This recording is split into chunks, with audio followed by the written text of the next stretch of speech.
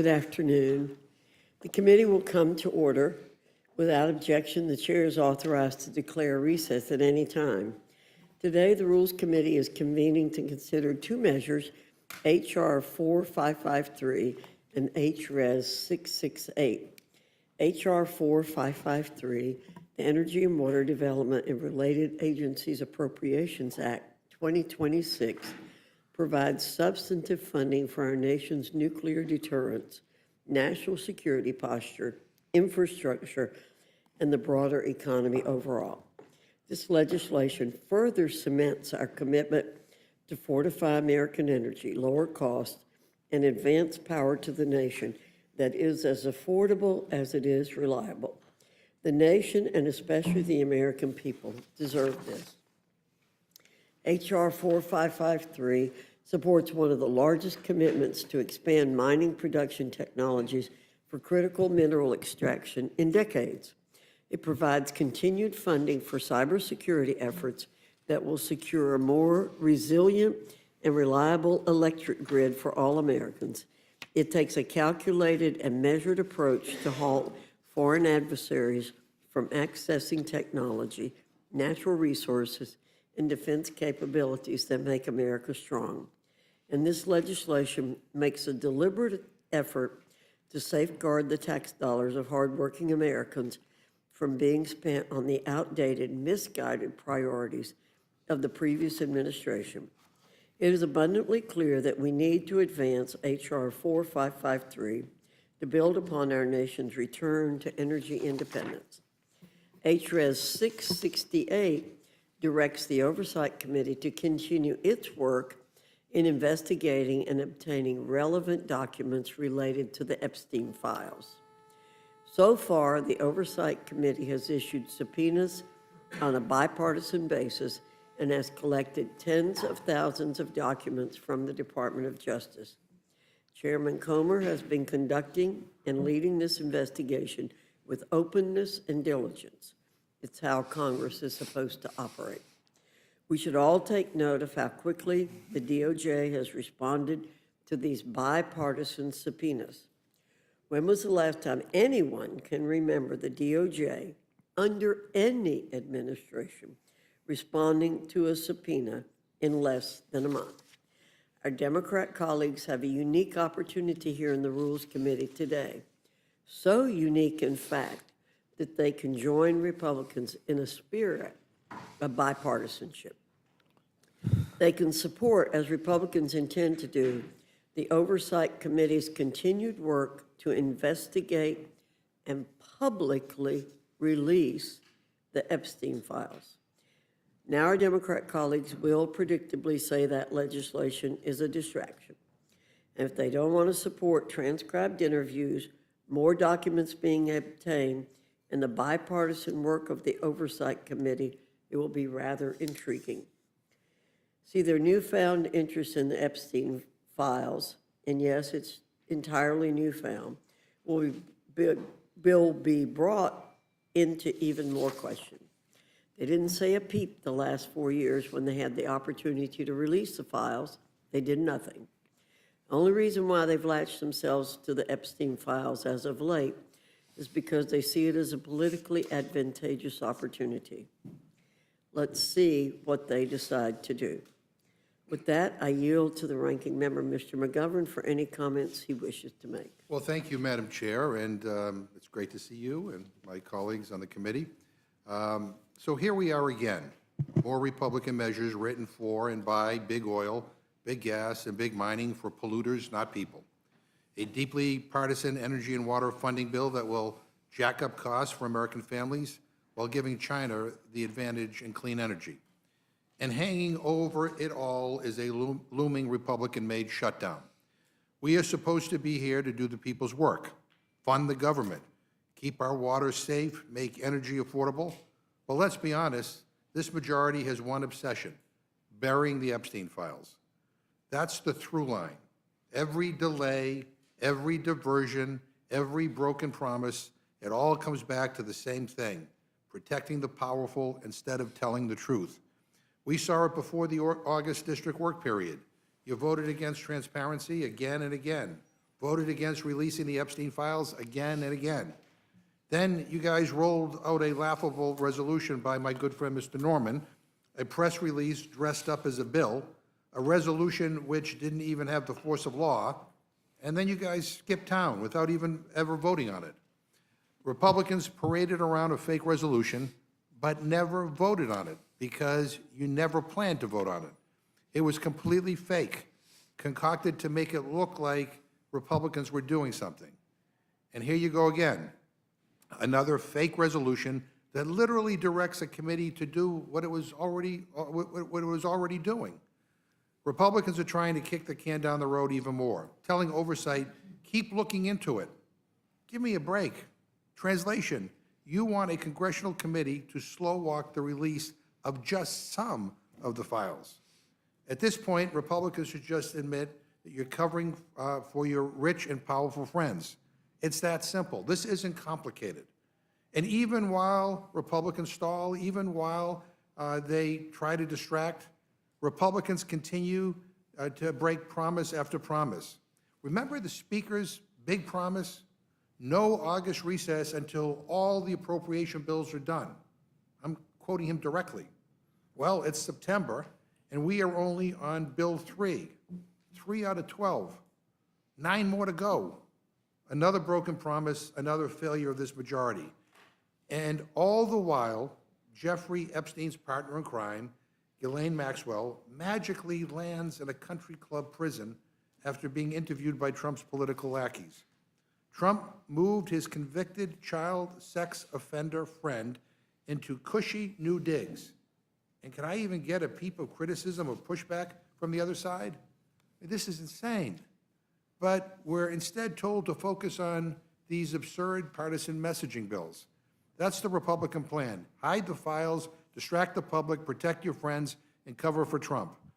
Republican leadership thought a fake resolution would do it. They thought sending everyone home early would do it. Now they think yet another meaningless resolution will do it. Wrong. The American people aren't buying it, and neither am I. We deserve a Congress that doesn't flinch from hard truths. We deserve leaders who stand up to predators, not cover for them. We deserve real accountability, and we deserve to read the Epstein files and decide for ourselves. Release the files. With that, I yield back. Thank you, Mr. McGovern. We are in agreement on that issue. Without objection, any prepared statements that our witnesses may have will be included in the record. I now welcome our first panel, Representative Fleischman and Representative Kaptur from the Committee on Appropriations. Your full statement will be submitted for the record. We ask you summarize your statement in 5 minutes. Representative Fleischman, I welcome your testimony. Thank you, Chairwoman Fox and Ranking Member McGovern, and distinguished members of this Rules Committee for the opportunity to testify before you today. I am pleased to present to the Rules Committee the fiscal year 2026 Energy and Water Development and Related Agencies Appropriations Bill. This bill demonstrates our commitment to safeguarding U.S. national security, strengthening our economy, and unleashing American energy dominance in a fiscally responsible manner. This recommendation totals $57.3 billion, a decrease of $766 million below fiscal year 2025. The bill delivers strong support for our national defense and provides $25.3 billion for the National Nuclear Security Administration, prioritizing the continued modernization of the nuclear weapons stockpile and the United States Navy nuclear fleet. The bill strengthens our nation's energy security by advancing American leadership in deploying new nuclear technologies and supporting the administration's efforts to make full use of our nation's vast fossil fuel resources. This bill will reduce reliance on foreign materials and secure the full supply chain of critical minerals. The bill furthers our nation's scientific and technological leadership, providing $8.4 billion for the Department of Energy's Office of Science. At the same time, the bill reduces funding by 25% across numerous other department programs, including the applied energy technology offices, to ensure taxpayer resources are focused on the highest priority research and developmental projects. This bill also strengthens our economy and promotes public safety, providing $9.9 billion for the Army Corps of Engineers, including full funding of the Harbor Maintenance Trust Fund activities and the highest priority, ongoing construction projects on the inland waterways system. Funding for the Bureau of Reclamation is prioritized to projects that increase water supply and support drought resilience. Finally, the bill includes a number of provisions to codify President Trump's executive actions to protect American values and prevent our resources and intellectual property from falling into the hands of foreign adversaries. This is a strong bill, and I ask the committee to provide an appropriate rule for its consideration. Thank you again for the opportunity to appear today. I look forward to your questions. Thank you again for your succinctness. Representative Capter, you're recognized. Thank you very much, Chairwoman Fox, Ranking Member McGovern, and members of the committee. It's heartening to appear before your subcommittee, along with our very hardworking chair, Charles Fleischman, on behalf of our hardworking subcommittee, and one that tries to be bipartisan even in these difficult times. Energy and water undergird America's way of life. They are not optional, but essential to life and prosperity. Of late, we've been piercingly reminded about our subcommittee's purpose. July brought nearly double the usual number of flood warnings, the second highest in 40 years, including the tragedy that killed 117 in Kerr County, Texas. And the U.S. set new records twice this past July for peak electricity demand. Sadly, this proposed measure by the Republican majority for 2026 in the Energy and Water Bill does not meet our nation's imperative for the future. Half a century ago, our nation had a population of 148 million people. Today, it is heading to 350 million and projected to be 500 million by 2060. We must invest faster in modern infrastructure and become energy independent in perpetuity. Lowering energy costs requires modernizing our grid and securing its resilience. Doing so is expensive. This bill fails to address the reality of the ongoing cost of living crisis. Household electric bills are up 10% nationally just since January, and in some places where the AI data centers are being installed, energy prices are doubling. Just ask anybody who lives in northern Ohio, and I'm sure your states too.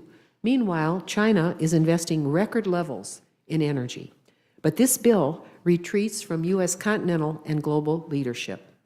Why do I say this? This energy and water bill cuts $1.6 billion, or 47%, nearly half, from the Department of Energy's energy efficiency and renewable energy programs to support local communities and businesses. This undermines our ability to deliver more clean, affordable, and secure energy. Energy security is national security. America must lead the global race toward energy independence in perpetuity. This bill eliminates funding for the Office of Clean Energy Demonstrations. Worse, it revokes $5.1 billion of bipartisan infrastructure law resources from the Department of Energy that seeds the U.S. global lead in technologies such as hydrogen and batteries. This bill dangerously shortchanges our national security. It slashes $412 million, nearly $500 million, from the Defense Nuclear Non-Proliferation Account, a 17% cut. This effectively guts U.S. efforts to prevent the spread of nuclear weapons, detect covert nuclear threats, and uphold arms control agreements that keep America safe so far. Finally, this bill includes numerous controversial poison pill riders that are too extreme to gain bipartisan support and become law. In closing, I urge my colleagues to oppose this bill. America must lead, not shrink, in the new frontiers of energy and water, our nation's future. depends on them. Thank you so very much, and I yield back. Thank you, Ms. Capter. Representative Fleischman, is there anything that you'd like to respond to that Congresswoman Capter said? I'll give you a chance. Well, I thank the ranking member for her comments, but we respectfully disagree on some major things. First and foremost, this is a good bill. The Department of Energy has two very important tangents to it. First of all is the NNSA, which is the National Nuclear Security Administration. In my great district, in the city of Oak Ridge, we've had the Y-12 plant. This was actually the birthplace of the Manhattan Project. We have got to fully fund, and we do fund our nuclear arsenal through the Department of Energy, through this bill.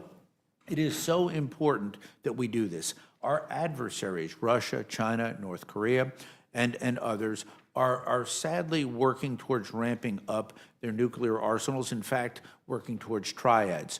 Ours is still the strongest, ours is still the best, but this bill takes care of that. On the advancement of energy, and I, Madam Chair, I respectfully chair the American Dominance in Energy Caucus in Congress, in which we work with Republicans and Democrats in a very strong bipartisan way to ramp up Americans' energy production and hence Americans' energy dominance. This bill articulates those key goals. We have funds in there for things like geothermal. I'm a champion of nuclear, of course, but we want to make sure that in our great nation that we not only dominate in terms of energy production, Madam Chair, we've got to win this race, because I want to see a situation as President Trump's agenda works and we bring back manufacturing and great jobs to the United States, that we have the energy to support that. And with that, I'll yield back. Thank you. Mr. McGovern. Thank you. Mr. Fleischman, under your bill, as Ms. Capter pointed out, Republicans would cut energy efficiency and renewable energy programs by $1.6 billion. I mean, that's nearly 50% of total funding.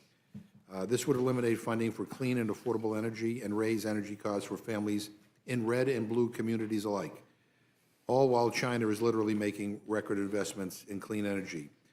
Talk about an unforced era of epic proportions. But this bill would also result in a $102 million cut to Tennessee, including $85 million to the Oak Ridge National Laboratory in your region. Can you tell us how many grants would be paused, reduced, or terminated, and how many scientists and other employees would be laid off due to the cut to Oak Ridge National Lab? Well, I appreciate the ranking member's question, and Ms. Capter did correctly state her comments on the record on that. But I would respectfully point out to the ranking member on this issue, nothing will be lost, because EERE, and I'm a supporter of EERE and what it has done, as are many of my colleagues on my side of the aisle and your side of the aisle. But as we look at the Inflation Reduction Act, prior appropriation bills, and the Infrastructure Investment and Jobs Act, which was passed and signed into law, there was literally, Mr. Ranking Member, so much additional funding. It would be like 10 years or so worth of funding given to EERE. They can't spend the money that they've got. So the reality is no jobs will be lost. We will continue to support EERE, but they've got more than sufficient backlog of funds that they've yet to been able to spend. They were almost force-fed money in those programs. Do you know how many employees across the 17 national labs would be impacted by a $1.6 billion cut to energy efficiency and renewable energy account? My answer would be none, and they should be actually hiring some because of these unobligated funds that they have not been able to spend from this past legislation, where we actually had an overabundance of funding there. Ms. Capter, do you share that view that this won't affect anything? Unfortunately, I do not share that point of view, Mr. Ranking Member. We have a fact sheet that I actually will submit to your record that outlines the estimated cuts to the labs, the finest labs in the world where only U.S. citizens can work.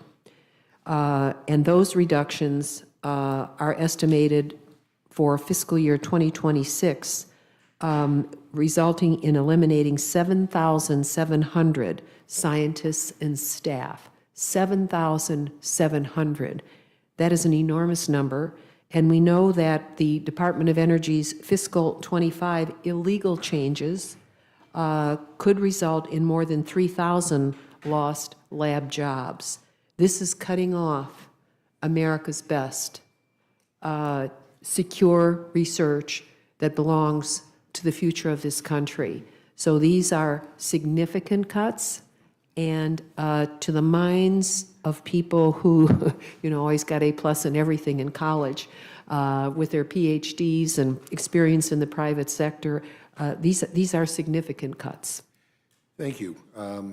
Last week, President Trump took another swing at our democracy, this time by trying to zero out nearly $5 billion in funding to foreign aid programs without congressional approval.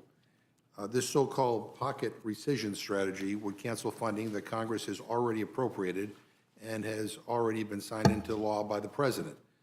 The top Democrat and top Republican of the Senate Appropriations Committee have already said that this move by Trump is illegal and a violation of our Constitution, which gives Congress the power of spending taxpayer dollars, not the President. And according to the Government Accountability Office, or GAO, which provides fact-based, nonpartisan information to Congress and the American people, a pocket rescission, quote, bypasses Congress's power, end quote, and is, quote, illegal, end quote.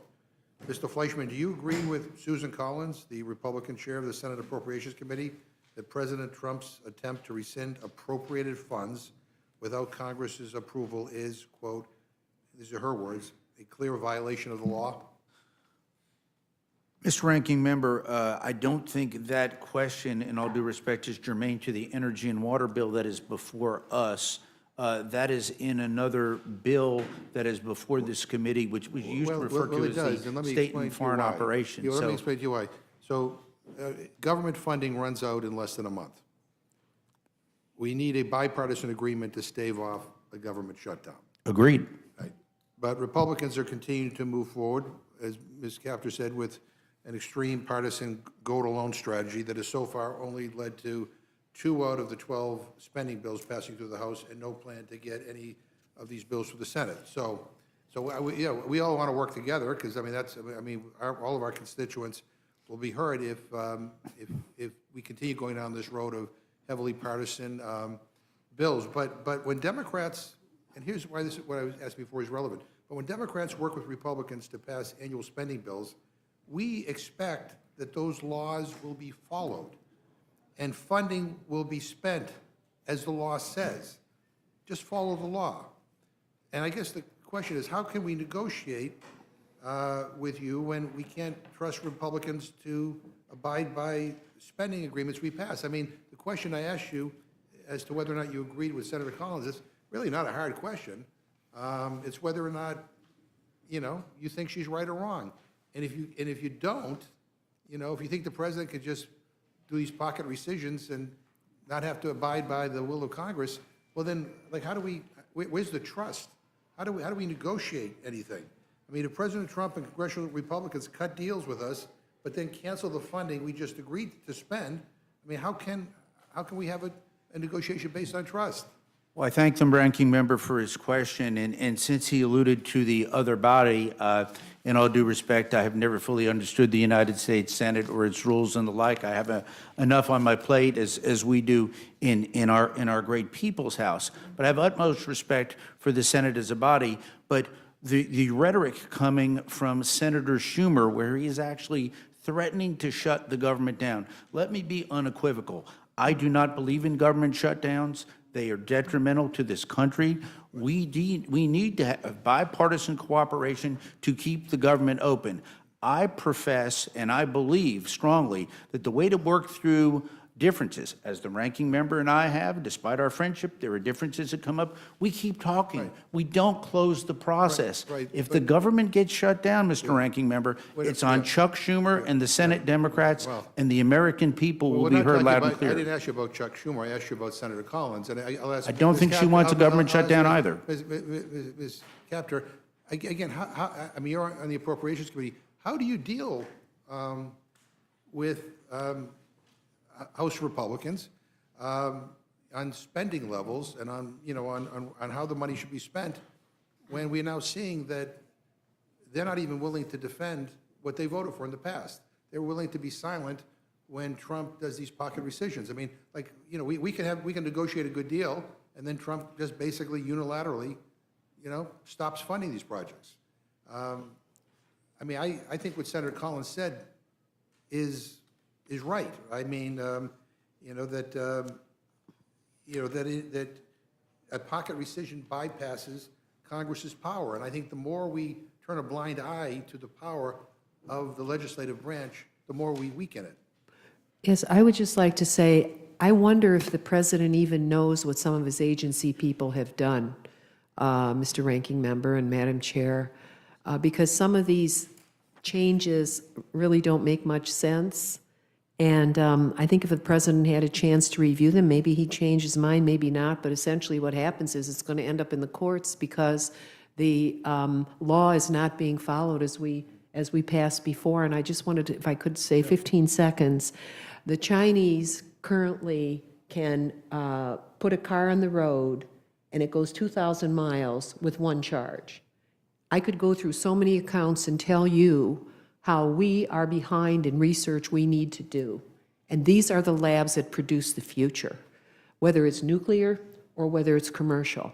And so I would just urge the majority, and I know I've said this respectfully to Chairman Fleischman, I think we have to, he and I want to follow regular order, but there are other people involved that don't want to follow regular order. And, but to cut the labs at this level is not in the country's best interest. And I thank you. That's an excellent point. Mr. Fleischman, just one more time. I mean, again, Susan Collins, the Republican chair of the Senate Appropriations Committee, said that attempts to rescind appropriated funds by the president without Congress's approval is, quote, a clear violation of the law. Do you agree with that sentiment? I mean, whether it's Trump or Biden or any future president, I am deferential, Mr. Ranking Member, to not only the administration, and I do trust President Trump and his discernment in these issues, but I also trust House and Senate appropriators to get the job done. And ultimately, as the Ranking Member knows, it's going to take 60 votes in the United States Senate to affect anything. If you vote to appropriate funds, right, again, this is not a trick question. I mean, would you agree that the president, any president, doesn't have the right to unilaterally, revoke those funds without congressional approval? I mean, that's It's a fair question. Whether Republican or Democratic, Yeah, there is flexibility built into these accounts, and the executive branch has to deal with the day-to-day situations in the country and the world, and that's why there is flexibility built in. So I do trust what President Trump would do in terms of these decision makings. I think our job as appropriators is to give, first of all, keep the government open.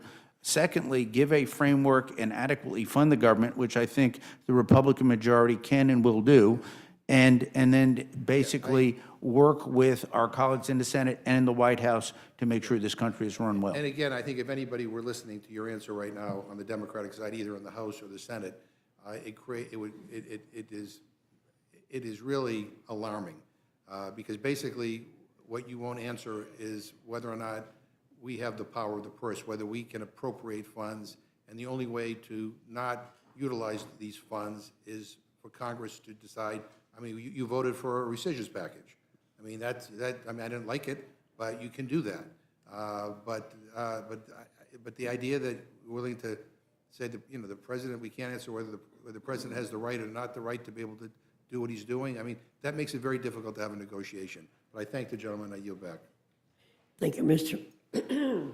Thank you, Mr. McGovern. Ms. Fishbach, you're recognized. Thank you, Madam Chair. And Chairman, we know that the Americans in general are asking for us to cut. They are asking for us to have a responsible budget.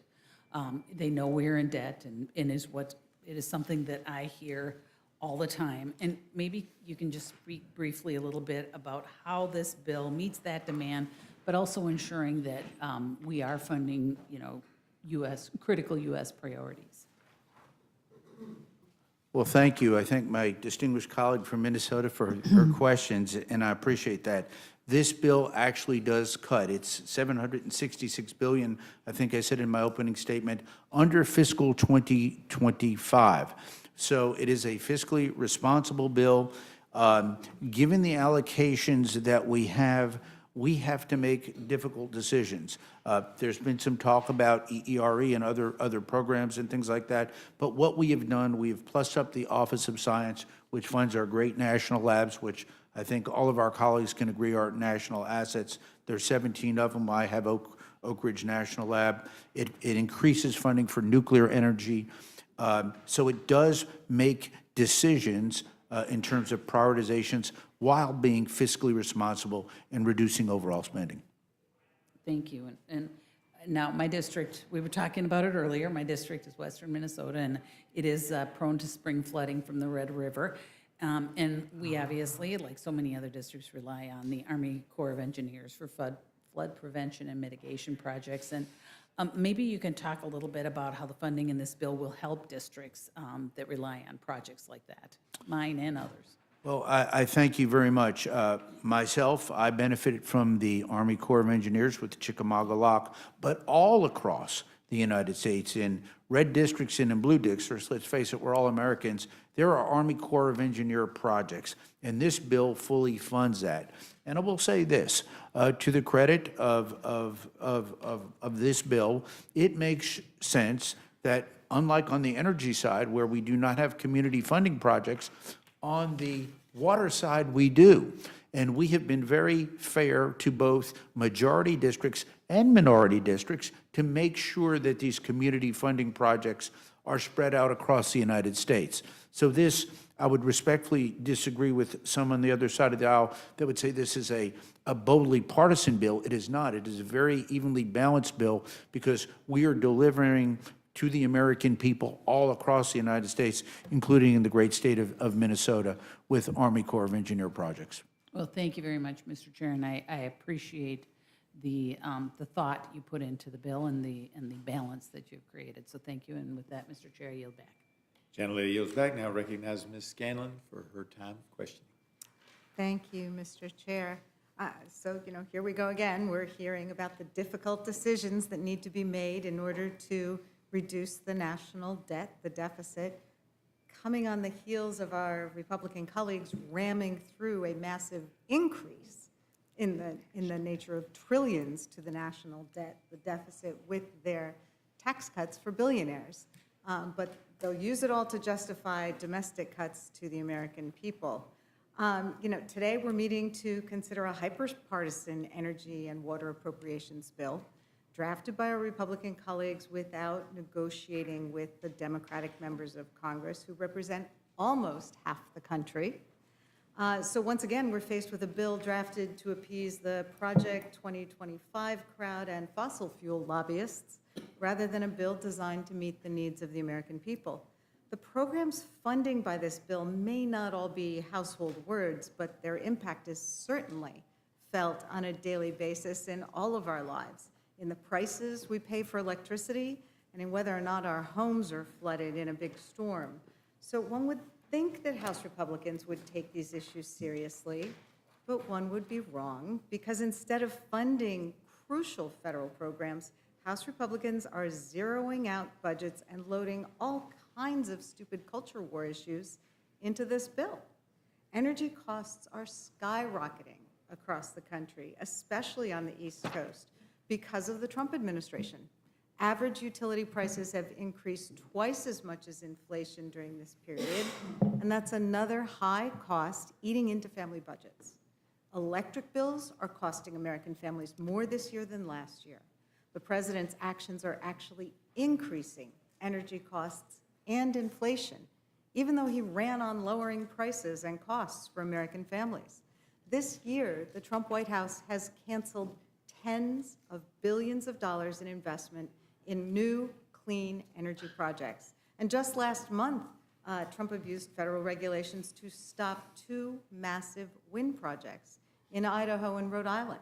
These are projects that would have brought tons of new electricity to the grid, lowering electricity costs for Americans across the country. People are losing their jobs, electric prices are surging, and private investment is being jeopardized because Trump and his cronies don't care about American families' bottom line. Instead, they're pandering to their oil and gas buddies and opposing anything to do with clean energy.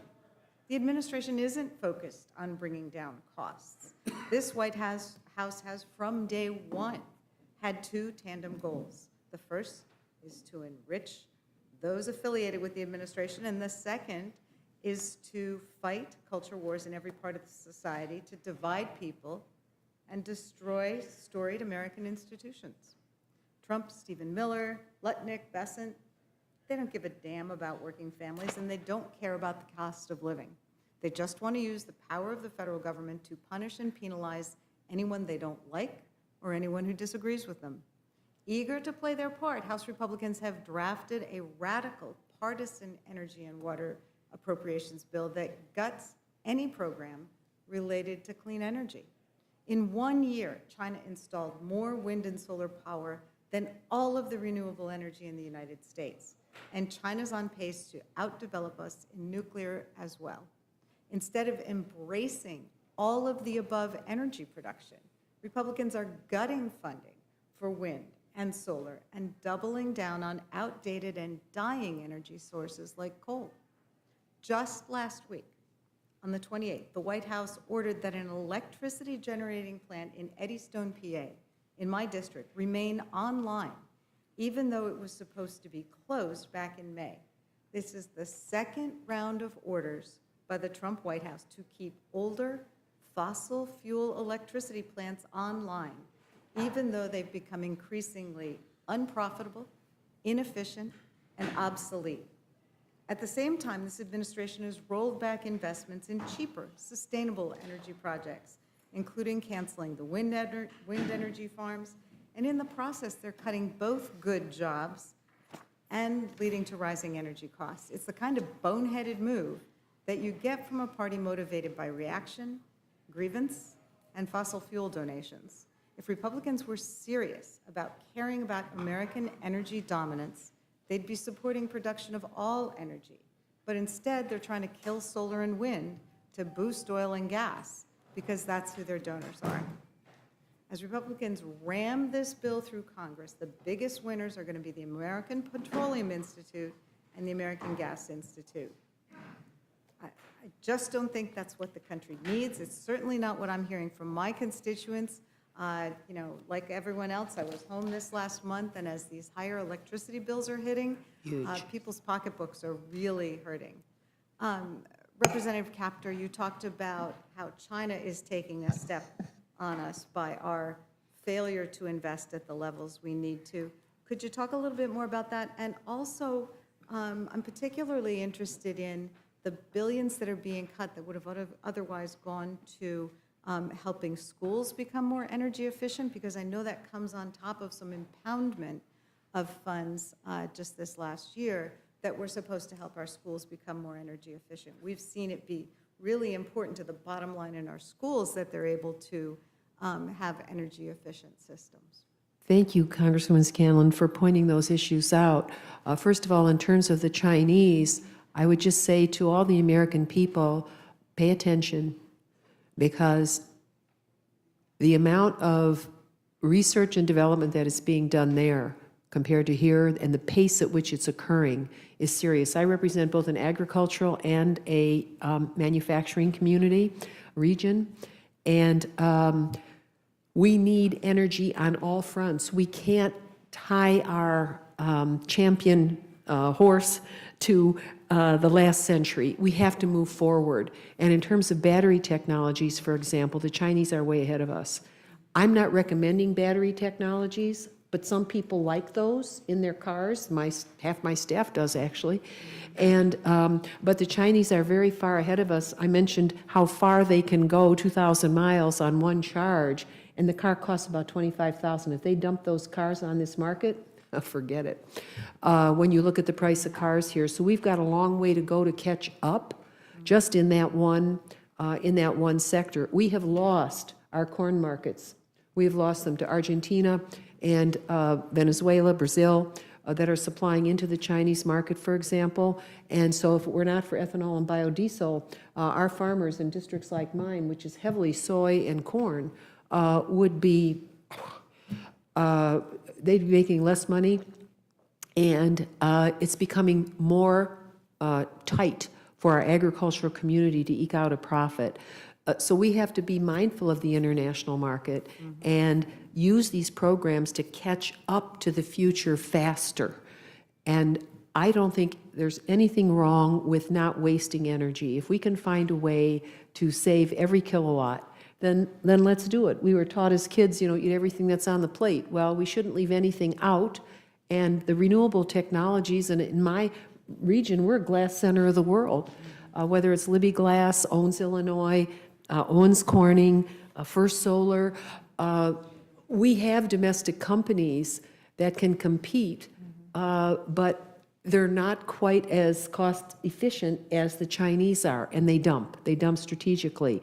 So we need the research in order to advance the technologies rather than throttle this down when we have this fierce competition staring at us, and the tariffs won't solve the problem of invention.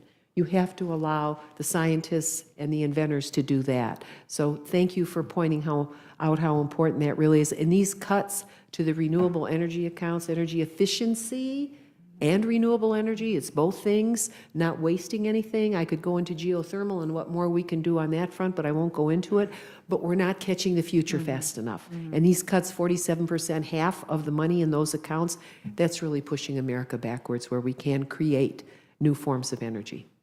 Yeah, I think I've seen across my community, folks being very eager to embrace newer technologies, both for the impact on the environment, but also to address the costs that people have right now.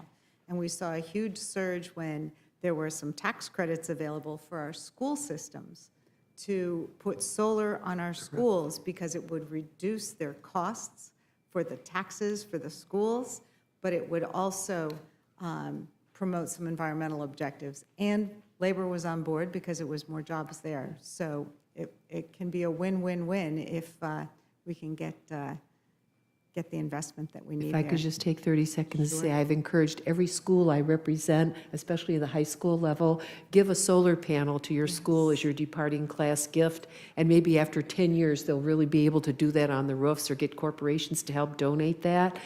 So pointing out the schools is terribly important with the cutbacks to education and saving on some of those sunk costs of energy in the schools. And by the way, what we're inventing in our district, just so you know, we have windows now where you can plug in, they're solar windows, you can plug in your iPhone to the window. There are technologies being invented that I invite everybody on this on the Rules Committee to come with us to some of our labs, see the future that's being invented. Don't throttle it, please. Thank you. Thank you for your testimony. I yield back. Gentlelady yields back. Now recognize Mr. Norman for his time of question. No questions, other than thank you for bringing this forward, to release our energy in a country that needs it now more than ever with the growth we've had that President Trump has released on this country has been unbelievable. So thank you for doing this, Chuck. Thank you, Yield Mr. back. Norman. I agree with the gentleman. Gentleman yield back. Does the gentleman yield back? Gentleman yields back. Now recognize Mr. Neguse for his time of questioning. He passes to Ms. Ledger-Fernandez. Recognize Ms. Ledger-Fernandez. Well, it'd be nice to not be the last one on the Democratic side where I say, is there anything else you want to say, Ranking Member? But I really do want to say that I'll have some questions later, but I think, one of the things that's great about this bill, Chairman Fleischman, is the fact that there is the funding for the Navajo-Gallup water project. As you and I have discussed, is that nearly 1 in 3 families on the Navajo Nation live without running water. Families have to haul their water for miles just to cook dinner or wash their babies. When you ask children, what does water look like? they draw pictures of trucks. They all happen to be, I think, Ford, with the water tanks in the back. And this bill has continuing authorization for this funding. Chairman Fleischman at the not dedication but groundbreaking ceremony, the Navajo had a beautiful blessing ceremony. And when it came time for me to be able to speak, I pointed out how I had jumped out of a car to ask you to support this project. And they want to convey to you that when they have this dedication, they want you to come. So I hope you'll come out to Navajo to see this project. I want to thank you for those kind comments, and I recall that very well. I did not know that the Navajo had thanked me, and I do thank the lady. Like myself, I continue to work for Native American rights in the 3rd District of Tennessee. I have very few authorization bills, but one of my bills is to actually return the sacred 76 acres to the Cherokee in my state of Tennessee. We're working with TVA to get that done. I hope we can get that done. We have a few impediments in the Senate, but I do thank the lady for working for that, and that is a very important project. Thank you, and I look forward to working with both, and your staffs, both staffs have been wonderful on this issue. And it's really important. And the other thing that you and I share, Chairman Fleischman, is we serve as co-chairs of the House National Labs Caucus together, because you're in Tennessee with Oak Ridge. I've got the Los Alamos National Lab. We also have Sandia Labs in New Mexico, although that's not in my district. But, you know, we understand, because of the work that the labs do, how important research and development in new energy technologies is if we're going to be talking about energy dominance.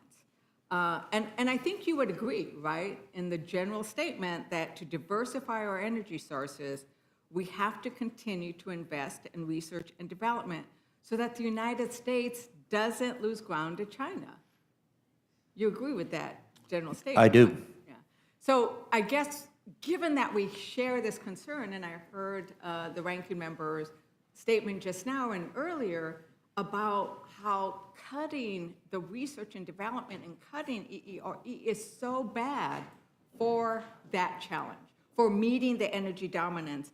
And you, earlier when you were, when Ranking Member McGovern was pointing out the massive amounts that Tennessee and Oak Ridge National Lab are estimated to lose if this bill becomes law, that's $102 million. Is that correct for Tennessee? That's a 55% cut, Chairman? Well, I would point out, as I did to the ranking member, I'd point out to the gentlelady that because of, first of all, I support EERE, but we have actually increased in this bill over OMB's request funding for the Office of Science, which funds all 17 of the great national labs, including Los Alamos.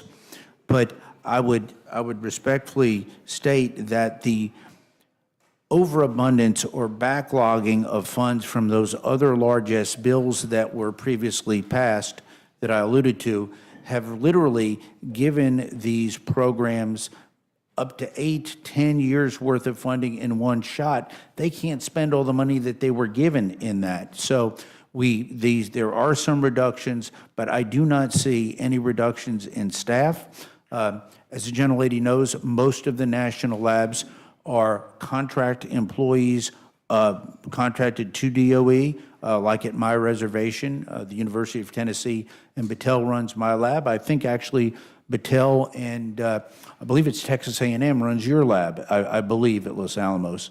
But they do a very good job, by the way. Sandia Labs is cutting 400 people. It was in the newspapers today because of the anticipated cuts of what's coming down. So people are losing their jobs. And I think that that's a major concern, that to cut 56% of funding, you cannot cut 56% of funding and say that we're not going to lose jobs. And I think that the other part of this is we want to bring down electricity costs. And right now in Tennessee, electricity has gone up 12%.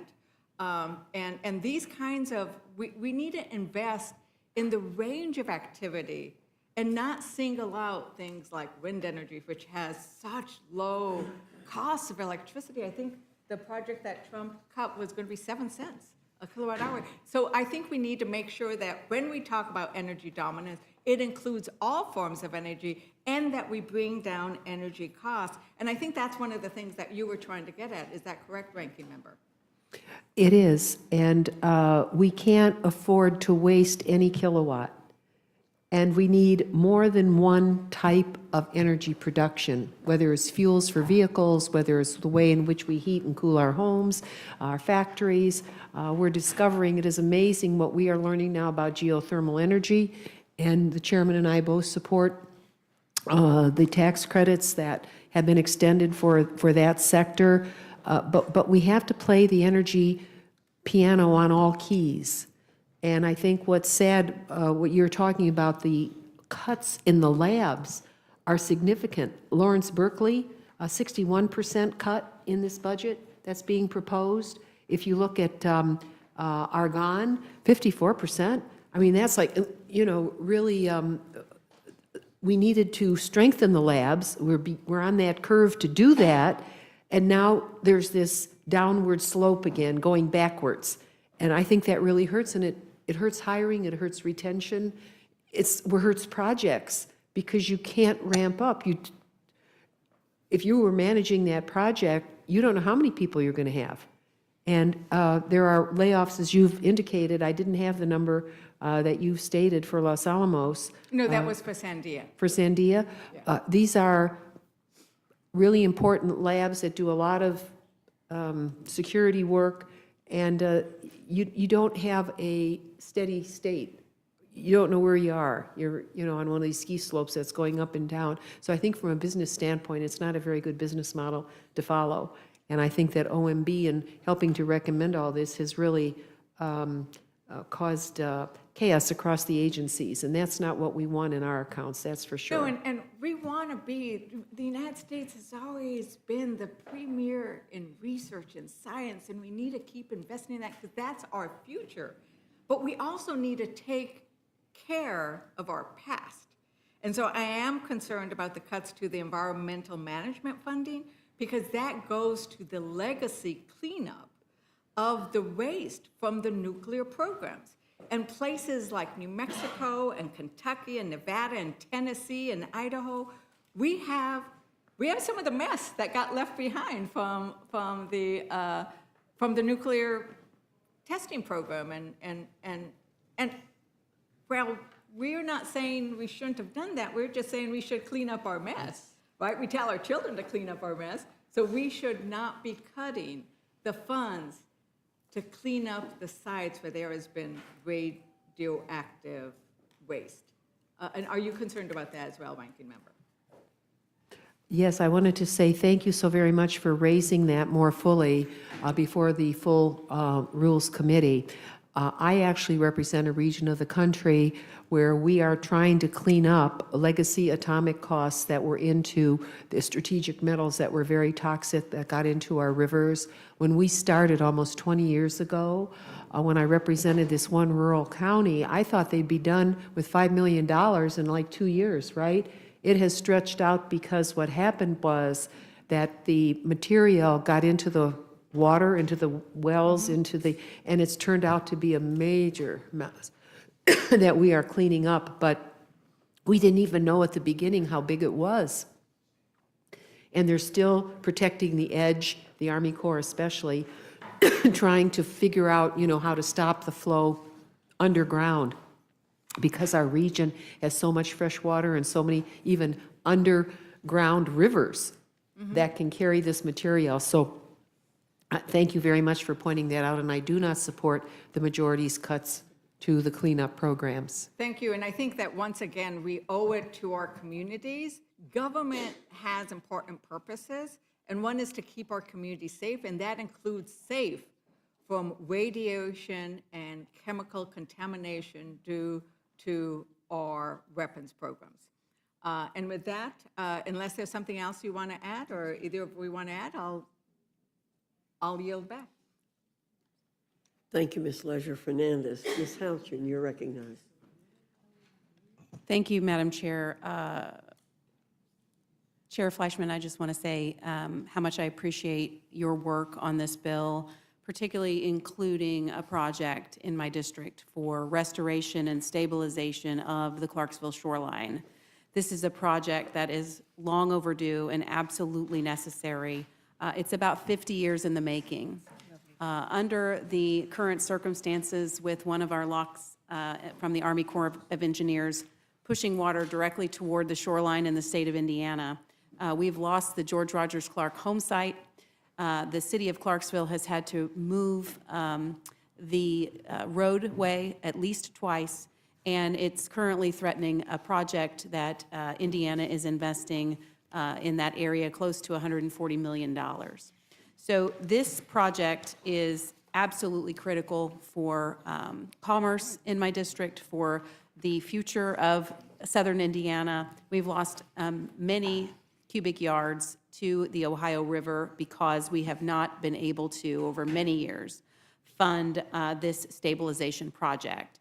I am hopeful, this has been included in 2 consecutive appropriations. I am hopeful that we might finally get this across the finish line to give the Army Corps of Engineers the necessary tools to study and begin work on this critical project. So I want to thank you for that. Your leadership on it has been incredibly important to me. I do want to ask if there are any other aspects of the bill that you'd like to note that might demonstrate how we are responsibly delivering for constituents with projects like these. Well, I thank the gentlelady for referring to that project. And once again, this is what is so great about this energy and water bill. I respect the fact that some on the other side of the dais want to call it a partisan bill. This is a bill that is good for all of America. Not only the project that the gentlelady alluded to, programmatic funding for the Army Corps of Engineers is strong and robust, but because on this bill, we are able, the ranking member and I, are able to listen to requests from members, Democratic and Republican, from all over the United States. If there is something that is missed in the federal budget that comes over from OMB, we can supplement that with these community projects, and we've done that in a very fair and equitable way. And at the same time, that does not increase spending. The amount stays the same, but we are able to go in to districts and address that. But once again, the Army Corps of Engineers relies heavily on this funding. It is robust. There are areas that they come before us. They do a good job generally, but we want to make sure that we can continue this funding to complete your project. And projects like mine, the Chickamauga Lock in Chattanooga, this was a New Deal era lock. I was actually listening the other day to President Roosevelt when he launched this lock in the very early 1940s. His audio there, that lock is now antiquated, it's old, it's broken. We're building a new one. And I think the American people really can take solace in the fact that that is really what the spirit of this bill is on both the energy and water side. And I thank you. Thank you. And I'm glad that you mentioned the lock and dam system specific to the Army Corps of Engineers because the district runs along the Ohio River. Our commerce relies heavily on a functioning lock and dam system across the Ohio River. And our funding in this bill for the Army Corps of Engineers helps ensure that commerce can keep moving. We can get products out of the United States through the river system and our inland waterways, and that we can do so efficiently with no delays because the cost of a closed or malfunctioning lock is substantial if that commerce has to be shut down. So I thank you for your work on this bill. I look forward to supporting it on the floor. Thanks for your leadership and support for the Clarksville shoreline. Thank the gentlelady for her kind words. Thank you. Thank you, Madam Chair. I yield back. Thank you, Ms. Houchin. Mr. Neguse, you're recognized. I thank the chairwoman. Good evening, I say good afternoon, to Chairman Fleischman and Representative Capter. I'm grateful to both of you for being here for your respective testimonies. I would echo the concerns that were articulated by my colleague from New Mexico with respect to, in particular, the remediation and cleanup costs associated with nuclear waste and the fact that this budget zeroes that out. But I guess I know you've had a very robust conversation with my colleagues, it sounds like, especially with our ranking member. about the energy efficiency and renewable energy program cuts, Mr. Fleischman, and I wanted to kind of follow up on that and maybe just to put a finer point on it. I'm trying to understand your rationale for the cuts to the energy efficiency and renewable energy programs. Because as I understand it, you can correct me if I'm wrong, the EERE program is going to sustain nearly a 50% cut in your bill, right? As it is written, because as I alluded to in my answer to the ranking member, the previous bills that have been passed and signed into law by the last administration have fully and in fact respectfully overfunded for about 8 to 10 years. It'd be like if you had an annual budget for EERE. And by the way, I'm one of Congress's strongest supporters of EERE and ARPA-E, okay? They will sustain cuts under this budget, but it will be higher than what OMB had asked for. So we did actually increase that. But they've got such a backlog of funds that unobligated funds that they can't even spend. They had so much. So what happened with these big bills that I did not vote for, but they are law, they overfunded and overgorged, if you will, these very fine agencies with funds that they can't spend. So when we had to make very difficult choices, the reason is, yes, did we reduce it? We did, but we certainly did not zero it out, and there's more than enough money there for easily a decade in these programs. So I think, and I'm not suggesting you zeroed out that particular program, and I appreciate the context that you provided. My understanding is that year to year, so compared to the last fiscal year, this program is being cut by 50%. That's by your math. I mean, that's not for debate, right? So I understand you're talking about prior years. I get it. I hear what you're saying about the historical funding of the programs. But year to year, it's getting cut by 50%. So running the numbers in Tennessee, because as Representative Ledger Fernandez mentioned, you, of course, have a very prominent laboratory in your district, as I do in mine in Colorado, Oak Ridge, of course, in Tennessee. Yes, and the gentleman's lab is an outstanding lab as well. I appreciate it. Yes, sir. And we're fighting, tooth and nail to protect it. This bill would amount to about $100 million, $102,170,000 cut from the fiscal year 2024 level for Oak Ridge. Well, so that I can delineate, the gentleman first referred to EERE, but for the Office of Science overall, correct, we have increased funding in this particular bill from where ONB was. So the 17 national labs, ERE is a good program.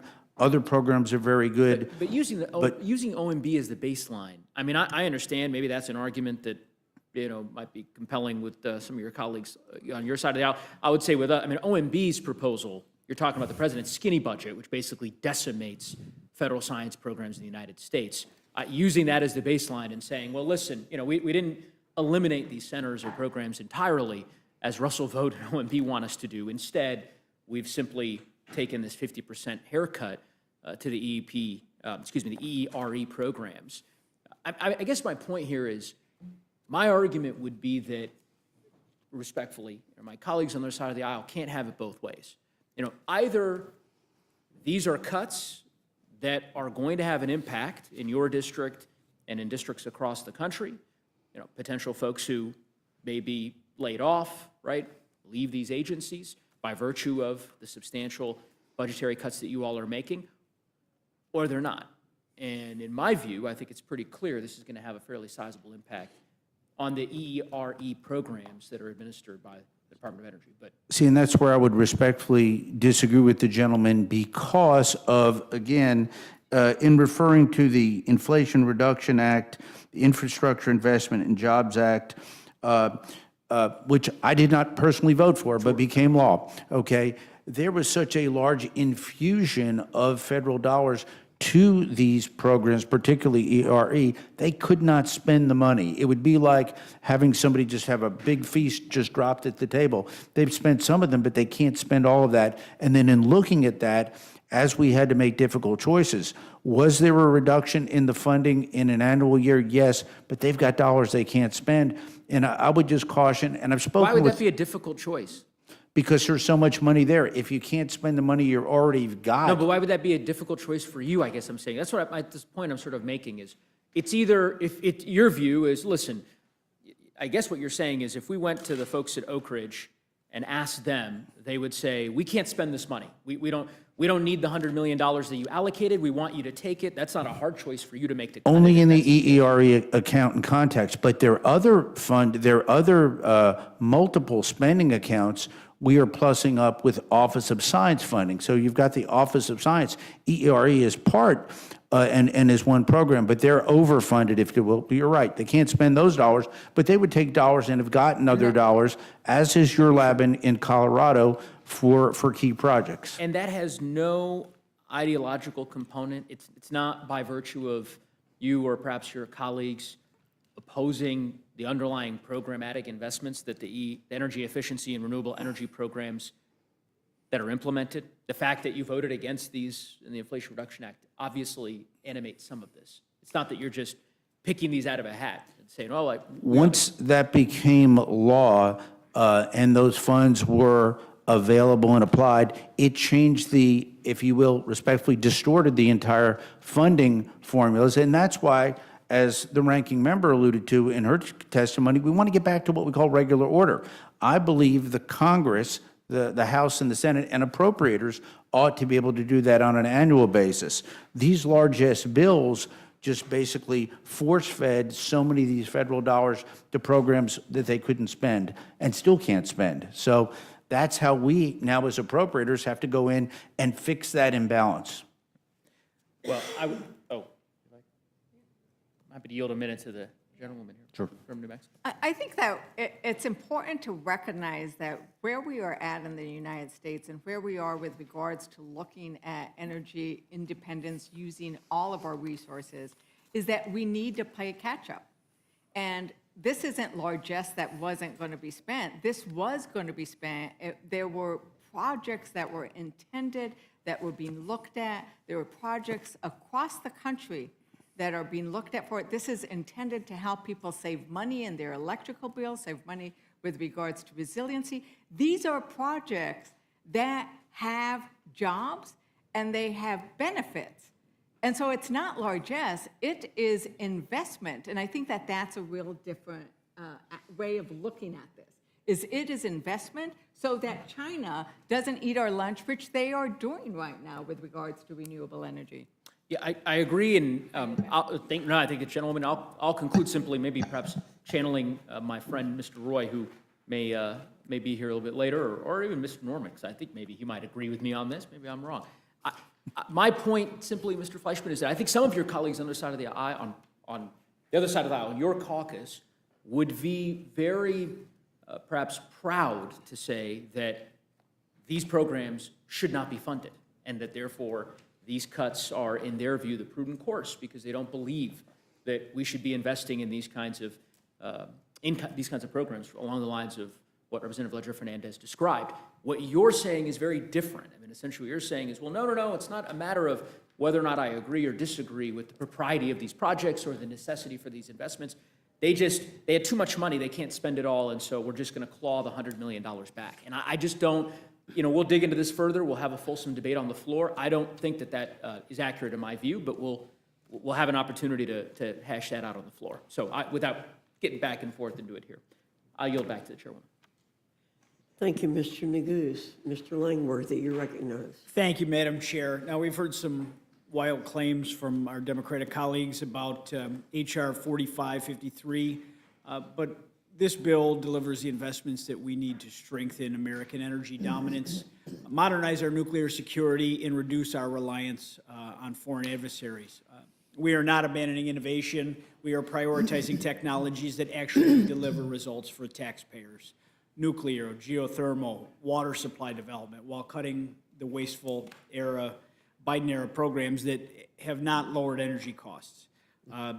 Chairman Fleischman, you have been a strong champion for American energy in your position on the Appropriations Committee. Can you explain how this bill's focus on nuclear energy and critical mineral development helps keep costs down for families while ensuring that America stays competitive with China?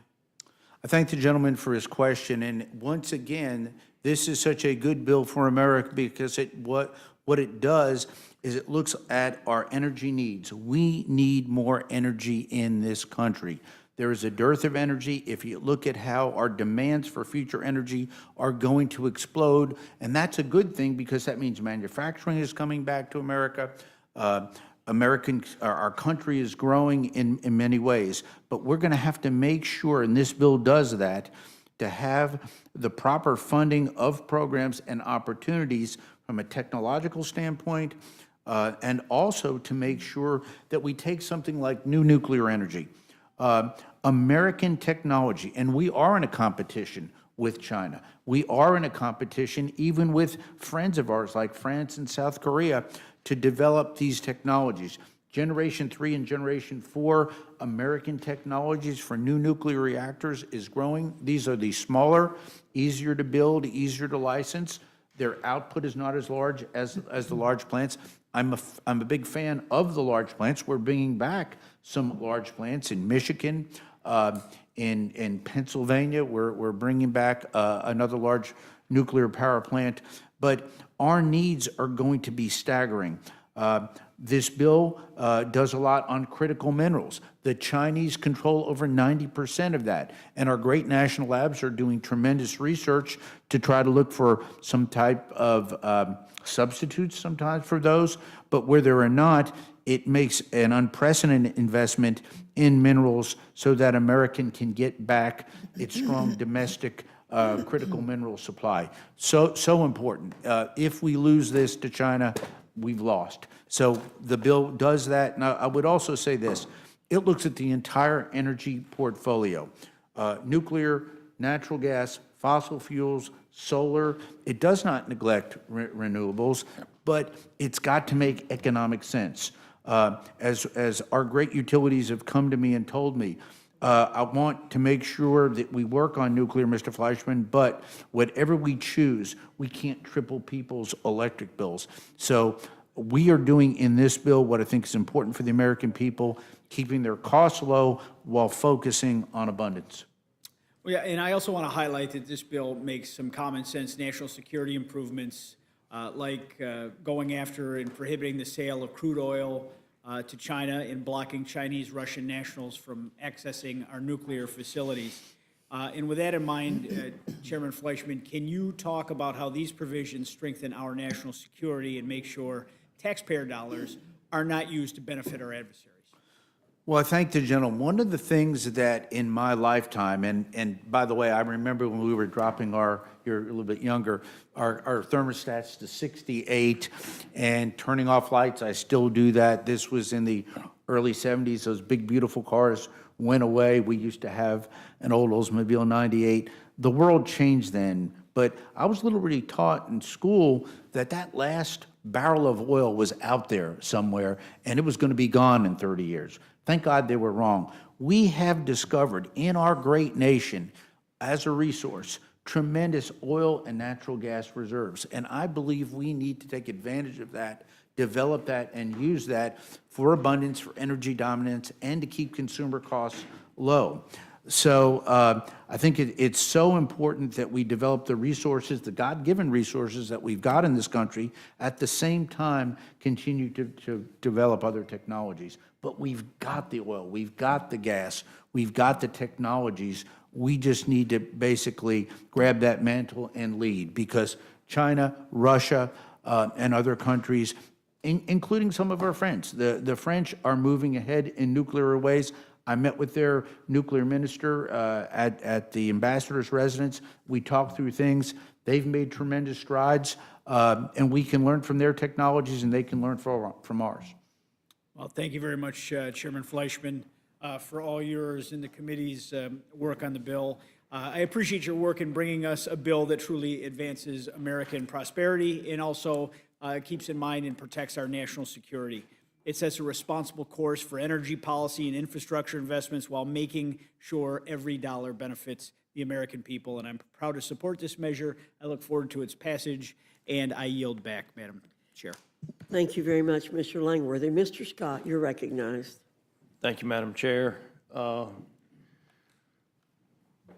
Chairman Fleshman, I'm not so sure that after your comments, you haven't convinced me you should have cut it further. But I just want to, when they did the infusion of cash with the American Rescue Plan, they put that money directly in the agencies, correct? That's correct. So they did not use Congress's Appropriations Committee. And that's one of the main reasons, Mr. Scott, my great classmate, along with Mr. Griffith, we're both from the same class. The reality is that's why I voted against that. They totally abrogated the appropriations process with these big bills. They took us away from regular order. And You're so right. we're doing the same thing to reduce federal spending that they did to increase federal spending effectively by using the executive branch, that they put all that money in and let the executive branch determine how they were going to spend it without regard for the Congress or the will of the people. And now we're trying to get federal spending back to pre-COVID levels on our side, which is what the federal budget can support. But the $2 trillion deficit needs to go away. We have $37 trillion in debt. And let me say this, I'm disappointed. I know we have debates and disagreements, but I will tell you, it is disingenuous for the Democratic Party to say the Chinese are eating our lunch. What the Chinese do is steal. That's what they do. They don't develop technology, they steal. And they fund the groups in this country that create problems for our permitting and increase the cost of doing business inside the United States of America. That's what the Chinese do, okay? And so with respect to the ranking member, their vehicles don't go 1,000 miles on a charge. They go 1,000 kilometers on a charge, which is about 600 miles. The ones that go further than that are actually hybrids, which y'all did not support, which you should have when you were putting all of the money into the battery-powered vehicles that you wanted to use. I'm sure Elon Musk appreciates it, by the way, what y'all did for battery-powered vehicles. But it's not 1,000 miles, it's 1,000 kilometers, if you look it up. It's about 600 miles. The ones that go further than that are hybrids. They're hybrids, which is what we should have funded. Sir, since you called my name, Congressman Scott, on the issue of automobiles, I come from the heart of automotive America. We know what the Chinese are doing, and they are ready to dump here, but they're not allowed to yet. So all I'm saying is we have to be the most efficient in the automotive sector, and that's an hour speech I don't want to give. But the Chinese are absolutely poised, including price sensitive. I mean, a vehicle that'll cost $10,000 to $25,000. We're not going to let them in the country, but we are not poised to beat that. We are. Are you maintaining that they have vehicles right now today that go 1,000 miles? I do. On a single charge? I do. I think if you check your facts when you return. We'll submit it to the record. I'm just saying, I believe you're wrong. I believe you're wrong. Well, I believe you're incorrect, sir. I'm not accusing you of lying or anything like that. I'm saying I believe you're wrong. I think that if you look it up, it will be 1,000 kilometers and it will be 600 miles. We will submit it to the record. I don't need it submitted to the record. I'm just, but where the Chinese have been very creative, and I'm not sure that this bill addresses this, they don't control the minerals. They don't control the mining of the minerals. They control the processing of the minerals. And where the environmentalists have done tremendous damage to our country is by creating a scenario under which we can't get the permits to do the processing of the critical minerals. Now, my question for you, Chairman, is what in this bill is going to help us get around the permitting so that we can actually do the processing of the critical minerals? There's critical minerals in Australia, there's critical minerals in Africa, there's critical minerals all over the place. But it is the processing where we as America have been locked down on this issue. To be candid on the permitting, this is an appropriations bill. We are funding these key initiatives. I understand that. And so I think it would be a bit disingenuous for us to attempt in this bill to address permitting. We'd rather leave that to the authorizers, but I would agree with the gentleman. The permitting has to be can be done through the agencies, but I just want to make this clear. There is a difference in getting the mineral out of the ground Absolutely. and the processing of the mineral. And where the Chinese and I'll say this way, and I hate to give the Chinese credit for it, but where they're winning is on the processing. You have plenty of minerals in Australia, you have plenty of minerals in Africa, you have plenty of minerals in the United States. But the environmentalists, who I believe are funded by the Chinese, create tremendous barriers to us. And if we're not able to actually process the minerals and turn that raw mineral into something that's actually usable, then it doesn't matter if you pull it out of the ground or not. Understood. Will the gentleman yield? I'd love to comment on that. Okay. Thank you very much. I come from a region of the country that is manufacturing America, where we process a lot of materials other places don't. So, for example, with beryllium or beryllium copper or titanium, magnesium, all of them. And I was at the fossil fuels lab in the state of Pennsylvania, and where they were actually taking coal and finding a higher use for coal by decomposing it into various minerals that are in coal that they're hoping would get a greater price per ton. Would you acknowledge that coal is where China gets the majority of its energy? I don't, well, they were, yes. Coal is where China gets the Yeah, majority they of their energy, pollute. so let's not give them too much credit for being a clean energy mecca. Well, I don't it's give been them credit discussed. for that. But anyway, my point is that you are correct in being concerned about strategic minerals. And I think that in our country, we're doing our best to not only mine them, but to process them. And it happens in districts like ours. We are short on some, and China has gone around the world and bought up a lot of supplies. How long would it take you to get a permit in this country to build a processing facility for critical minerals? Well, 20, all I 30 know is the years? companies Like after that the I next World War, represent maybe? already have them, sir. I disagree with you on that. I'm over my time, Madam Chair, but it is the processing of the critical minerals that this country better start taking very seriously and paying attention to. I yield. Mr. Griffith, you're recognized. Thank you, Madam Chair. I found it somewhat interesting that some of my colleagues have said that we should follow the Chinese on wind and solar, and yet we should not follow the Chinese when it comes to coal. My colleague, Mr. Scott, just mentioned that the Chinese use an awful lot of coal. They're building coal-fired power plants left and right, and they don't use the cleaner technologies that we have developed in this country.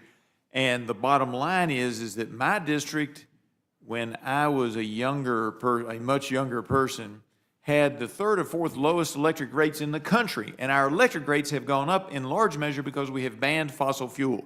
And the truth of the matter is, whether they're funding the environmentalists or not, the Chinese don't want us to use our fossil fuel resources. We have the most coal. In my district, stretches over a little bit into West Virginia, maybe a little bit into Kentucky. We have a seam of coal that is the most volatile, meaning it produces the most energy of any coal in the world. We have the best coal, we have the most coal, we have the most natural gas, and we have a whole lot more oil than China does. Of course, the Chinese don't want us to use that asset because it gives us an edge. If we were to actually use all of our resources, it gives us an edge in the AI race. And that's why they don't want us to use it. And so they're perfectly happy moving towards these other things. But if we're going to follow the Chinese on wind and solar, we should take a look that they don't rely simply on wind and solar. They don't rely on renewables in order to power their industries. They are relying in large measure on coal. And so I think it's something that we need to be aware of. And if we're going to talk about the Chinese, we have to talk about that too. Wouldn't you agree, Mr. Chairman? Yes, sir. And once again, when we were alluding to the wonderful, vast resources we have in this country, whether it's coal, oil, natural gas, we are blessed to have that in this country.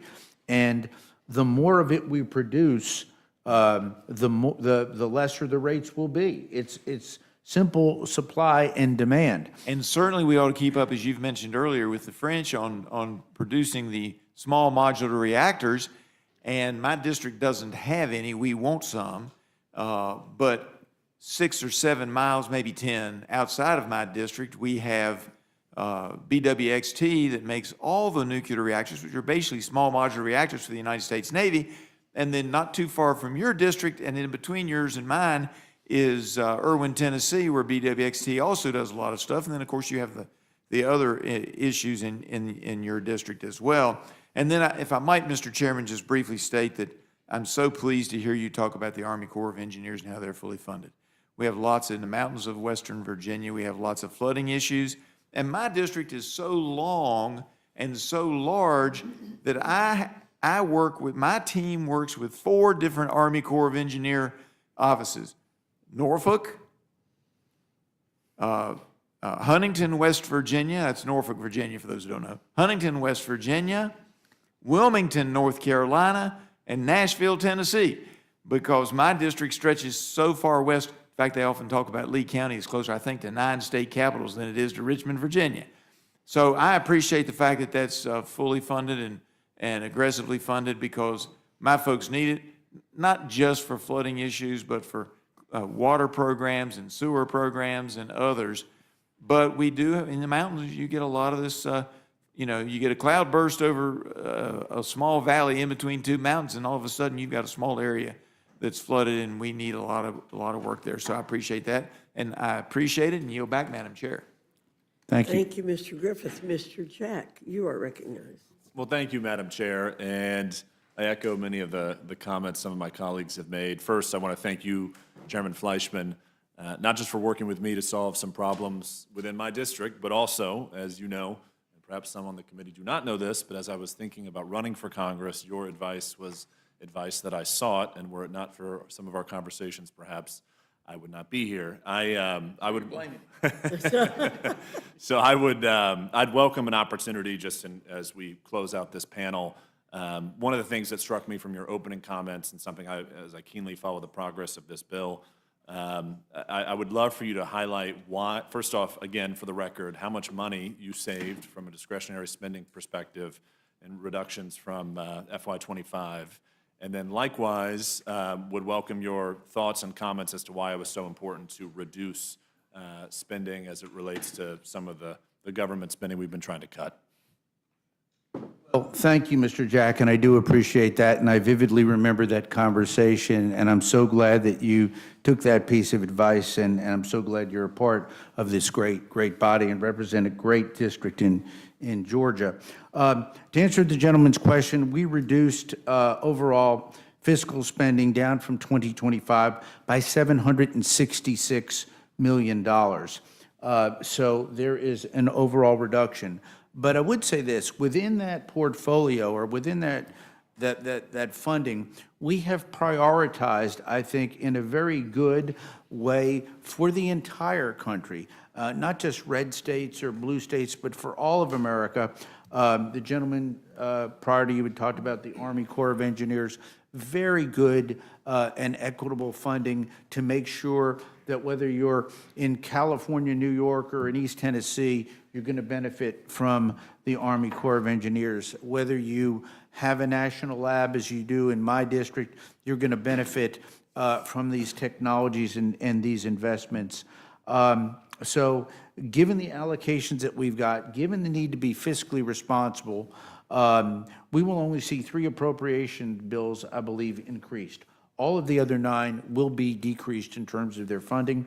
And the reality is, this is a bill that I think right now addresses the needs of the nation. And I do want to thank our Chief Executive, President Trump, for his executive orders, which have actually helped facilitate my work in doing this bill. I can fund, whether it's a national lab or some new technologies in critical minerals and the like, but without expediting and tightening up the process, as he has done, my dollars would probably go off into abeyance. We are going to target this and get America into a better place. Thank you, Mr. Chairman. I want to thank both you and Representative Kaptur for your comments today. I also want to thank your staff. Appropriations staff is a hard job, but appreciate your staff's willingness to engage with my office, and I know I speak for all of my colleagues as it relates to our relationship with your team. With that, Madam Chair, I yield. Thank you very much, Mr. Jack.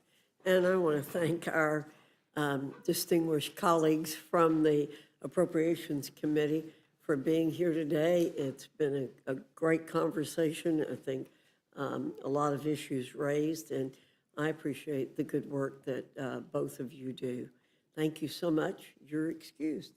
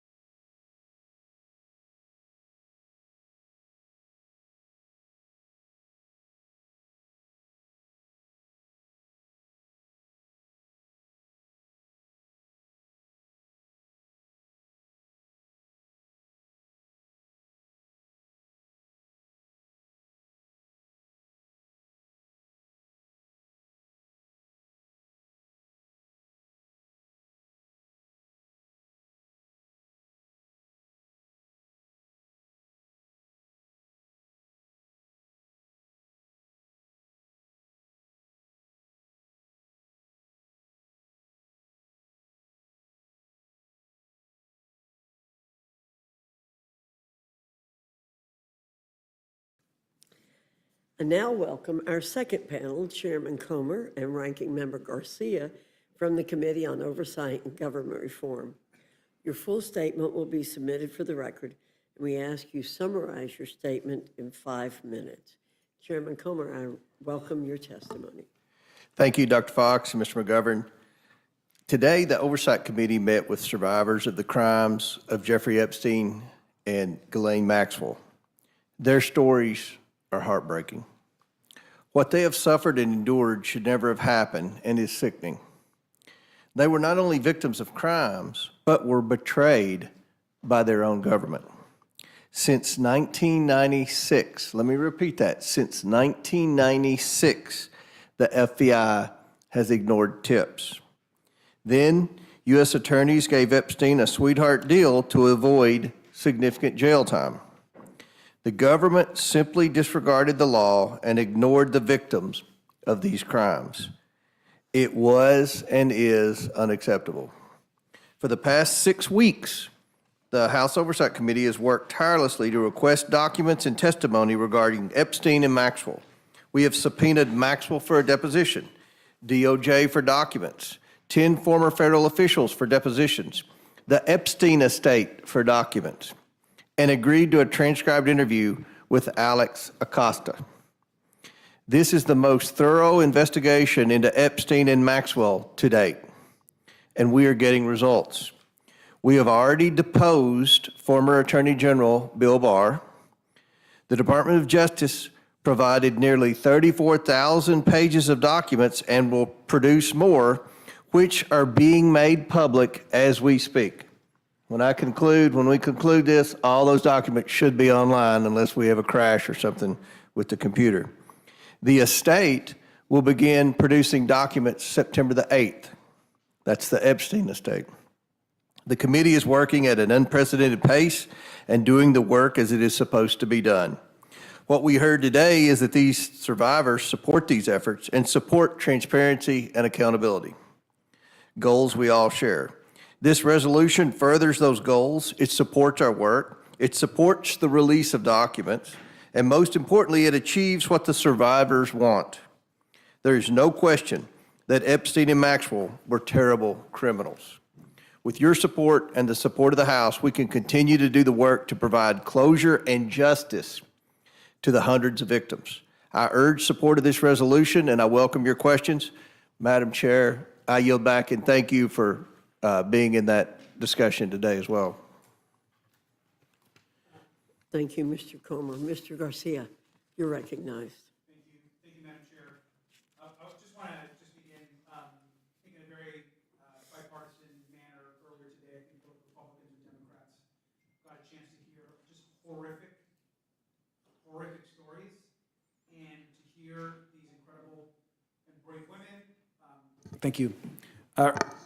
Earlier today, we heard, of course, these horrific stories from these women who are incredibly brave and the courage that they showed to be here to share stories of sexual abuse, some of them when they were girls, young girls, I think has shaken a lot of us on this committee and reaffirmed our commitment to the truth and transparency.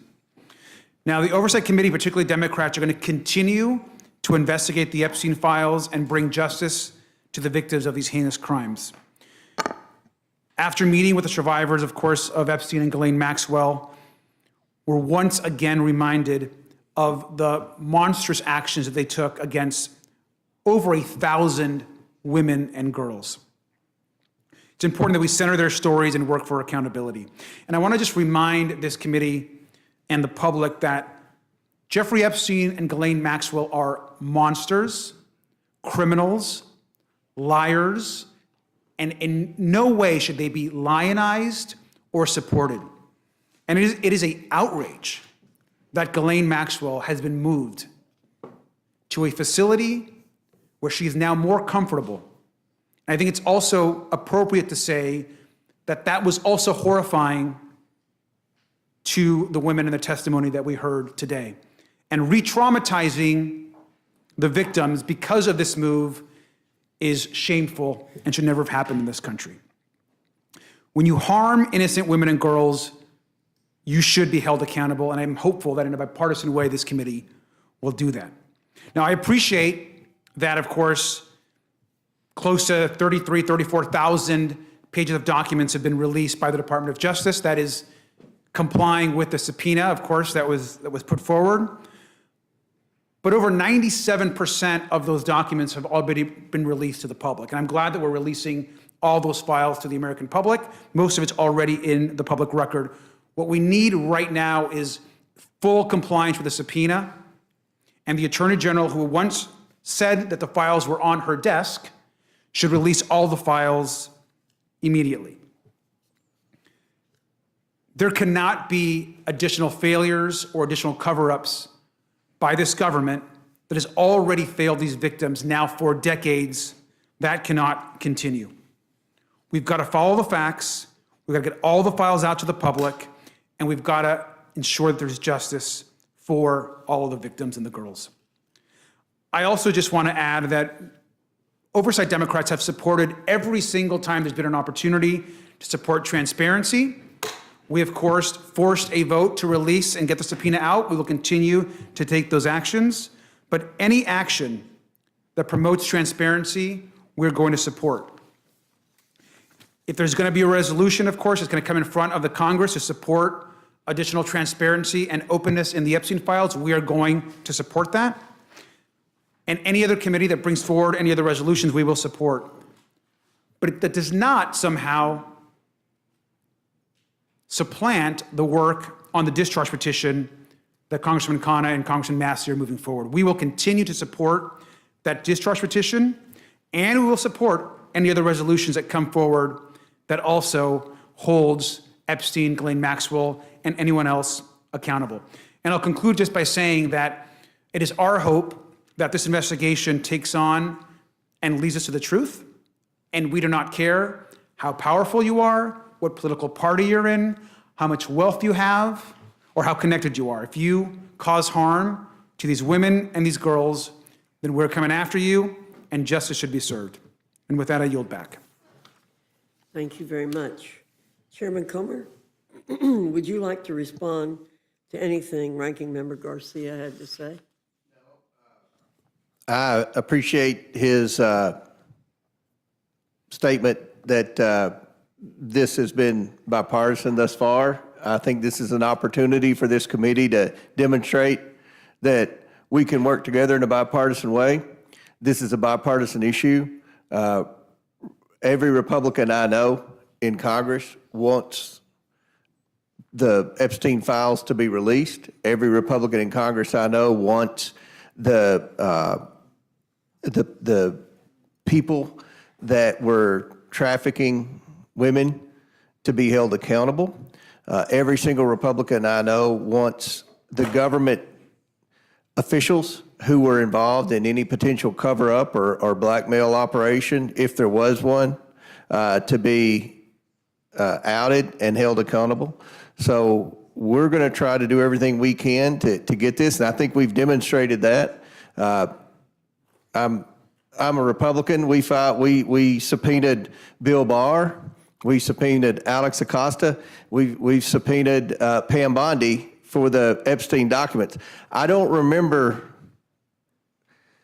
when I was in the minority, a Democrat chairman subpoenaed any Democrat officials in the administration. So we've demonstrated we don't care about political party. We don't care about what your last name is. We don't care how powerful you are. We want to know the truth, and we're doing everything we can. And I hope that the Democrats will work with us in this endeavor, and not politicize it. Thank you. I agree with you, and I was in that hearing for the meeting with the victims today, and I appreciated very much, Mr. Garcia, what you said about this being a bipartisan effort and there being so many Democrat members there. But I also agree that there hasn't been this level of interest in this issue before. Right. I've been here a long time. It dates back, what we learned from today, it dates back to 96. It dates back six prior administrations. So there have been many other administrations that could have released it and for whatever reason hasn't. But thus far, this administration is producing documents like we've asked, and I appreciate that. Right. So you've stated a little bit already, the information you've already received from the Trump administration after the subpoena for the records was executed, and how quickly the committee started receiving the information. Yeah, as soon as the subpoena went out, we heard from the Department of Justice. Their attorneys started communicating with our attorneys, and they started gathering the documents, and I think we got the documents in record time. I can't remember a time when we subpoenaed the Merrick Garland Department of Justice and never got anything from them. So I applaud the Pam Bondi and the Trump administration for working with the committee and for being transparent. And as you just mentioned, there have been times when you have requested information. I can remember I've been here 3 months, and I was on the Oversight Committee, on a subcommittee, and we had a bureaucrat come in, and the chairman of the committee said, I've asked you for 3 years to give us information. And the person just sat there and wouldn't say a word and wouldn't respond in any way. Wouldn't you rather have a subpoena in hand above everything else, even a law passed by Congress? Absolutely. Which can be challenged in court immediately to get this information? Absolutely. We're doing what that discharge petition wants done. And we're 3 steps ahead of that discharge petition. We've already deposed former Attorney General Bill Barr. We've already subpoenaed the estate, the Epstein estate, for all the documents. And we've already you said subpoenaed. September 8th, the material would come from them? I'm sorry? You said the Epstein estate is going to start producing September material? 8th. September 8th, they're going to produce the documents from the estate. I believe September the 16th or 19th one, Alex Acosta's coming in for a deposition. And I know that during our discussion, Ms. Crockett and Raj Krishnamurti, I believe, asked questions about what we should ask Acosta. So everybody, both sides are going to get equal time to interview Acosta on all of that. And again, the administration has complied with our request, and I think we're getting those documents, and as we speak, they should be being uploaded to a website right now. And it's my understanding that the Massey document, the Massey legislation, only asks only for information from the administration. Is that correct? That's right. It doesn't go beyond the administration. Right, and we're going to go beyond it. We're already getting the documents from the administration, and we've moved way past, because that discharge petition was filed 6 weeks ago. We've already deposed, again, the former Attorney General. We've got dates set for others to come in. We're downloading 34,000 pages of documents. We met with the victims today and got more names. that they said in front of, in front of the minority, and we're going to press forward with that. So we're way ahead of this discharge petition. I don't think it's necessary at all. And and you are going to be in a very unique position of being the arbiter of any needed redactions, keeping that decision in the hands of members of Congress, correct? Correct. And there were, one of the victims today made it very clear she didn't want her name, made public. Others said they were willing to let their names be public and were willing to testify in a public hearing. And so, that's, you have to know, you have to have, grant privacy rights to the victims. Some of the victims want their names out there and some want their names to be redacted. And it's my understanding that was not sufficiently taken care of. That's correct. In the Massey legislation. That's correct. And I also want to mention that Speaker Johnson sat through the whole meeting today with the victims, the entire 2.5 hour discussion we had, bipartisan discussion. And what I heard from the victims was that they feel for the first time that they're being heard. They feel that they're being heard, but they made it very clear they don't have a lot of trust in anyone affiliated with the government because they believe that their government has let them down. And the timeline of that would date over both Republican and Democrat administrations in the past. Correct. So let me see if I can put all this together. You believe a formalized investigation by the House is the best path forward to obtain the records and disclose them to the people.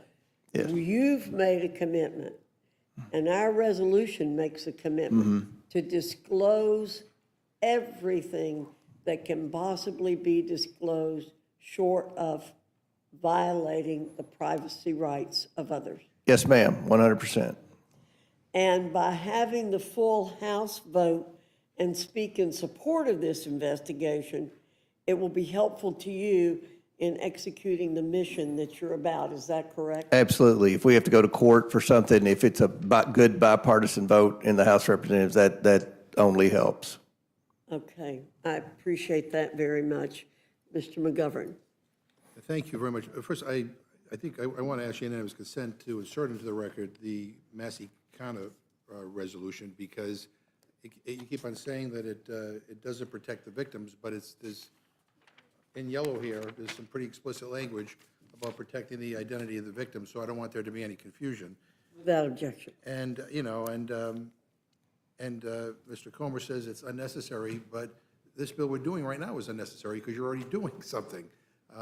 So I can't help but feel that this is like cover. And I got to be honest with you, we've been trying to bring, legislation to the floor. We're trying to, amend bills to try to get this administration to do what Trump said he was going to do during the campaign, and that is release all the files. We had a recess early because people didn't want to take a vote on it. And I think, I appreciate the niceties of both of you appearing before this committee right now, but I got to tell you, I think what's going on here today is the Republicans are terrified. And I think we all know why. And that is because the president doesn't want to release all the files. I mean, after promising that he would release them during the campaign, then he issued, that was in 2024, and then 2025, he says, it's all a big hoax. It's perpetrated by Democrats and some stupid Republicans. That's his quote verbatim. So when you say all Republicans want this stuff released, I don't think that guy does. That's right. And what you're telling us that you're going to release some of the files tonight, if I heard Mr. Garcia correctly, 97% of which is already out in public. So we get 3% that's new. I don't know what it's going to say. But I just don't understand what the big deal is. Why can't the administration just release the files? You can do the investigation, but just release all the files. Trump and the people he put in charge of the FBI and the DOJ promised that they would. And it's just kind of strange that they haven't done so yet. I mean, don't you think? I mean, we just want to know, what are they trying to hide? Why is this such a difficult thing for them to do? You know, before we left for recess, you guys all told us that you wanted to release the files, and that a non-binding resolution authored by Mr. Norman was an important step forward to getting the Epstein files released. Why hasn't that been called up yet? Mr. Scott had the authority to do so for weeks. He could do so this week. Hasn't done it. I don't know why not. Maybe Mr. Norman can explain to us why his Epstein resolution never made it to the floor. Maybe Mr. Scott can tell us why, would like to share with us why he decided not to call up the rule for its consideration when it was well within his power to do so. But honestly, the answers they give really don't matter, because the resolution was nothing more than a distraction to buy time. And I think we're doing the same again today. But today's resolution is even worse. At least Mr. Norman's do-nothing resolution had a deadline of 30 days. If I'm reading your resolution correctly, there's no deadline. It's just an open-ended distraction with the same goal. Protect the powerful, hide the files, and buy some time for people to forget. So, you know, all that has to happen for the files to be released is one thing. The Trump administration needs to release them. That is all. And if that's too complicated for some Republicans to get their arms around, that's okay, because they're in luck. Someone has already done the work for them, because there is a bipartisan bill offered by Mr. Massey and Mr. Khanna that would force the administration to release the Epstein files while protecting the victims.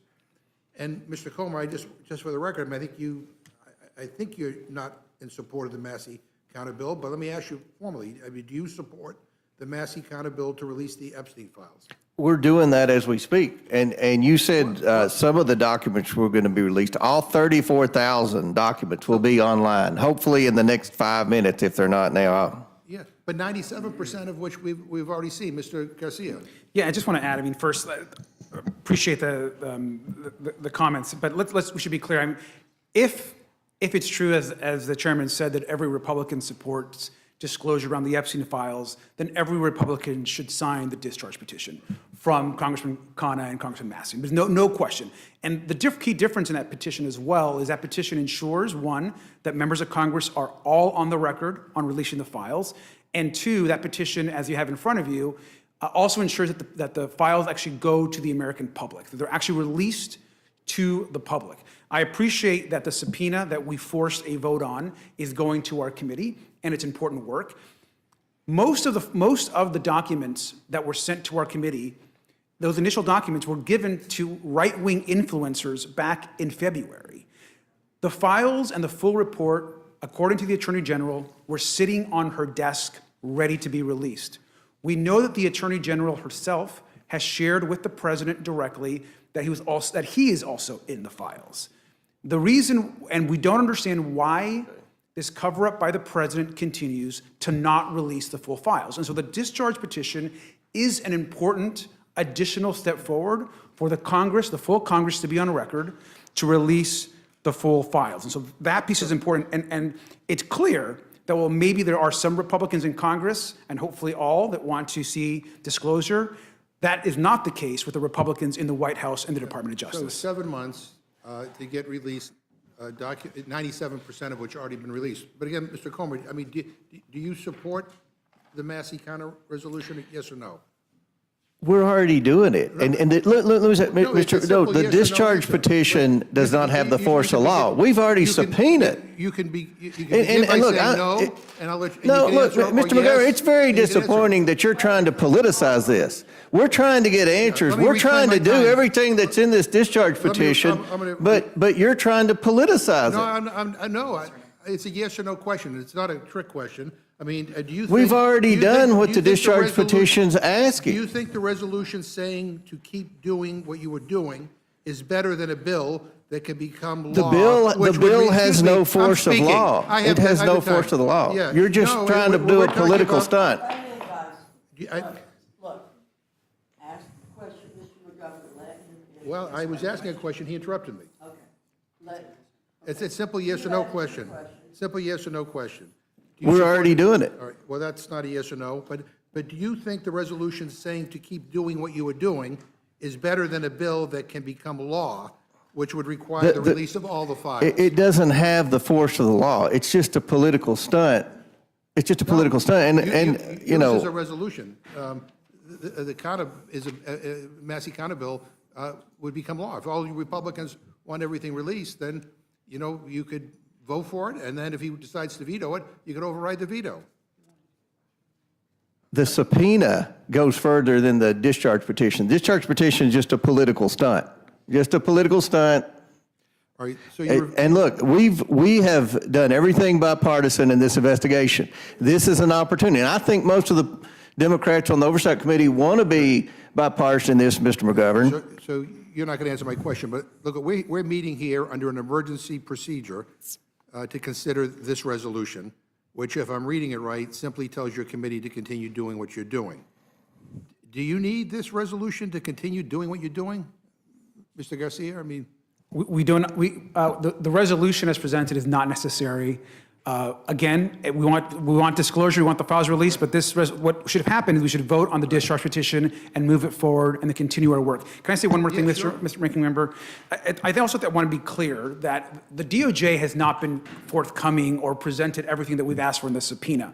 And I think it's important that even in our recent interaction with the DOJ, they're essentially now not giving us any new additional information as to when we're receiving the rest of the files. And so having Congress act and taking a vote on the full release of the files is an important additional step, which is why the discharge petition is important. And the resolution should not somehow take precedent or discourage members from somehow signing the discharge petition. so help me understand what we're considering right now. Does this resolution grant you any new authority? No. I think the resolution will send a signal if we end up in court. If, as the victim stated today, there's some of the most powerful and some of the richest names in the world were involved in a cover-up, we're going to end up in court. And I think the resolution will demonstrate that Congress is working in a bipartisan manner, not trying to be partisan, to get the truth to the American people and hold people accountable. Yeah, why don't we do both? I mean, Mr. Massey, last time I checked, is a Republican. Other Republicans will sign that. I mean, why can't we do both? I think we can. I think, Excuse me, Mr. McCarthy, would the gentleman yield a moment? Yes. We can. We certainly can do Okay, both. well, let's do- We'll pass this resolution here, and then if sufficient people sign the discharge petition, then it will come out. And it's my understanding there is a significant difference in the resolution that we have here and the Massey resolution, and that is this resolution demands disclosure, whereas the Massey resolution does not. So I think we can do both. Yeah. And let that happen. That we want to show that we want this done in a very important way. Well, if we can do both, then why is the Rules Committee standing in the way of allowing, I'm going to have a vote on the Massey counter resolution. Well, why would Republicans of the Rules Committee block us from just bringing it to the floor? We could vote on both. Because they've already started the discharge petition. Well, that doesn't, They've already started it. Yeah, well, that's a nice, that's, whatever, that's, I don't even want to say what I'm thinking about that answer, but let me just ask, this is a yes or no question. Does the administration have the power to release the Epstein files with appropriate redactions to protect the victims and the survivors? Do they have the authority to do that? I think so, with the subpoena. yes. All right, they do, but they're not. And Mr. Conway, this resolution that is before us right now says that you're investigating mismanagement that led to Mr. Epstein's death. Mm-hmm. Who was the President of the United States when Mr. Epstein died in custody? I would assume it would have been Trump. Yeah. And I have another, just one last question. You referred to Ghislaine Maxwell as a terrible individual. And I guess the question is, maybe you can enlighten us, what have you done to investigate why Ms. Maxwell was moved to a minimum security facility? I mean, she's a convicted child predator, sent to prison. She testifies before some people, the administration, she didn't testify, she answers questions that are put forward by somebody in this administration. She basically says the president didn't do anything wrong, and then all of a sudden is moved to a minimum security facility. Are you going to do, have you done a hearing on that? Are you doing a hearing on that? We've subpoenaed Ms. Maxwell.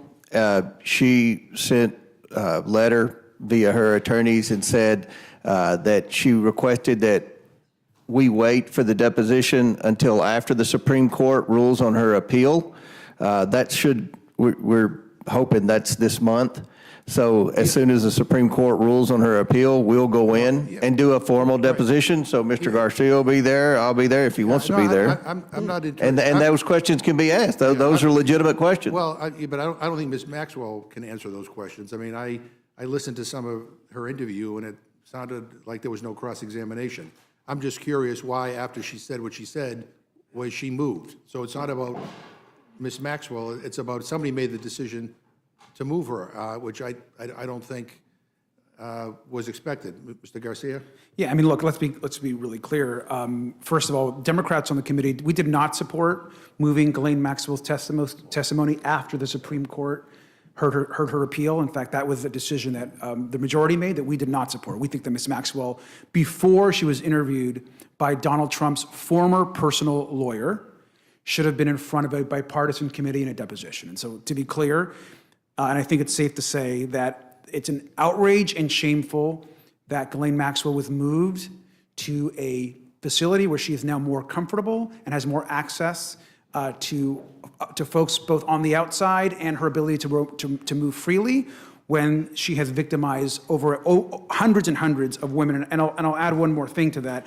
We've written to the DOJ, the Federal Bureau of Prisons, demanding answers, yet no response from the Attorney General. We have no idea why she was moved and at whose direction was she moved to that facility. But she was moved, and correct me if I'm wrong, by this current administration, right? Absolutely. I mean, I think... I would think that, I mean, this is so outrageous that a big part of the investigation of your Oversight Committee should be on that as well. And I mean, I hope that you pursue that. But again, I mean, I think it is imperative that we pass the Massey kind of bill, because I think it does have the force of law, and because I don't trust this administration to basically. I mean, something's going on here. I don't know what, but there's a reason why everybody went from we're going to release the files one day to the next day saying we're not.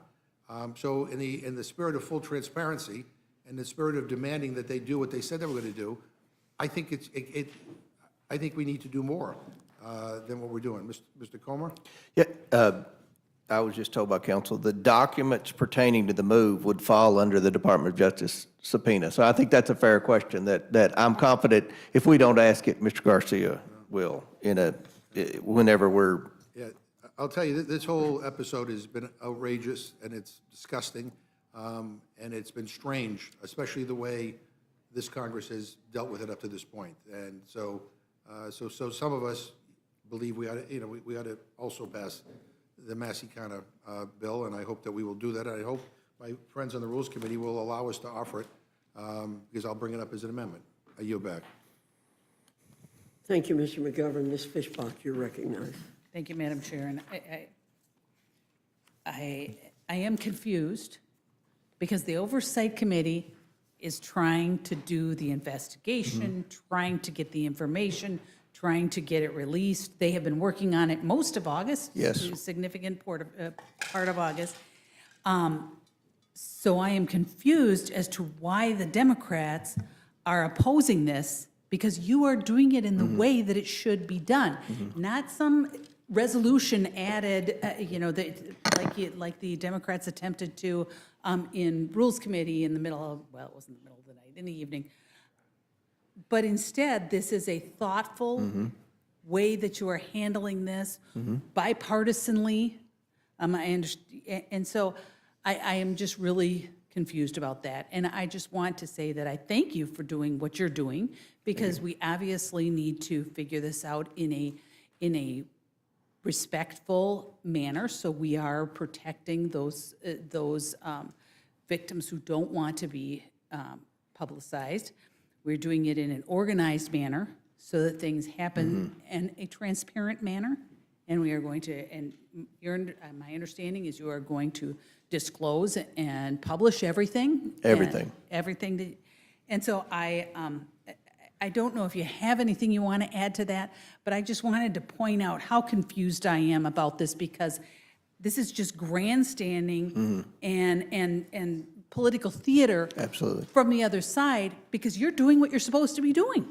We want to know. I want to know. If you look at the roster of the committee, Marjorie Taylor Greene, Anna Paulina Luna, Nancy Mace, they want to know. I mean, they ask tough questions. And look, when Acosta is interviewed, there'll be some tough questions for him. He has a lot of questions that need to be answered with respect to some things. So we've not put a line down, we're only going after the Democrats. That happened in the past when the Democrats were in charge, they only went after Republicans. We want to get the truth, and it goes back, it spans 6 administrations. So, look, for whatever reason, according to the victims today, and Dr. Fox was in there, Mr. Garcia was in there, they've been giving interviews to FBI and other government officials, people in various departments of justice for decades, and name names, and nothing's been done. You know, the Biden administration had an opportunity to release the Epstein files, and they didn't do it. You go back. I mean, this is something that we're committed to doing, and we want to do. I want to be able to say the Oversight Committee, this was a big investigation. The American people are watching. I want everything out and open. So, we're trying to do it, and we're trying to be bipartisan, and hopefully my friends across the aisle, I think the majority of the oversight Democrats are sincere and want to do this in a bipartisan way. Hopefully the Democrat leadership will let this be bipartisan and not play political games. Thank you. Would the gentlelady yield? I will yield. I'm confused too about something that Mr. McGovern said, that 97% of what's been released was already public information. I'm not sure why that's negative, because they keep saying that, okay, 3% is new, but now it's all available to the public. Is that correct? Because maybe it was released to some people, but now it's released to everybody, right? So everyone can see it. Absolutely. And I don't know what the 3% is that hadn't been released before, whether it has any significance, but I'm confused, as the gentlewoman from Minnesota is confused as to why are they downplaying that, or why are they saying that's a waste of time? I don't know. It's not. And, I think all of us during August, if we went out and met with constituents, they were all asking about this. The American people want to know. They would like, I've said this in a million interviews, they want to know, who all was involved in the sex trafficking, what big names were taking advantage of those girls, and was the government involved? Those are the 3 questions, and I hope we'll be able to get as much information as possible. Look, this dates back, according to what we heard today from the victims, as far back as 96.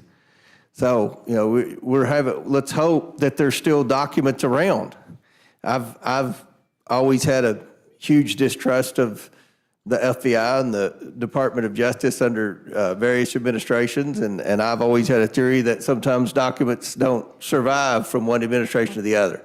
We're going to do everything we can to get that information, and I think this resolution's a step in the right direction. I don't think the other thing's needed. I thank the lady for yielding. Thank you. And just to reiterate, I just hope that the Democrats will stop the grandstanding and really, work on the bipartisan oversight committee and making sure that these things are dealt with. I think it's a disservice to all of the victims to not work and to pretend that this is somehow bad, but focus on it and make sure, I'm asking the Democrats, make sure that it's bipartisan, make sure that you're doing what needs to be done, the disclosure's done and the investigation is done. Because this isn't something that should be about political points. This is about something that we should investigate. And so with that, I just hope that they would come with us and help with the Oversight Committee investigation. Thank you. With that, I yield back. Thank you. Ms. Scanlon, you're recognized. And I would yield to Mr. McGovern for a minute. I'm sorry there's so much confusion on the Republican side of the aisle.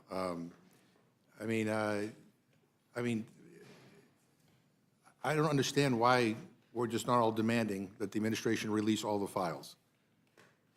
And we could do that if we were able to vote on the Massey counter resolution. But apparently we can't do that. And forgive me if I'm just a little bit suspicious about all that's going on here, because I've been on this committee all year with all of you, and I have watched as we have weaved and dodged and avoided bringing anything to the floor dealing with this. And I've also, we began our August recess early because none of you wanted to take a vote and hold this administration accountable, and you ran out of town. So again, and want to do something bipartisan? Maybe we all can join on a bipartisan appeal to this administration to find out why Ghislaine Maxwell was moved to a cushy facility after she exonerated Donald Trump. So I'm sorry. I mean, we've lived through the last several weeks as Republicans have tried to avoid dealing with this issue. And so I hope, and I trust that there's bipartisan cooperation on the Oversight Committee, and I want that investigation to move forward. But for the life of me, I do not understand why the administration, after promising to release all the files, has chosen not to. So that's what I'm confused about. I thank the gentlelady for yielding. Thank you. Mr. Comer, I think in your introduction, just for folks who are trying to play catch-up here, because there's a lot of details and a lot of names being thrown around, you said that one of the issues here is that the U.S. attorney who initially handled Mr. Epstein's case gave him a sweetheart deal. That's right, isn't it? Was the initial U.S. attorney was who? Well, you didn't name him, but it was Alex Acosta, right? I don't know if he was the initial, but he was one of them. Yeah, he Yeah. gave him, So he was the U.S. attorney appointed by George Bush in One of Florida, them, whatever yes. district, and he's the one that gave the deal to Epstein, where he served a couple months, but basically got out on release every day, despite all the horrific crimes that we now know occurred. Okay, and in his later career, he became Secretary of Labor in the first Trump administration, right? And he had to leave after reporting disclosed this sweetheart deal. Is that right? I don't know what caused him to leave, but, It was about that time. okay. So, Mr. Garcia, I know we've heard that you've received some materials. Are there redactions in those materials? There are appropriate redactions.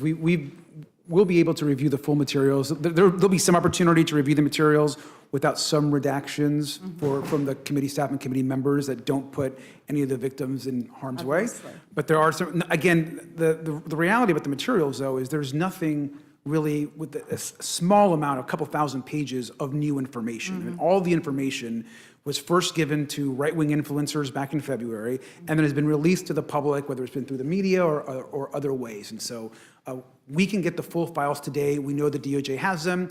They're not answering our questions. We're asking, when are we getting the rest of the files? We get no response. And to clarify one thing, Ms. Gallen, I think it was said earlier by another member of the committee that we're somehow opposing this resolution, or we're not opposing anything. We want full disclosure.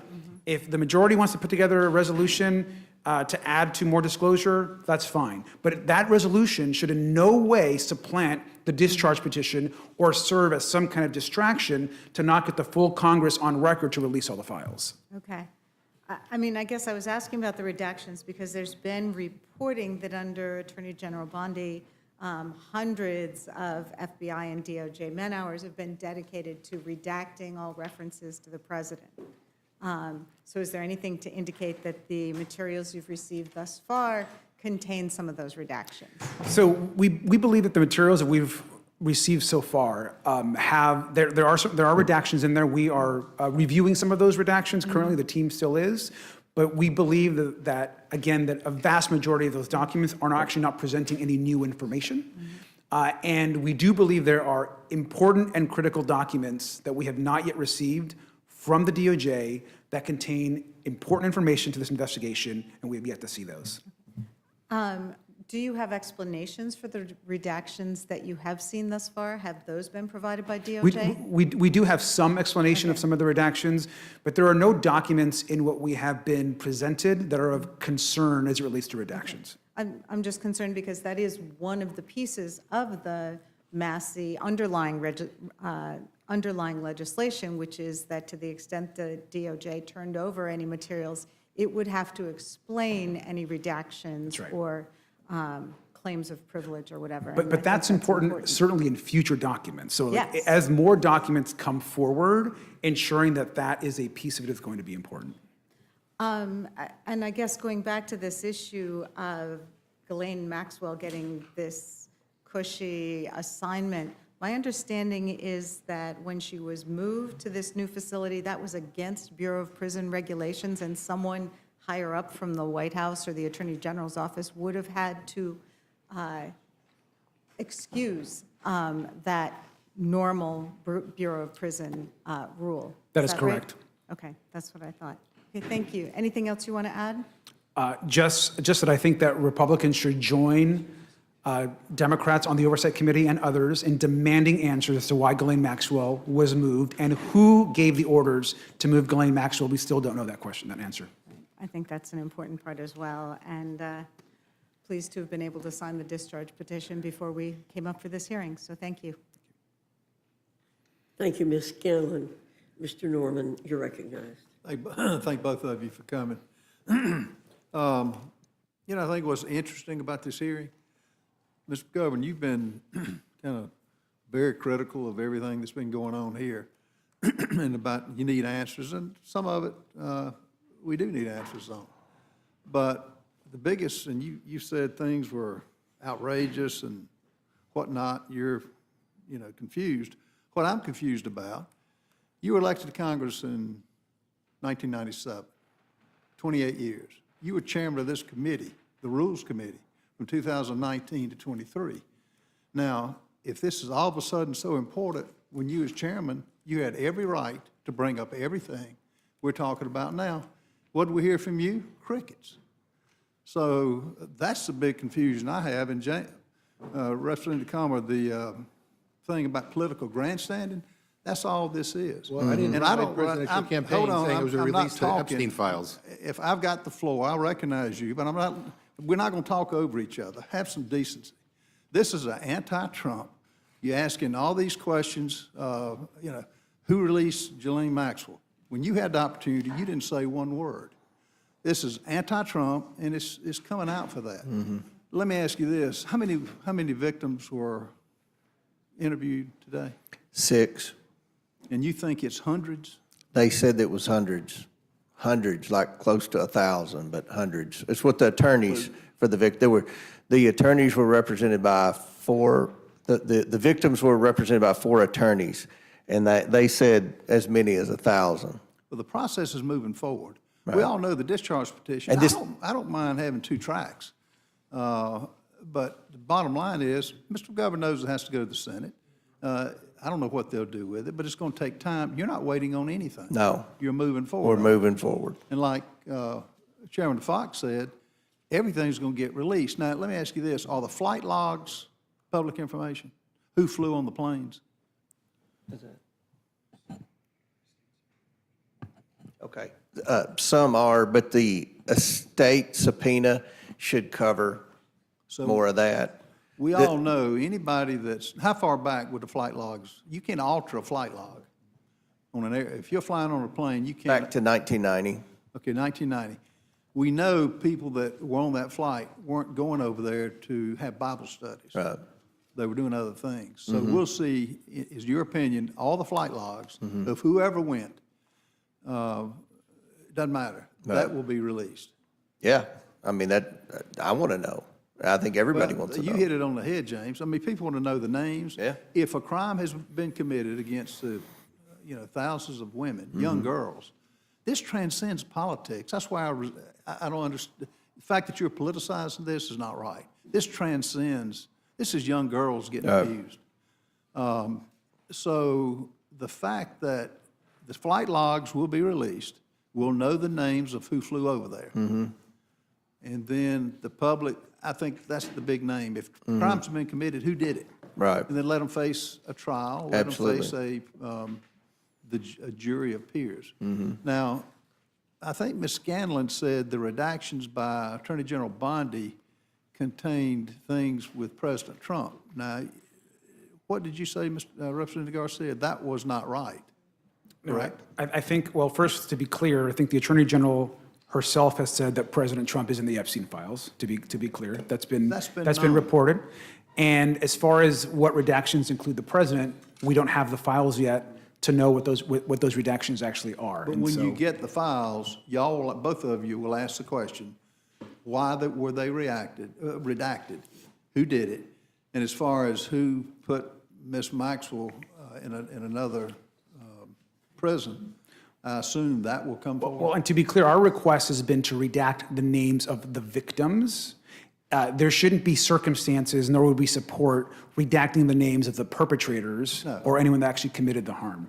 And so that would not be our expectation. And so we think the full release of the files is important to check that work, of course. Okay. So so it's not, nothing with President Trump has been redacted to your knowledge of what's been released so far? If anything with President Trump's name has been redacted, it has not been, it's not something that's been in anything, it's not any new information. Okay. So that has not been presented to the public. So this just further illustrates this is just a hatred of a president who has got support of 77 million people. I mean, sir, it's the president that actually campaigned on releasing the full files when he was running. I mean, he had made this the central issue of one of the central issues of his campaign. Aside from that, you had 4 years under the Biden administration. He was chairman of a committee. He could have brought it up day one. He didn't do it. So if all of a sudden the interest, to be honest, I'm glad it's coming out now. There's been a lot transpired with Ghislaine Maxwell, the death of, I don't know, when did Epstein die? 2019, August. 2019. Okay, so a lot's happened over the 20 years of this. Well, I think, thank you for what you're doing.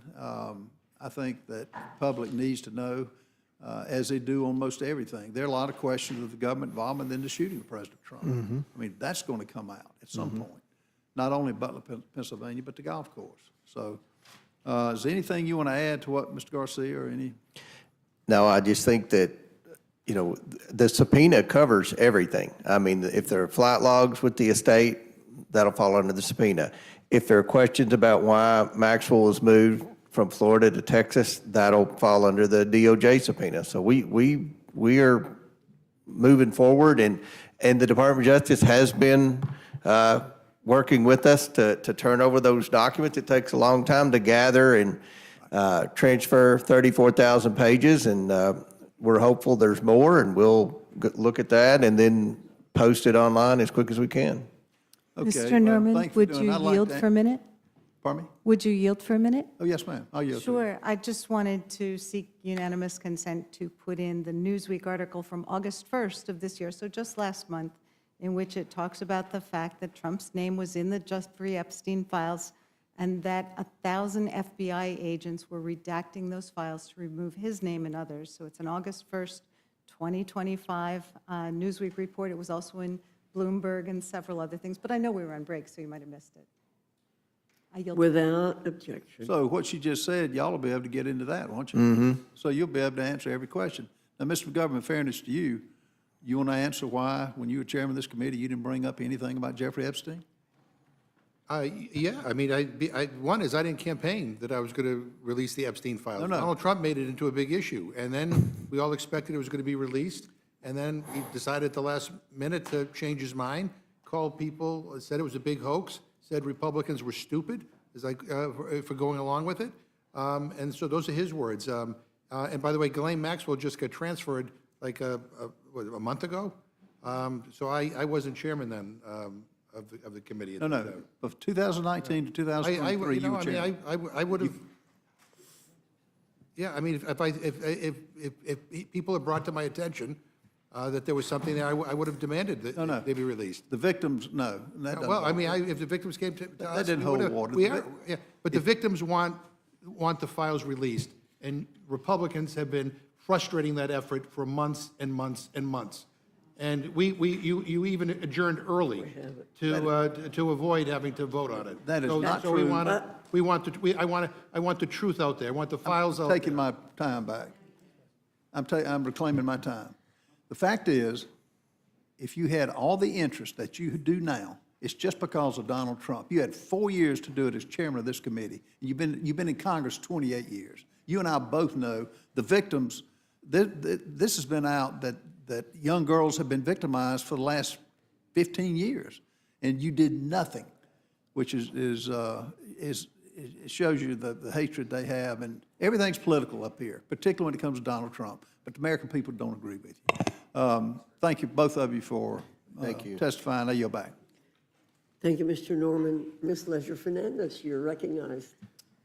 Hello, Chairwoman. We are back, aren't we? And we're back on Epstein, which is where we were before, indeed, Johnson shut down Congress early so we would not have to vote on a motion to put on the floor of the House the Massey kind of resolution to force the release of the Epstein files to the public, to pass a bill that would make it law that all of the files would have to be released. And there is no reason why we cannot still have that be a rule. And we can do both. But Republicans, and Trump especially, seem terrified of those files and seem willing to do all kinds of things to avoid a vote on that bill. I know. Now, I want to go into some other things, but I'm going to yield some time to my ranking member. No, I would just want to respond to Mr. Norman. I knew there was some there when this administration was trying to hide everything. And that's, quite frankly, what, what has a lot of us concerned about what we're not doing here today, and that is not voting on the Massey counter bill. And my understanding is that there's some reporting out now, we're hearing, that the White House is calling Republican members, asking them not to sign onto the discharge petition. And I don't even know what the hell happened to your resolution that you brought up before we kind of abruptly left early for our August recess. But yeah, this doesn't smell right. I think we need to get to the bottom of this, and that means that all the files have to be released. I yield back. I thank the gentlelady. Thank you, Ranking Member. And, I am chair of the Democratic Women's Caucus, and we are always concerned about the fact that in this country, women and children and girls are attacked, they are abused, they are raped, they are trafficked. And they are done so by men like Epstein and by women like Maxwell Ghislaine.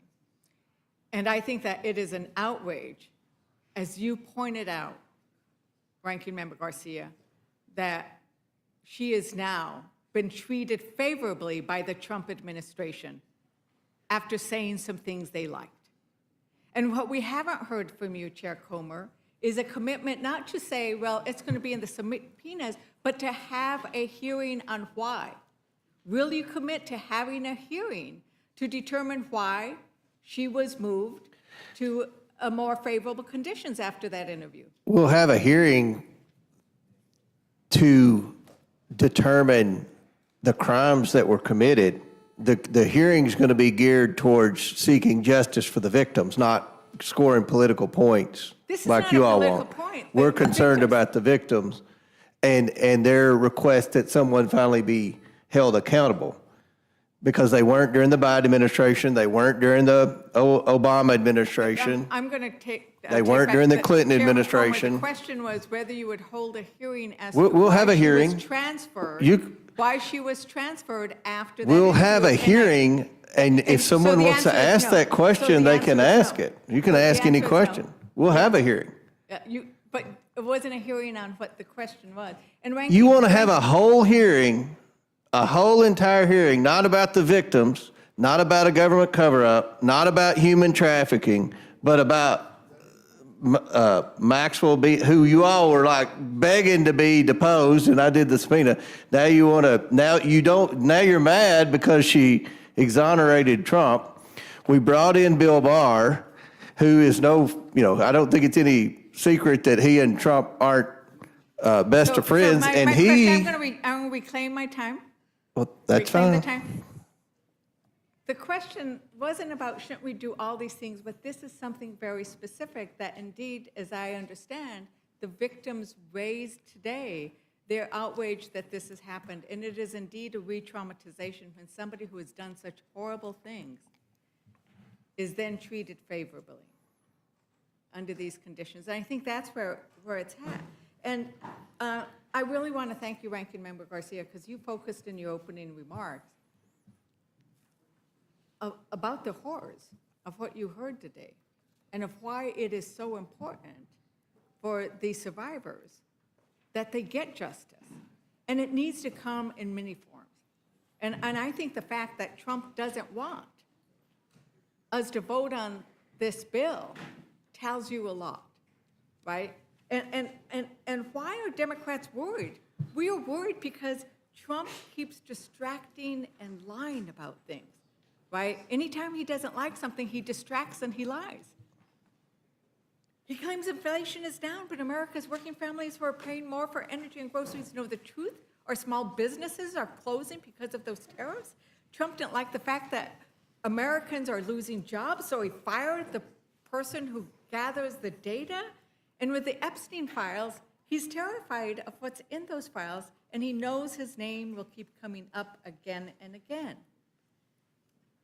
And it is tied to the fact that Trump himself, Representative Garcia, you know that he's been accused of sexual misconduct at least 28 times. He's found liable by a jury of his peers for sexual abuse and defamation.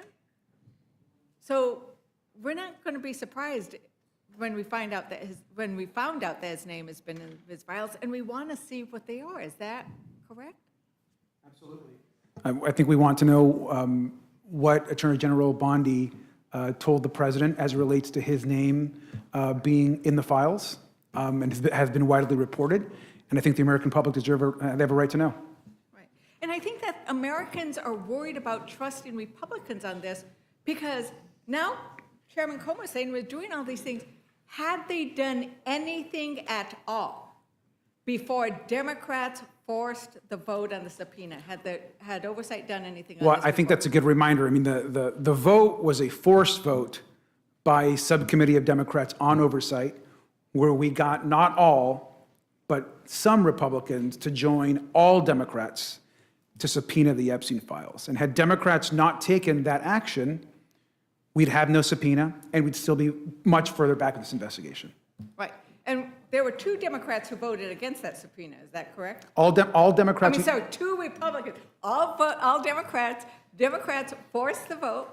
Oversight had not done anything with regards to this until Democrats forced the vote, and then you had 2 Republicans vote against it nevertheless. Is that correct? Including the subcommittee chairman, I believe. Including the subcommittee chairman. So leaders in the committee voted against the subpoenas. Now they're taking, and so this is why Americans might be worried about whether they're going to be forthcoming. Now, Chairman Comer, this resolution would give you, and only you, the power to decide what information in these documents is redacted or withheld. Is that correct? Well, we're trying to do this in a bipartisan manner. Our staffs are communicating. I think, I hope Mr. Garcia would agree. I think our staffs, he's new to the job, and I think our staffs are working together really well, and hopefully we'll continue to work well. Like I said, I want this to be bipartisan.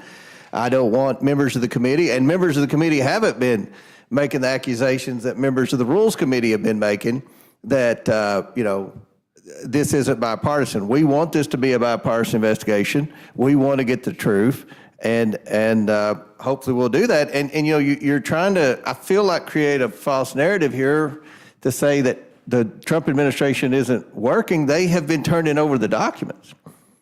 And, I mean, I feel like we're on a pretty good roll here. So, Chairman Comer, I appreciate that fact that you said you want to work on a bipartisan basis on this, but the resolution does not require you to consult with the ranking member. The only thing that's going to be redacted are names of victims. Does the resolution give the ranking member any role in approving redactions? And if you want to be bipartisan, would you be willing to accept an amendment to? I'm making a pledge to work with Mr. Garcia. Hopefully, he'll keep Mr. McGovern and Mr. Raskin out of the room, and we can get some good things done in a bipartisan manner. Well, a pledge is a wonderful thing, but an amendment that actually puts it into writing would be great. Would you be willing to accept that amendment? I think the resolution's good, and hopefully we'll vote it out in a bipartisan manner. And if we need to use that as a basis in court to get more documents, we'll do that. Okay, so you're not willing to actually put it in writing that you will, that the ranking member will be consulted before you approve. I guarantee that I'll consult with them a heck of a lot more than Elijah Cummings and Carolyn Maloney consulted with me when they were chairman of the committee. I'm not asking about past. I'm asking about what's this. And this is the problem. And the reason why we're concerned about this is, Chairman Comer, I've read accounts of you describing yourself as a Trump man. As a what? Trump man.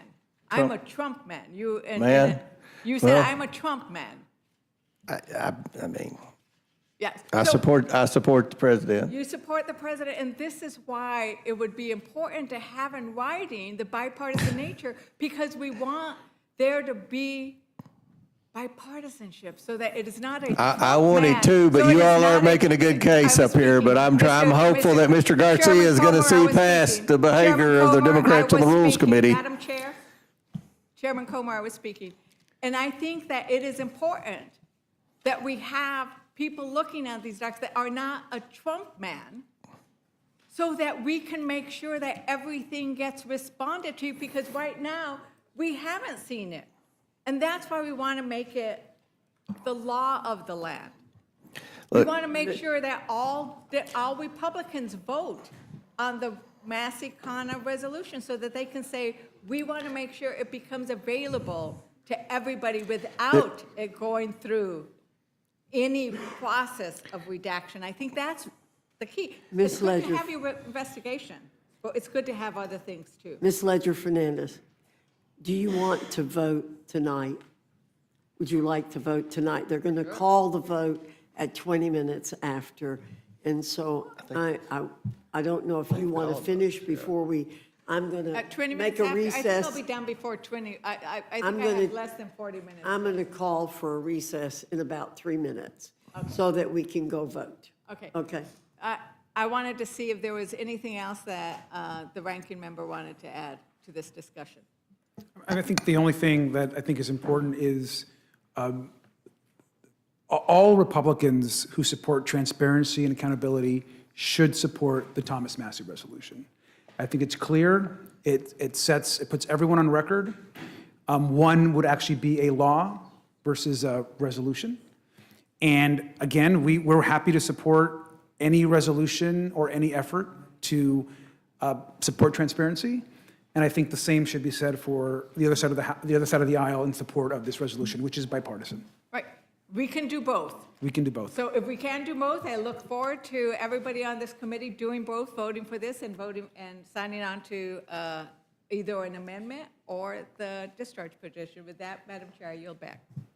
Thank you, Ms. Ledger Fernandez. We were warned that they will close the vote after 20 minutes. I don't want anybody to lose the chance to vote. We do have members who have a conflict right after the vote, so we're going to delay coming back for a little bit so that those members can get to the other meeting where they have to vote. But for those members who do not have to go to the other meeting, I ask that you come back at about 7:20, and we will proceed. And then those of you who cannot be here will take your place when you get back. We will reserve your time for you, okay? I think it'll take us to about where you want to be. Thank you very much. 7:30.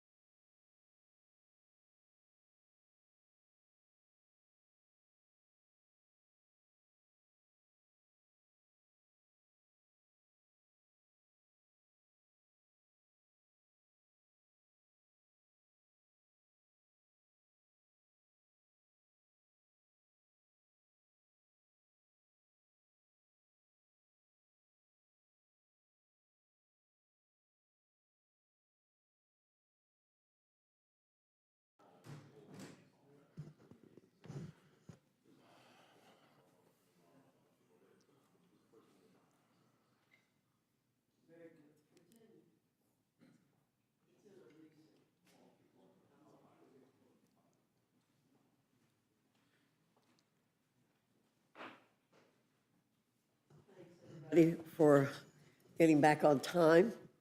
And we'll call the committee back to order. I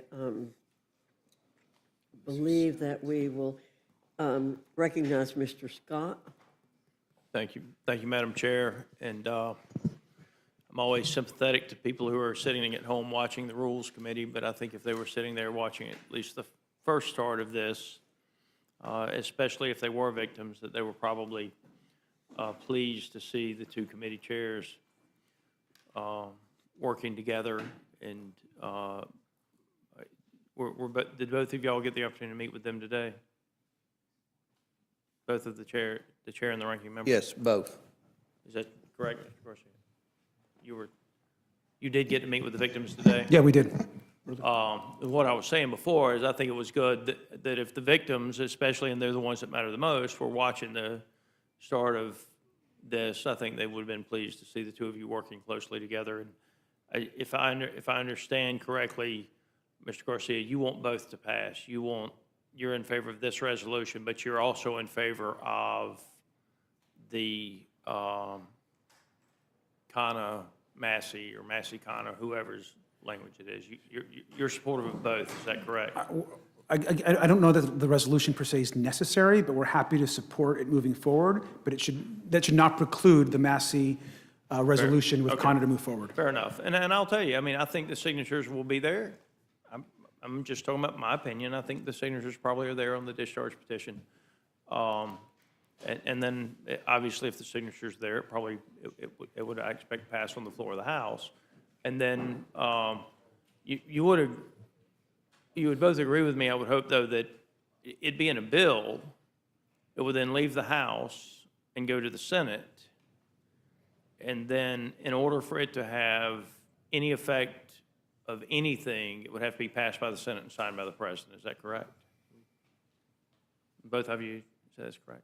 Okay. And so we'll see what happens next week. For now, Madam Chair, I'm glad that we're going to pass this resolution. I think it ensures that the committee continues to work and push forward, hopefully in a very bipartisan manner. I care about the victims. I don't care who the perpetrator is. I don't care if they ride an elephant or a donkey. I hope they get stepped on by whichever one they're part of. I mean, ultimately, I think, I actually think I don't care how we get there. I think the files, the aviation files, the people who were flying is probably going to expose a lot. But I'm happy the two of you are working together. I'm going to vote for this resolution. I'll make my decision on, I will not be signing a discharge petition. That's a tool of the minority, as you know, and it's not something that I will do as a member of the Rules Committee. I will not sign the discharge petition.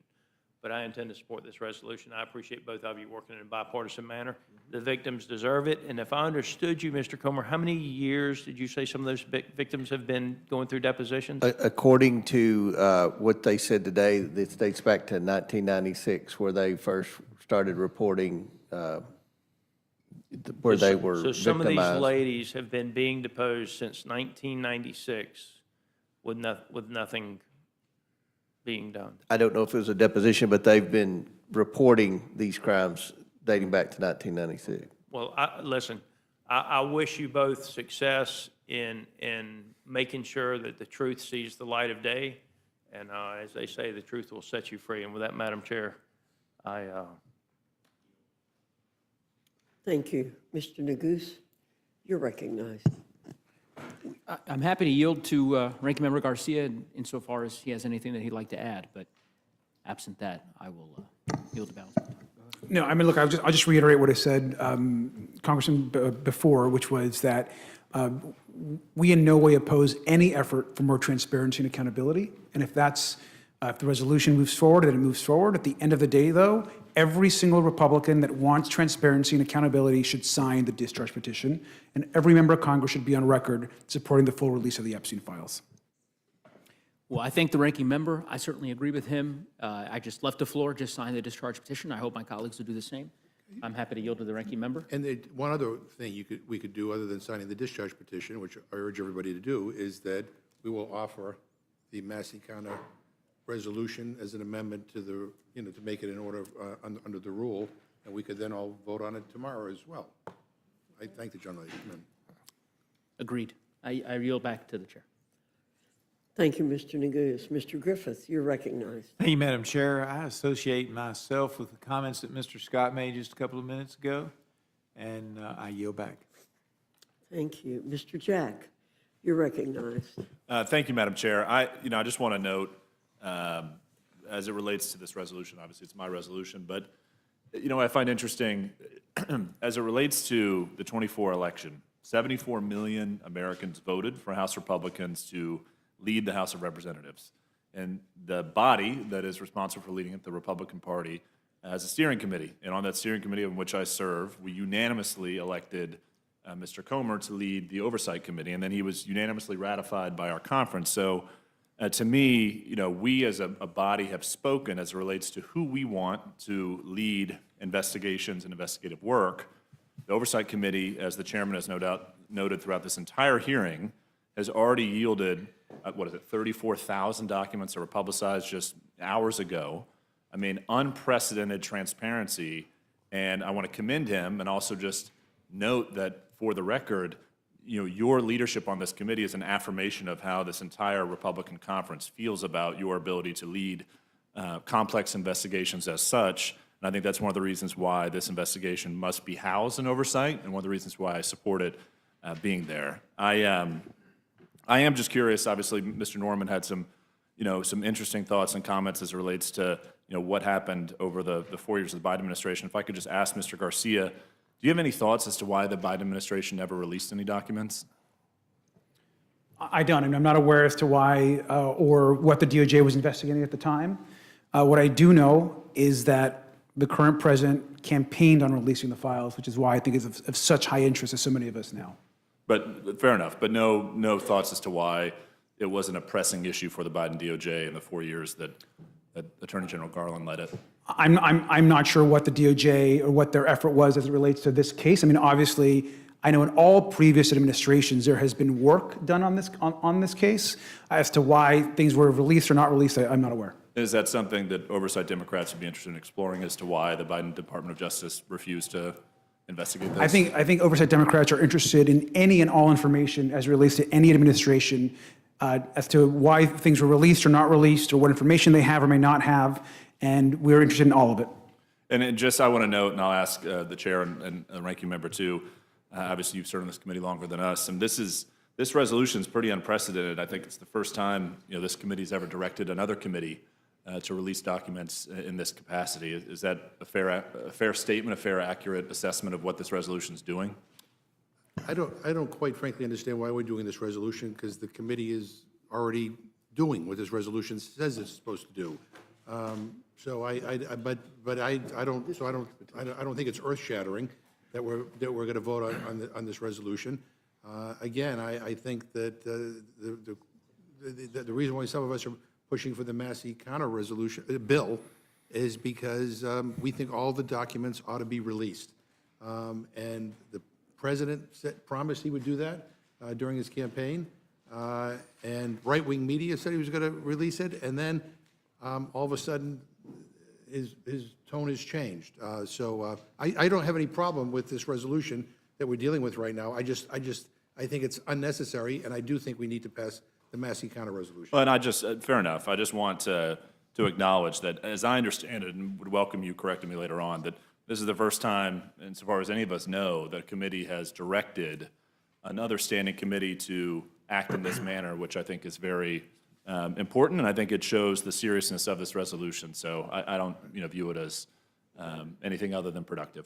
Madam Chair. If I could respond to that also. I think the Massey resolution has asked for a similar scope of DOJ documents, but it's not binding, and it also doesn't have the force of law. Right. And there's much that is in this resolution that is not requested in the Massey resolution. So we're doing a lot more than the Massey resolution. And mandating it from this committee, I think, puts an extra emphasis on it. And I want to point out something earlier that was said by Ms. Ledger Fernandez. She brought up the issue that Democrats forced this out of the Oversight Committee. But if the gentleman would yield. Sure.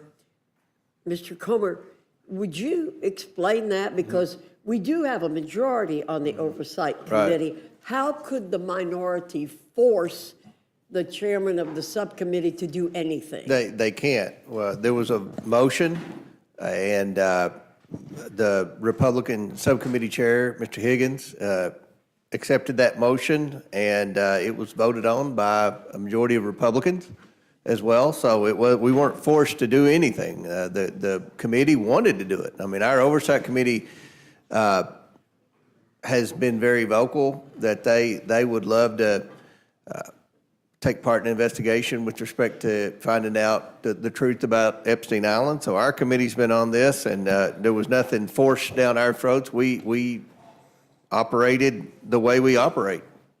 Madam Chair, just, Well, would the gentleman? would the gentleman yield? I'll yield to you, Yeah, yield. right.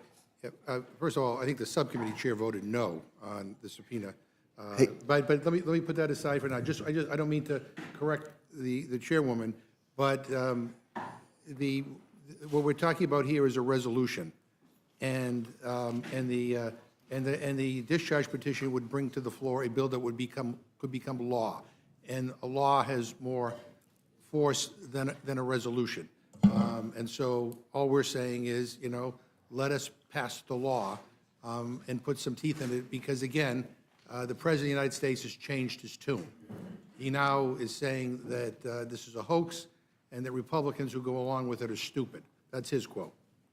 I thank the gentleman or the gentlelady, whoever yielded to me. Well, I think the reason we are involved with this in this committee is because the House can bind, the Rules Committee can bind a committee of the House, and that's what we're doing.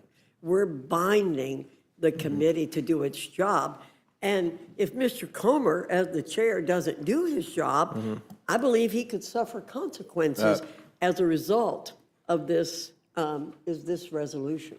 And I think that's doubt it. important. It's showing that we mean something. And I think as Mr. Jack said, the bill then, if you do, the Massey resolution has to go to the Senate. We could do both. We do both. Well, we'll see. It's, again, it's being, there's been the petition is being signed to release it. If it's released, fine, but we're doing this today. But Republicans could accept my amendment to make it in order, and we could do it immediately. Well, and we'll have that debate. I'll just close by saying that, again, I want to commend Chairman Comer. Under your leadership, more transparency has ever occurred under this issue because of what you've done over the last 3 or 4 weeks. And it's why I think the conference elected you to lead the Oversight Committee, and why the conference chose you to be the person responsible for these complex investigations. And it's already produced a lot of transparency in that regard. So with that, Madam Chair, I will yield back. Pardon me, thank you very much. Mr. Roy, I'm going to recognize you, then Ms. Houch, and then Mr. Langworth. I thank the chairwoman. Chairman Comer, is it not true that it was the Trump administration in July of 2019 that arrested and indicted and went after Epstein? That's true. Was it not true that it was the Trump administration in 2020 that arrested and went after Maxwell? True. And in fairness, that then proceeded into the Biden administration for the ultimate conviction, correct? Right, Okay. correct. So that was proceeding, and so the Department of Justice had a lot of these materials. Yes. For both of those two prosecutions, correct? Correct. And so well into the Biden administration, they were prosecuting Maxwell, correct? Correct. And so they would have had access to a lot of information 100%. and didn't do anything to pursue our current president, didn't do anything to go pursue any other potential criminals that they might want to go indict. Didn't do anything material to have legislators in this body or Democratic colleagues offer any resolutions or any legislation. Is that true? That is true. Okay. So would you not agree with me that this is entirely political? It's 100%.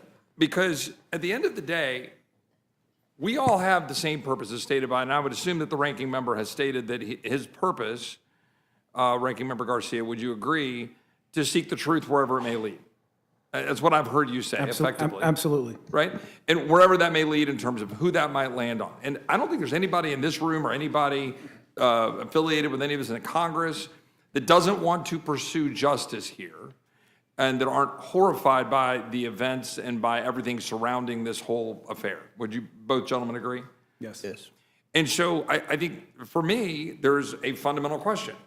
I applaud the purpose of the Massey bill and Mr. Khanna. But would the chairman elaborate to the extent he hasn't already?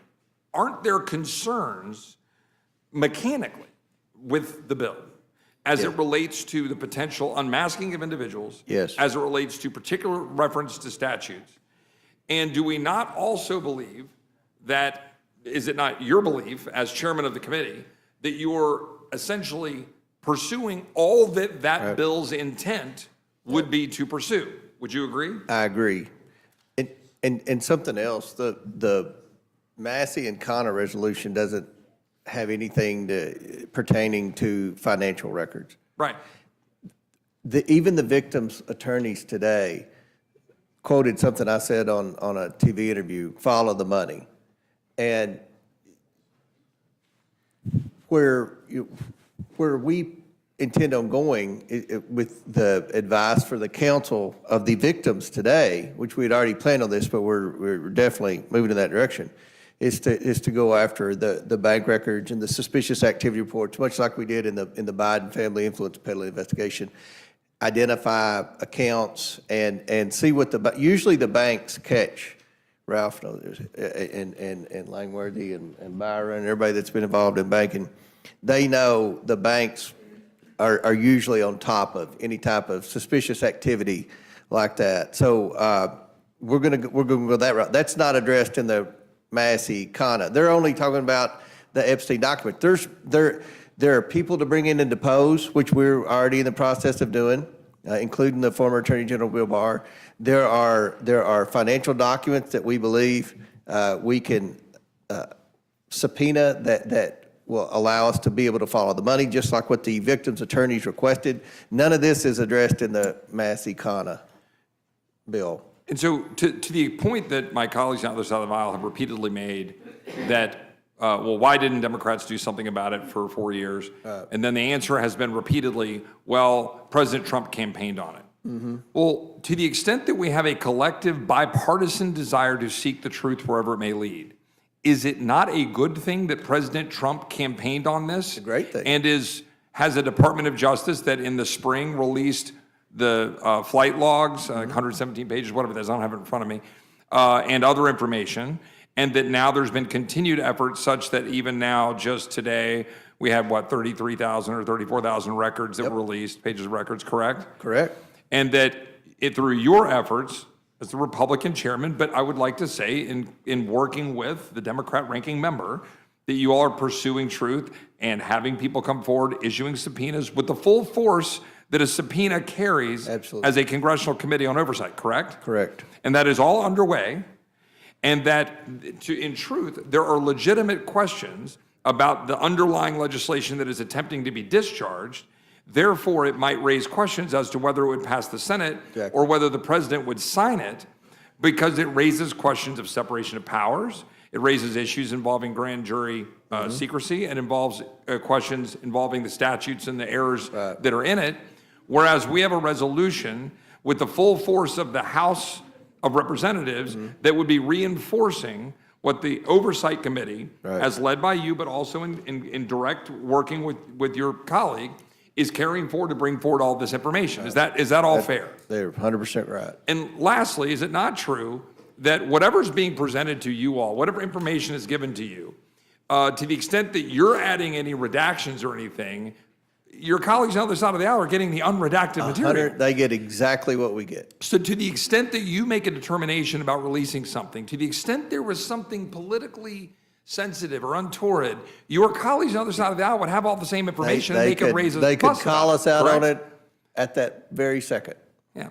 Look, I just think for the average person watching this, to be very clear, the Trump administration indicted Epstein. The Trump administration went after Maxwell. The Trump administration released records within 2 months of assuming office. The Trump administration has been complying with subpoenas and providing information to the Oversight Committee. Republican Oversight Committee has been putting forward information. We now have 34,000 more records out for the public to be able to look at, in addition to the reality that the people charged with prosecuting crimes have to be able to look at information that isn't necessarily going to be made public and shouldn't be. Correct? Correct. Like, we don't just say, oh, here's the mob boss files. Here, America, go forward and find all the mobsters. We don't do that with drug kingpins or cartels, right? We don't just say, man, there's a lot of bad guys out there and we got a whole file of stuff. Who are you protecting, right? We have oversight, we look at it, and you're conducting that oversight on a bipartisan basis. Is that true? That's true. I yield back. Thank you. Ms. Houchin. Thank you, Madam Chair. We've heard a lot of words tonight from our Democrats across the aisle. We've heard words like shameful and things don't smell right. Well, what I think is shameful is playing political games with these victims. What I think it doesn't smell right is only caring about these issues when campaigning on it. Democrats under Joe Biden had 4 years to release everything, and they didn't release a thing.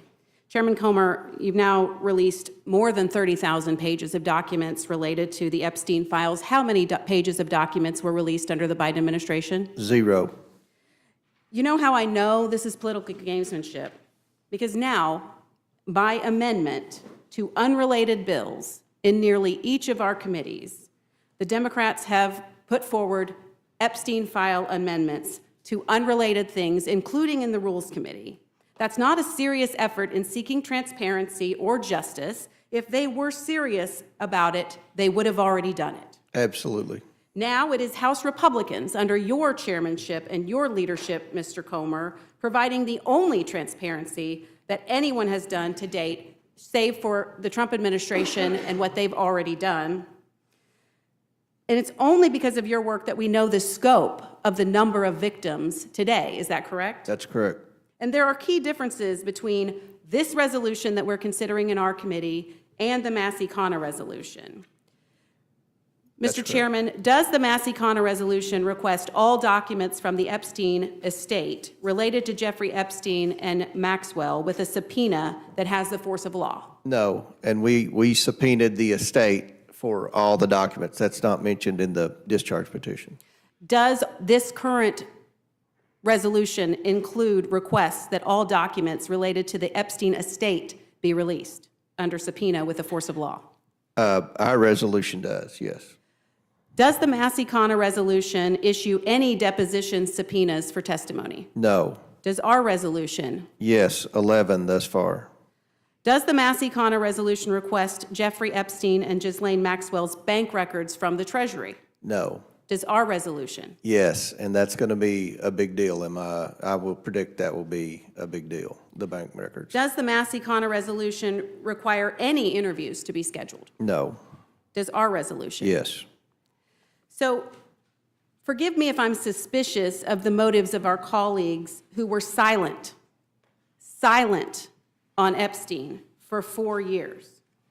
And one of the things that has been discussed today is, well, why not just do the Massey resolution?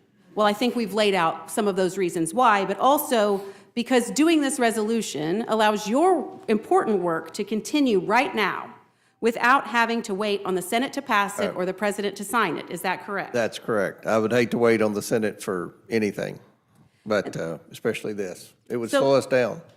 So the Democrats are cloaking themselves in the victimhood of the families and the young women that were heinously abused. That is beneath this committee. Their so-called concern only eventualized when they thought they could derail President Trump's agenda by using the Epstein files as a cudgel, when we know that the only administration to ever provide any transparency has been the Trump administration and House Republicans' leadership on the Oversight Committee. Correct. One of the things that I think disgusts me the most is when we talk about how Republicans are abandoning victims and we don't care about human trafficked women and children. When under the Biden administration, we know that the Department of Homeland Security lost track of thousands of migrant children. They failed to provide complete sponsor addresses for 31,000 accompanied minor children. Without sponsor addresses, law enforcement had no ability to track them. DHS officers under the Biden administration failed to enroll over 233,000 migrant children who crossed the border since January of 21 in immigration proceedings, increasing their risk of being human trafficked and exploited. Of the ones they did enroll, 43,000 failed to appear. Health and Human Services failed to provide updated sponsor information to DHS when sponsors changed addresses, further hindering DHS's ability to find children. So we know that law enforcement has extreme concerns about the way in which these children were handled under the Biden administration, but we haven't heard our Democrat colleagues express an ounce of concern for the 233,000 children that have been misplaced and 43,000 who just didn't appear. In fact, 24,100 migrant children of that number were placed with unrelated sponsors or distant relatives that law enforcement has concerned that these children are at higher risk of trafficking. I worked in child services. I know what stringent requirements are necessary for making sure that children who are in placement are protected. The Biden administration did none of that, and our Democrat colleagues have remained silent. I think that is horrible, absolutely horrible, to sit here today and lecture us on how we do or don't care about the victims of human trafficking when the Republicans are the only ones who've provided any transparency at all. I think it's despicable. Thank you, Madam Chairman, and I yield back. Thank you very much. Mr. Langworthy, you're recognized. Thank you, Madam Chair. I think that my colleague from Indiana, Mrs. Houchin, did a pretty brilliant job of going point by point through the Massey resolution and showing why it's not equipped to get the answers that the Oversight Committee is. And I want to thank the chairman for your work for the last 5 weeks and the ranking member. And hopefully we can get to a place of bipartisanship here. Democrats have tried to rewrite history in relates to Epstein over the last 2 months. These files sat under lock and key, and they stood by and did nothing for the last 4 years, as many of my colleagues have pointed out here. These sudden calls for transparency only came after the Republicans in the majority were achieving the agenda that they ran on. They looked for a distraction. They looked for a political tool.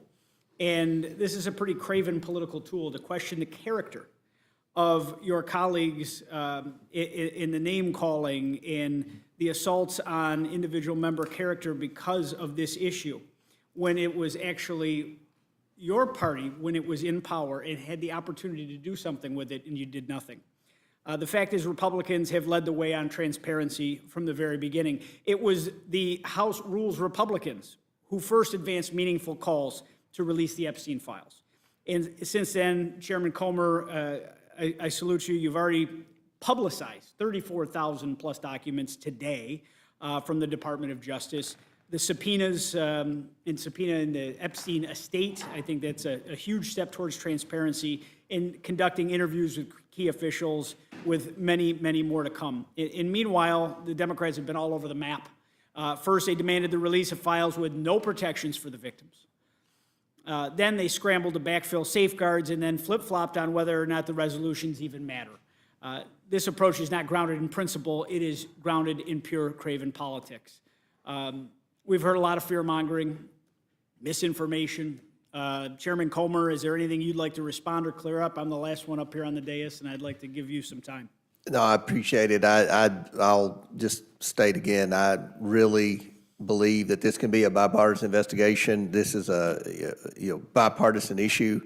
The American people, whether you're liberal or conservative, whether you're urban or rural, they're interested in the Epstein tragedy. They want to know who all was involved. They want to know if the government was involved. They want names. and they want some accountability. They want justice for the victims, and I hope that's what we can do, and we're well on our way. I mean, I think that some of the Democrats on the Rules Committee are trying to create a false narrative that nothing's been done and the Republicans are against releasing the Epstein files. We just released 34,000 pages. We've already deposed a former Republican Attorney General. We're fixing to bring in another former U.S. attorney who served in the Trump administration as a cabinet secretary. We haven't heard back from many Democrats yet that we've subpoenaed. So I think the Republicans have stepped up, not just in Congress, but also in the Trump administration, releasing the Epstein files. I expect to have 100% of the Epstein files. And look, as soon as we get them, we're going to look at them, and we'll make sure that no names of victims are published who don't want their names published. If Mr. Garcia sees something fishy, I'm sure he'll cry foul, and I know that the media will pick it up. So we're going to do everything we can to be 100% transparent and expeditious. And I think that what we're doing tonight will help us if we end up in court with anything. But the discharge petition and waiting for the whole process, that just slows us down. That just slows us down. And we're moving at a rapid pace, and hopefully with this resolution we can keep moving. And like I said, we've already got scheduled dates for more interviews and expect to receive more documents. So September the 8th is when the estate is going to turn over the document. We'll be hopefully looking at bank records very soon. So I think you're going to see a lot. We've already moved quickly over the last 30 days, and I think you're going to see a lot more movement over the next 30 days. Thank you for your leadership, Mr. Chairman, and Madam Chair, I yield back. Thank you very much, Mr. Langworthy. Gentlemen, I believe that concludes the questions and answers, and I appreciate your coming. You are dismissed from the committee.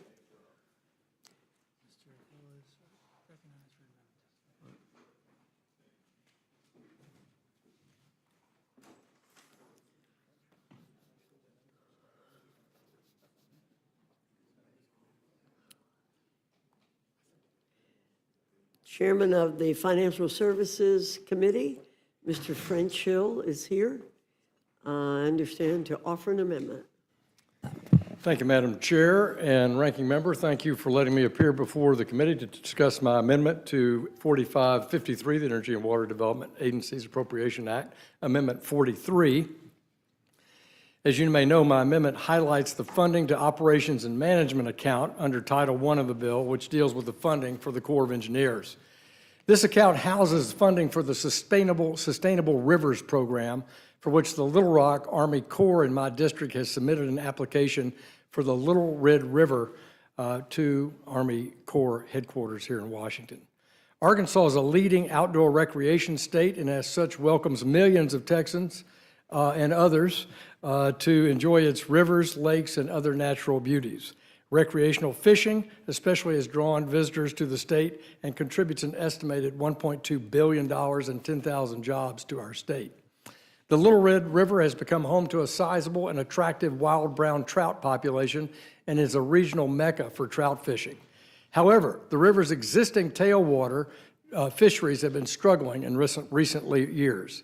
After conversations with the Arkansas Game and Fish Commission, the Little Rock Corps of Engineers, and groups representing recreational fishermen, I've been supportive of the Little Red River's application to the Sustainable Rivers Program.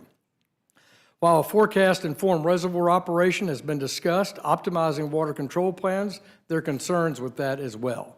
These include rainfall accuracy and their impact on gate decisions, the expense of what new and required equipment would be made necessary for implementation, and environmental reviews. All these considerations together could add serious costs towards implementation, as well as many, many years. That's why the SRP study would allow the Little Rock Corps of Engineers to operate effectively an environmental stewardship that would benefit the water trends in the Little Red River. It's come to my attention, however, that without proper funding in fiscal 26 and Energy and Water Appropriations Bill, the Corps is unable to support the Little Red River's application, as there only be enough funds for projects that are already selected and continuing. no new ones, despite it being highly desirable and recommended by the Corps. As such, Chairwoman, I respectfully ask the committee to make and order my amendment so that I can speak about the importance of this matter on the floor. I know that it's one of many amendments, but the fishery on the Little Red River is important to my district, to the sportsmen across the Mid-South. The Little Red River is home to a longstanding international record for the brown trout, 40 pounds and 4 ounces. That record lasted from 1992 to 2009. So we need to ensure, about brown trout, yes, not even in North Carolina, Madam Chair, as that is. But as we all work together to put this bill to the best benefit of the American people, I ask that this small program and its impact on the Little Red River not be overlooked. And as always, I thank each of you for your work on the Rules Committee. All the members on both sides of the aisle are grateful to you and Ranking Member McGovern and all the members for the incredible work you do on behalf of the House. And with that, I yield back. I apologize. I should have waited until my turn to ask that question, but I was taken a little aback. I don't have any questions, Mr. Chairman.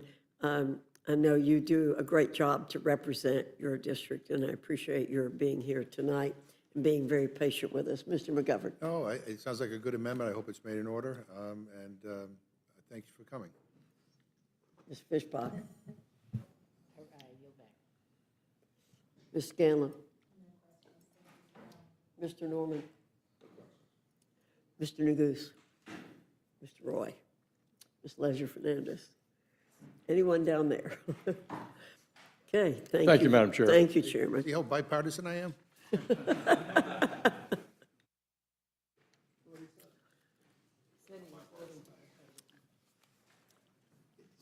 Is there anyone else seeking to testify on H.R. 4553 or H.Res. 668? Seeing none, this closes the hearing portion of our meeting.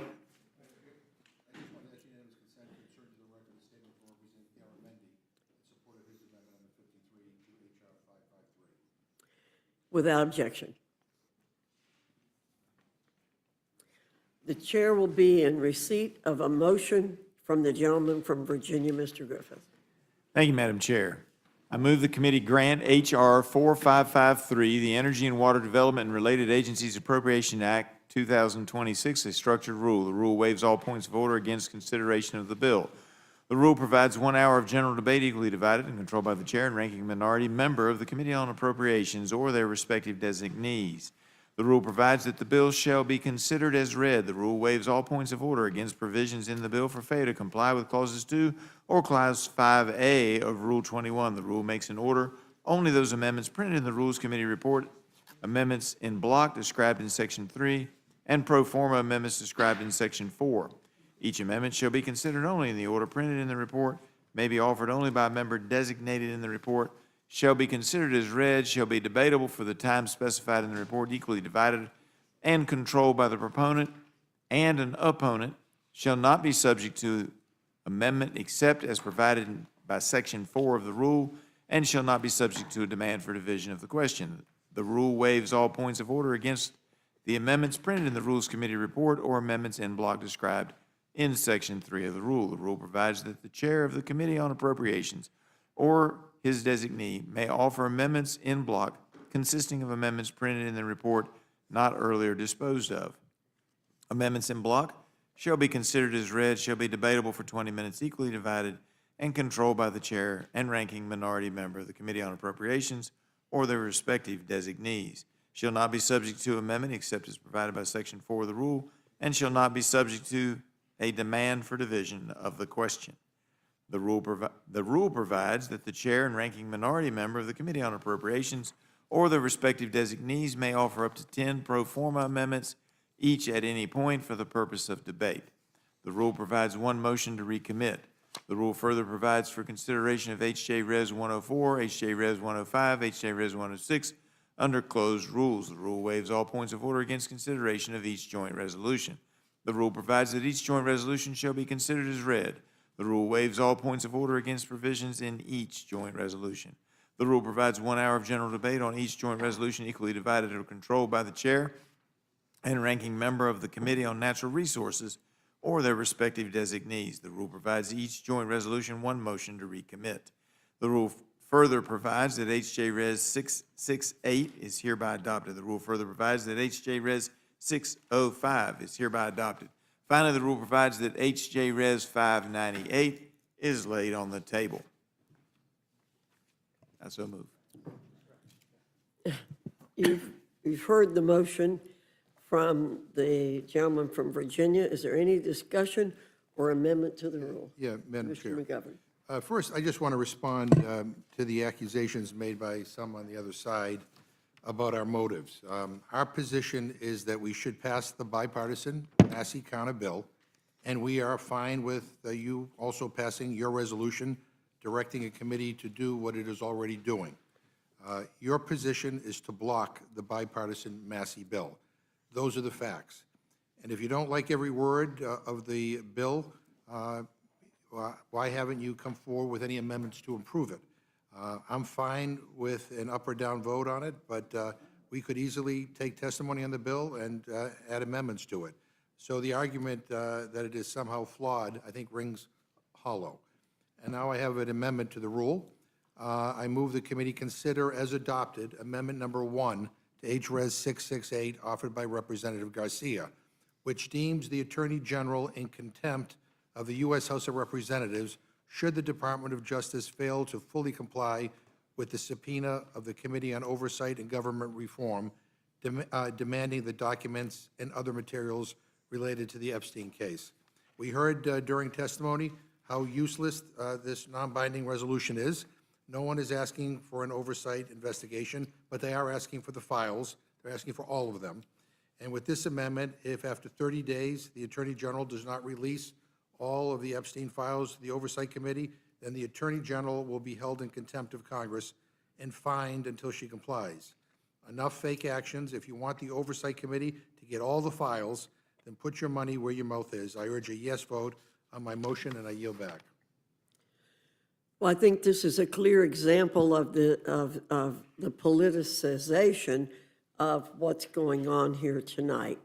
It's unprecedented to preemptively hold an individual in contempt of Congress when they're already complying with the directive of Congress.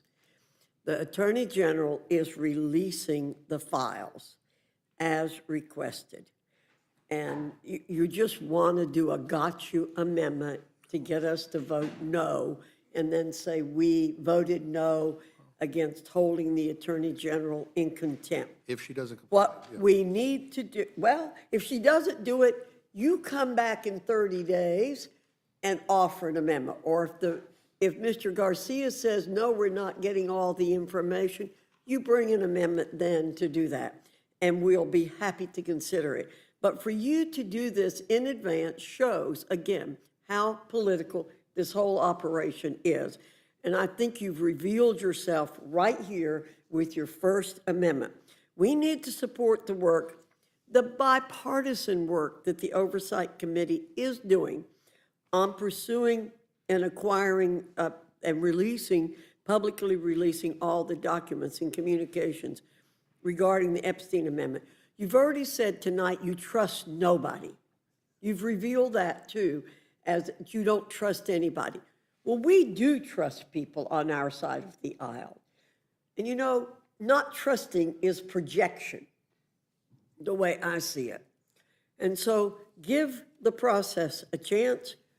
If Attorney General does not release the material, then you can come back at a later date and say you have just cause to do this.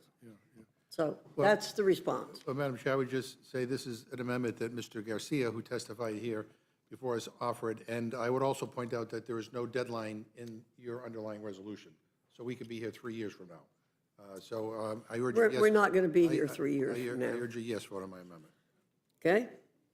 We have a motion by Mr. McGovern. Does anyone else wish to speak on the motion? Okay? Hearing no one speaking, the question's on the amendment. All those in favor signify by saying aye. Aye. Those opposed say no. No. In the opinion of the chair, the noes have it. The amendment's not agreed to. I ask for a roll call. The clerk will call the roll. Mrs. Fishbach? No. Mrs. Fishbach, no. Mr. Norman? No. Mr. Norman, no. Mr. Roy? No. Mr. Roy, no. Mrs. Houchin? No. Mrs. Houchin, no. Mr. Langworthy? No. Mr. Langworthy, no. Mr. Scott? Mr. Scott, no. Mr. Griffith? Mr. Griffith, no. Mr. Jack? No. Mr. Jack, no. Mr. McGovern? Aye. Mr. McGovern, aye. Ms. Scanlon? Ms. Scanlon, aye. Mr. Neguse? Mr. Neguse, aye. Ms. Ledger Fernandez? Ms. Ledger Fernandez, aye. Madam Chair? No. Madam Chair, no. The clerk will report the total. 4 yeas, 9 nays. The noes have it, the amendment's not agreed to. Madam Chair, Mr. McGovern? I have an amendment to the rule. I move the rule also provide that immediately upon adoption of the resolution, the House shall consider H.R. 4405, the bipartisan Epstein Files Transparency Act introduced by Representatives Massey and Khanna, under a closed rule with 1 hour of debate. This issue isn't going away. The American people want the Epstein files released. Enough half measures. If the administration isn't going to do it, then the House should vote to force them to do it. This bipartisan bill does exactly that while protecting the victims and the survivors. And I urge a yes vote on my motion, and I yield back. The gentleman yields back. Let me see. Anyone here wish to make a comment? No. Mr. Neguse, you're recognized. I thank the chairwoman. I guess I just want to make a brief comment, which I suppose is in part a response to some of the comments that were made by my colleagues on their side of the aisle during the course of the testimony from Chairman Comer and Ranking Member Garcia. I've served on the Rules Committee now for, I suppose, almost 5 years. And during that period of time, I can't recall an example of an issue on either side of the aisle that, for whatever reason, my colleagues are unwilling to support, notwithstanding the repeated public outcry in support of that particular amendment or proposal. And by that I mean this Massey resolution, which was introduced a month and a half ago now, is bipartisan. It's a member of the Republican caucus that introduced the legislation. As we know, we've made multiple efforts during multiple committee hearings in front of this committee to consider, or rather to force a vote on that particular resolution. Multiple times that ultimately culminated in this committee being recessed or canceled, and of course, as we know, the House began the August work period early by virtue of the decision made by House Republicans, which we know was in part connected to not wanting to consider the Massey resolution on the floor. And I guess what I'm trying to understand, I recognize, the arguments that were made in support of the resolution that's been introduced by Chairman Comer. I recognize the arguments that were made by my colleagues on the other side of the aisle 5 weeks ago, before we recessed, in support of the other resolution that House Republicans had introduced and that we were going to have a floor vote on, and then ultimately that floor vote didn't materialize. So I get it. I understand those arguments. I still don't really understand why the committee just refuses outright to just have an up or down vote on this particular resolution. And obviously, as many of you noted, that may very well come to pass. That is to say, we may have an opportunity to vote on it because 4 Republicans have signed a discharge petition. So if 2 more Republicans join the discharge petition, then presumably, ostensibly, we'll have an up or down vote. But I'm just struggling to kind of understand why my colleagues didn't, I suppose, follow the course that Representative Norman had set out 6 weeks ago when we first had that initial vote, and he voted for Mr. McGovern's amendment to consider the Massey resolution.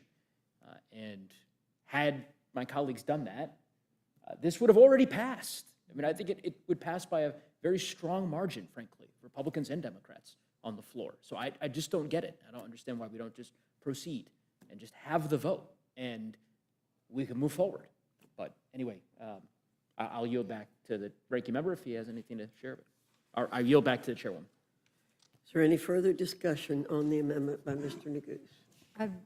I would just add to that what is so puzzling here, and our colleagues have said, well, why didn't Democrats do something about this? Well, this is obviously an issue that there's been a steady drip, drip, drip of information. The information keeps accruing.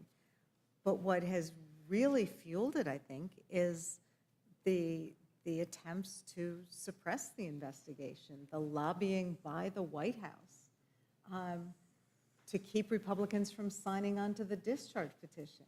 I mean, it's this absolute battle to keep people from voting for it that raises the question of what is there to hide? And I think that's why it's going to keep being of interest to everyone. I yield back. Any further discussion on the amendment? Madam Chair. Ms. Leisure Fernandez. Thank you, Madam Chair. And I think that what the Massey-Kana bill does is it also allows every member of Congress to vote on whether or not this material should be disclosed and disclosed to the public. The maneuver of what we're doing now limits it to just the Rules Committee and then to the Oversight. Whereas a vote of the entire Congress, both the caucus and the conference, would signal to both the victims as well as to the administration the support for full disclosure. And I think that that's an important thing, that what the Rules Committee is doing by refusing to put that bill on the floor is preventing a vote of your members, of those Republicans who might want to vote for that bill, the Democrats who've said they are going to vote for this bill. So it is an interesting thing of where they don't want to do both, right? If the sentiment is let's do both, then let's do both. I mean, that was expressed on the floor, and I'll yield some time to my colleagues. Yeah, I think the gentlewoman from Mexico, she articulated this far better than I did, I suppose. I mean, maybe this is really a question for the Speaker. I don't understand why the Speaker or the Speaker's office is sort of constantly constructing these different resolutions and different vehicles as opposed to just simply letting the Massey resolution come to a vote. I mean, that's part of what my colleagues on the side of the aisle, I think what you're hearing from us is we're just a bit befuddled by why the Speaker's office is working so hard to prevent this resolution from getting a vote.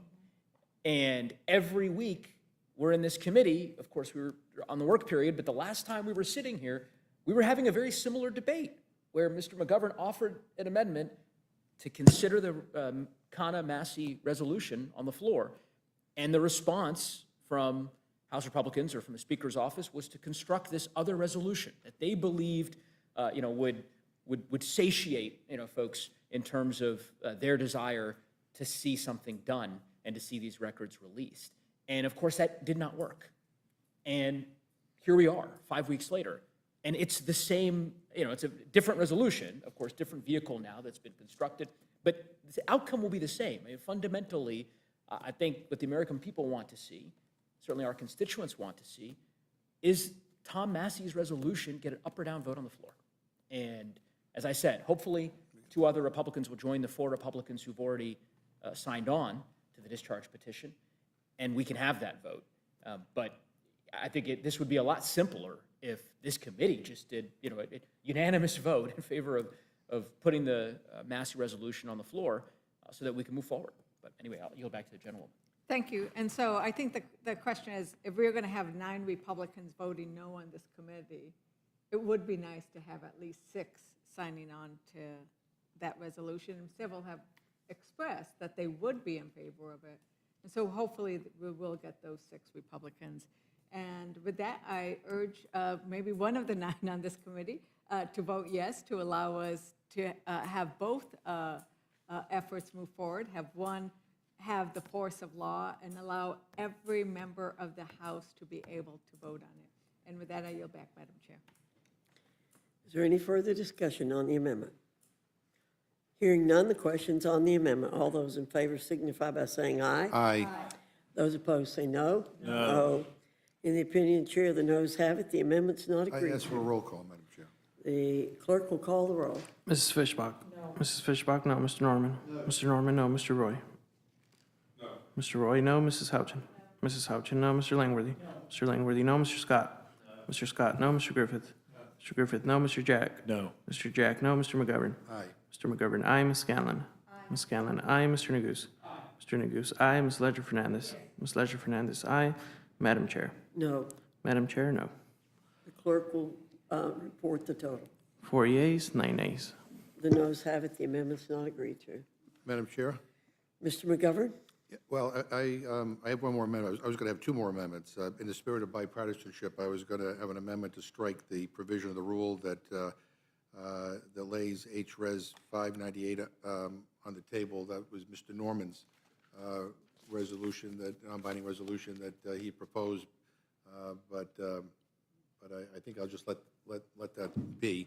But I have one final amendment to the rule. I move the committee strike Section 9 of the rule and replace it with a section directing the architect of the Capitol to install a plaque honoring the law enforcement officers who responded to the violence that occurred here in this Capitol on January 6, 2021, as already required by law.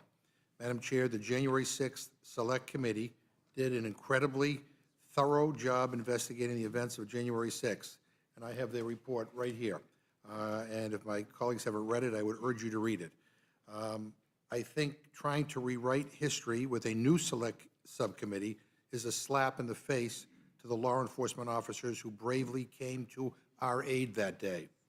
And instead of creating a new select committee, you should be hanging the plaque to honor those law enforcement officers, a plaque that is required by law. Every day that goes by without hanging the plaque, I believe, is an insult to those heroes. But if you insist on creating this select subcommittee, I'd suggest they investigate the mass pardoning of violent insurrectionists, some of whom have committed other crimes. And here are just a couple of examples. One man convicted of assault and pardoned by President Trump was recently sentenced to life in prison for plotting to murder nearly 40 law enforcement officers who investigated him and to bomb the FBI. He has shown no remorse, and his lawyers tried to argue that the pardon should have also covered this conspiracy. Another rioter was arrested for a home invasion committed less than 4 months after his pardon. I'm sure those terrified homeowners wish he had been in prison serving his 8-year sentence for assaulting police officers on January 6th. All told, at least 10 pardoned insurrectionists have already been rearrested, charged, or sentenced for other crimes. So maybe the Select Committee can look into why violent offenders were mass pardoned without any due consideration. But I fear this is just another shiny object to distract from the fact that this majority is blocking the bipartisan effort to release the Epstein files. And I urge a yes vote on my motion to honor law enforcement and hang the plaque, and I yield back. Anyone wish to speak on the amendment? Madam Chair, Mr. Griffith. I would urge a no vote on the amendment. The amendment, as I understand it, and maybe I don't have it here, maybe I do, but as I understand it, it strikes Section 9 and inserts the other language. And my objection to the amendment is that it strikes the other language. Most people don't know that this work has been worked on as a part of the House Admin Committee. And I serve on the House Admin Committee and served in the capacity as a member of that subcommittee while it existed. It seemed to be more appropriate to move it to Judiciary. Barry Loudermilk headed it up in Admin. He's going to head it up in this as well. It's his resolution. And what we found was that there were a number of items in the original Select Committee that were not turned over or were not included in the report that Mr. McGovern referenced. And so this is just to clean up all of those details to make sure that the American public has all of the facts, that everything is released. I mean, it was really interesting, and I'd have to estimate this evening, Madam Chair, but approximately 25 to 30% of the information that the original Select Committee gathered was not only wasn't turned over to the House, it's missing, and there have been attempts to find it. Some of it was found at the White House. Some of it was turned over to archives. It's actually the property of the United States House, and we're just trying to make sure that we have full disclosure, that we're releasing all of the January 6th files, and we're just trying to get to the truth. And one of the things I found most interesting in the situation as this committee was moving forward, it's got a different name now, but the committee is basically the same concept, is we found that the Secretary of the Army got the instructions on January 6th to send in from, as you know, there was a controversy over, whether or not the Capitol Police Board authorized National Guard to come in. Trump had offered it in advance. It was turned down. was offered again. There were requests by Chief Sund, and I need help, bring them in. And there were about 2 hours from the time that President Trump gave the instruction, yeah, send him in. He got the request finally, following protocol. He immediately sent the order. Secretary of the Army McCarthy got the order from Trump, and then for some reason, which we don't know, we can speculate, but I'm trying not to speculate, McCarthy didn't get that order to General William Walker for about 2 hours. About 2 hours, the National Guard was sitting there. Of course, they got vilified in this whole thing unfairly. And we had a hearing where we brought in the 4 officers who sat with Walker the whole time. His line of communications was open. He never received a call. And that's not in the January 6th Select Committee's report. The testimony of McCarthy's in there that he called him, and then they were slow to act. 4 different officers said we were sitting with him. He did not get that call for over 2 hours, and that there was a discrepancy in the evidence. We're just trying to get to the facts on things like that. And in fact, one of those witnesses, Madam Chair, and I still to this day find it very unsettling, was promised anonymity by the J6 Select Committee, the previous J6 Select Committee, was promised anonymity if he came in and testified. He came back to testify to us again because within about 48, I might be wrong, it might be 72, I didn't bring all my notes with me today, but within 48 to 72 hours after having given testimony in what was supposed to be a closed box, protected atmosphere, his identity was revealed to the press, and the press started calling him.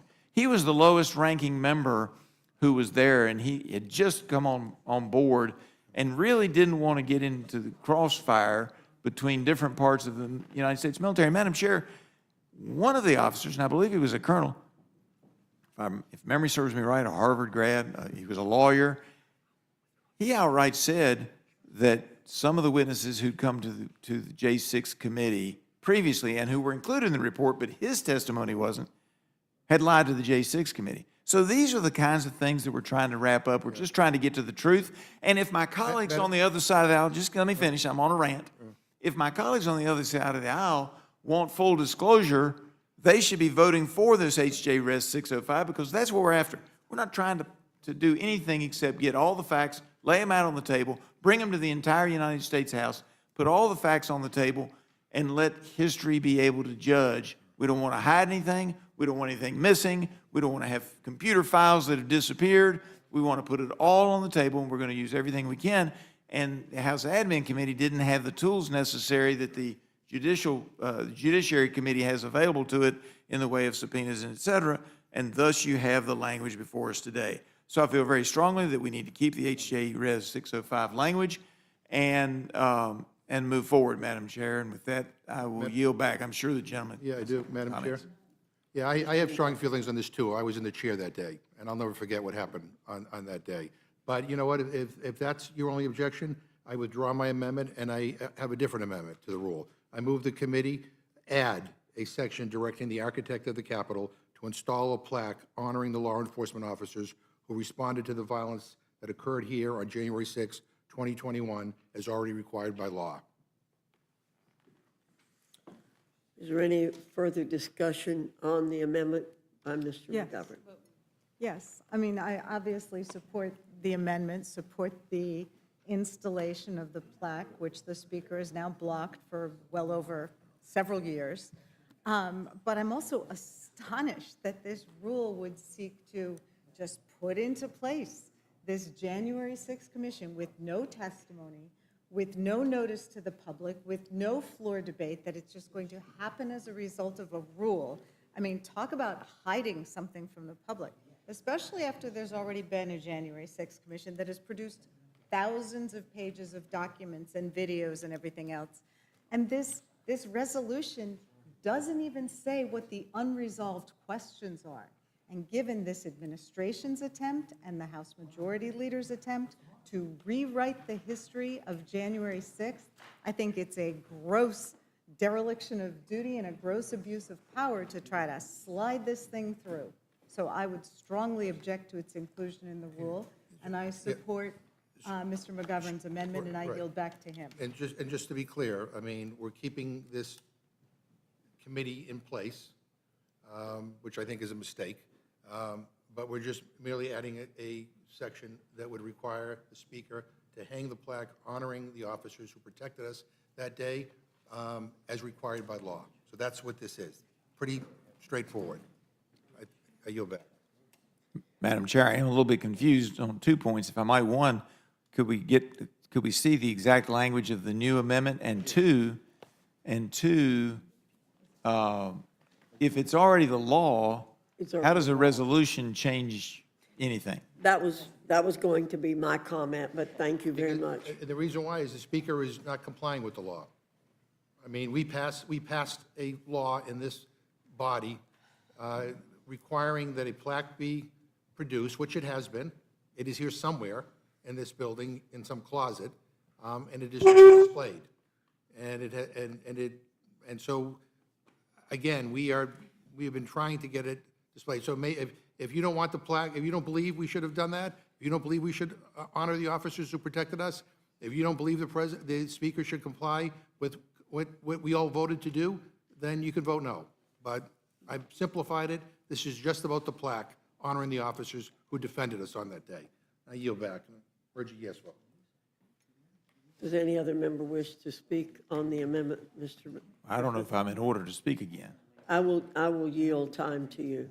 All right, I would just say that it's already the law, Madam Chair, and I want to see the plaque go up. I don't disagree with that, but it's already the law, and putting it into a resolution really doesn't do anything. I mean, it's already the law. I don't know why it hasn't been put up. I do know that some of my colleagues, hang on, I do know that some of my colleagues have put up plaques of their own or facsimiles thereof. I kind of like them. I kind of like having them multiple around the Capitol, but that's outside of my jurisdiction is to determine where, when, and how it's put up. I think it's outside of our jurisdiction on this committee, but it's already the law, and I believe it'll get done at some point in time. I will tell you, I was on the floor that day when the Capitol Police came to me and said, you need to leave. And I followed those. I was sitting on the floor, obviously watching rules issues and parliamentary procedure, and I left because they asked me to, and I appreciate them taking those actions. But so I'm very appreciative of the Capitol Police and what they did. There would be. But I don't know why we would add that to this rule when it's already the law. This is awful. Okay, Madam Chair? Mr. Neguse. Well, I thank the chairwoman. It's ridiculous to argue that you don't know why the plaque is up. That's legitimately, it's intellectually honest argument. Your position is you have no idea why this law that was passed by the Congress, signed into law by the president, to put up a plaque here in the Capitol to honor the police officers who protected you and protected me on the House floor, and Mr. McGovern, I remember you being there. I remember Mr. McGovern being there. I was there. We all know why that plaque is not up, why it's sitting in a basement here or in a closet. And it may be convenient to argue now that somehow it's not germane to this particular provision of the bill, which creates a new select committee to investigate unanswered, quote-unquote, questions regarding January 6th, and somehow it's not pertinent there to say that maybe the Speaker of the House should follow the law and put up the plaque that is sitting in the basement to honor the Capitol Police officers that defended you and me. I hope they're listening tonight. Really, it's just farcical. Very easy for my colleagues to simply say, you know what? Mr. McGovern met us halfway. He doesn't agree that this committee is a good idea. I'm with him. I have no idea why you've decided in September to now create this select subcommittee on January 6th. You waited 9 months. You seem to be very intimately familiar with the justifications for this subcommittee. I don't understand why you waited nearly 7 months, 8 months, 9 months to decide to now create this subcommittee that is so urgently required. But in any event, Mr. McGovern met you halfway and said, I'll change the amendment. You can keep your subcommittee. just add a couple of words to say that the plaque should go up. I don't know how you look the Capitol police officers in the eyes of these people defended you. They defended me. They defend us every day. And there's a plaque honoring them for their sacrifices on January 6th. And it's sitting in the basement. The Speaker could put it up today. He chooses not to. You could ask him to do so. You choose not to. This committee could compel him to do so by adopting Mr. McGovern's simple amendment. And I presume it will choose not to. So I think it's shameful. I don't understand why my colleagues have refused to take this up for the last 9 months. I know why. I think we all know why. We know that the reasons why the Speaker refuses to put this up. But it's shameful nonetheless.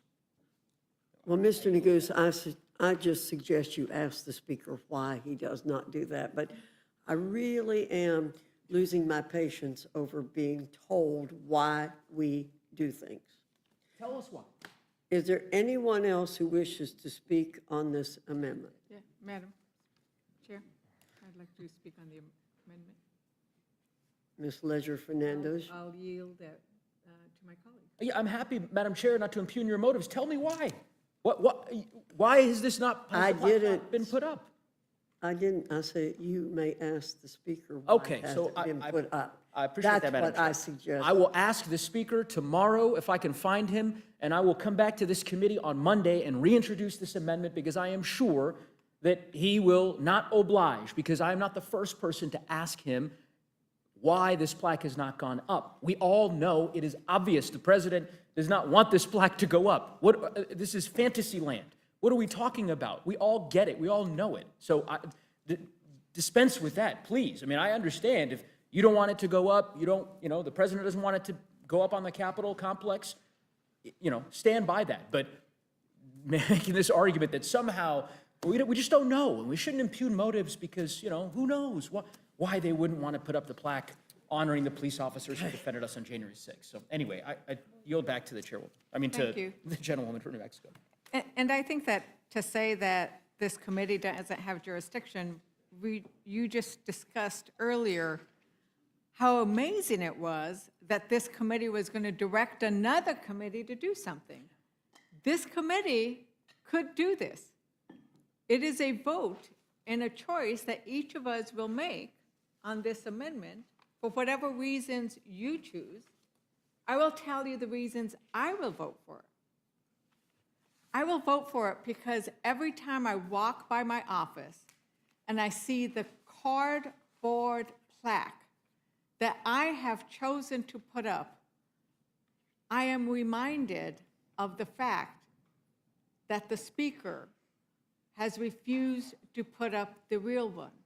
And every time I walk into my office and I pass that plaque, I feel bad for the police officers and the Capitol Police who defended us that day and who should feel insulted that this body won't demand that they get the respect that they deserve after suffering so much that day and that night and that morning and for weeks and months and years afterwards from that trauma.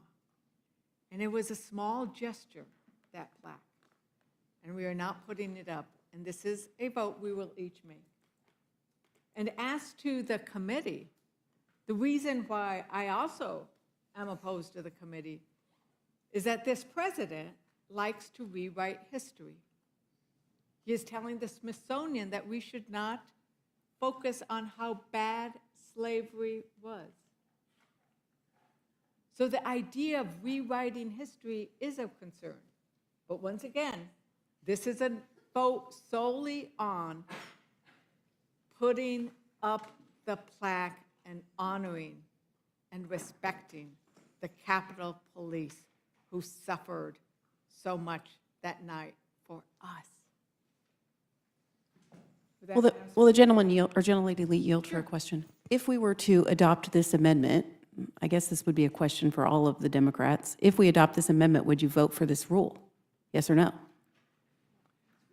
Can you jump If in? we adopt the That's amendment. a ridiculous question. It's not a It ridiculous is a question. ridiculous That's not a ridiculous question. So I think that's a fair In question. other words, you can't get an amendment made in order unless you vote for the rule? I'm just That's what asking, if we No, make your this is- amendment in this is- order, this is chock- would you vote for the rule? That's the this is question. chock Just, full of it's just closed yes or rules no. and lousy Just yes or no, policy. Mr. McGovern. I will not. Okay, So- the question And was if that's your asked. excuse not to... Just answer it, if yes that- or if- no. If that's your excuse not to vote to honor the Capitol Police, that is pathetic. No, I think what it shows is that you're continuing to play political games. No, Okay.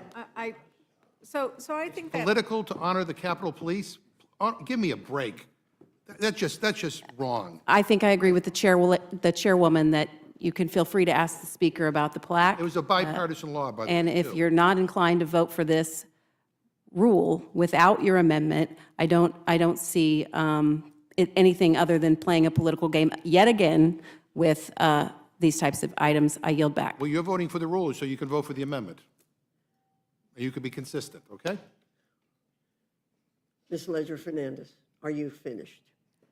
Yes, I am. Thank And you. I urge a yes vote on McGovern's amendment in order to honor the police. Is there any further discussion on the amendment? Hearing none, the question's on the amendment. All those in favor signify by saying aye. Aye. Those opposed say no. No. In the opinion of the chair, the noes have I it. ask for a roll call vote, Madam Chair. The clerk will call the roll. Mrs. Fishbach? No. Mrs. Fishbach, no. Mr. Norman? No. Mr. Norman, no. Mr. Roy? Mr. Roy, no. Mrs. Houchin? Mrs. Houchin, no. Mr. Langworthy? No. Mr. Langworthy, no. Mr. Scott? No. Mr. Scott, no. Mr. Griffith? Mr. Griffith, no. Mr. Jack? No. Mr. Jack, no. Mr. McGovern? Aye. Mr. McGovern, aye. Ms. Scanlon? Ms. Scanlon, aye. Mr. Neguse? Mr. Neguse, aye. Ms. Ledger Fernandez? Ms. Ledger Fernandez, aye. Madam Chair? No. Madam Chair, no. Clerk will report the total. 4 yeas, 9 nays. Noes have it, the amendment's not agreed to. Is there any further amendment? Yes, Madam Ms. Scanlon?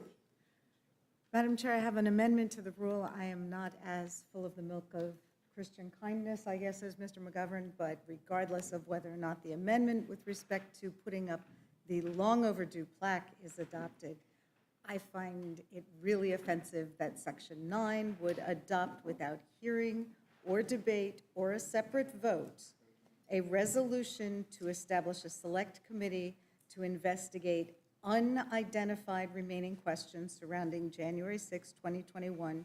So I offer an amendment to the rule that would strike Section 9 to put this godforsaken commission out of existence.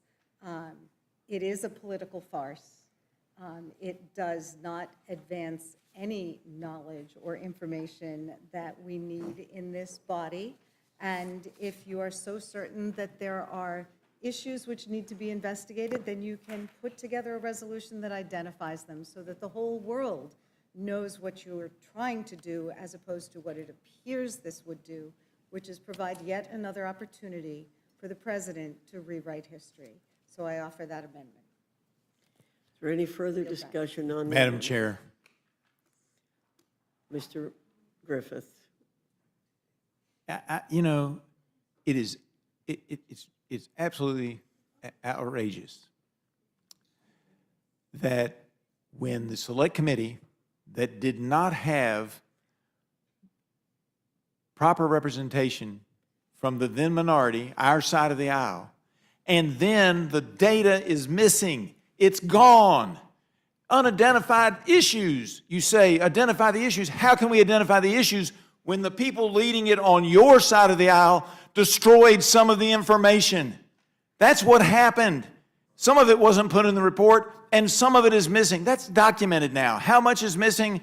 It's a large segment of what they did. It's just gone. We're just trying to replicate some of that so the American people can see it all. Some of it may come out and look bad for our side of the aisle. That's fine. But we're here tonight and everybody says they want to release files and see this or that. And now y'all don't want to see this or that. You don't want to see all of the files. Ladies and gentlemen, I got to tell you, Madam Chairman, it is absolutely unfathomable that we wouldn't want to have that information where it's supposed to be, and it belongs to the people, it belongs to the House, it's supposed to be out there, it's supposed to be public, and it's not out there. And the reason I cannot sit here tonight and give you the information you want is that you all spoiled the information, you spoiled the evidence.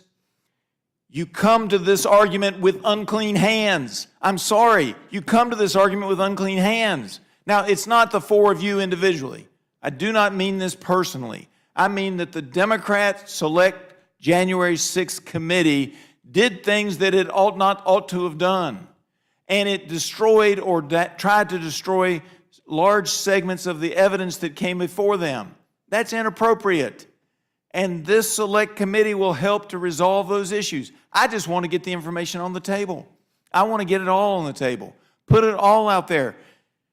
As a person who loves history and has a history degree, how can the future judge what happened without all the information being open to the sunshine of information being laid on the table for everybody to see? Good, bad, ugly, etc. It all needs to be out there, and that's why I support H.J. Res. 605.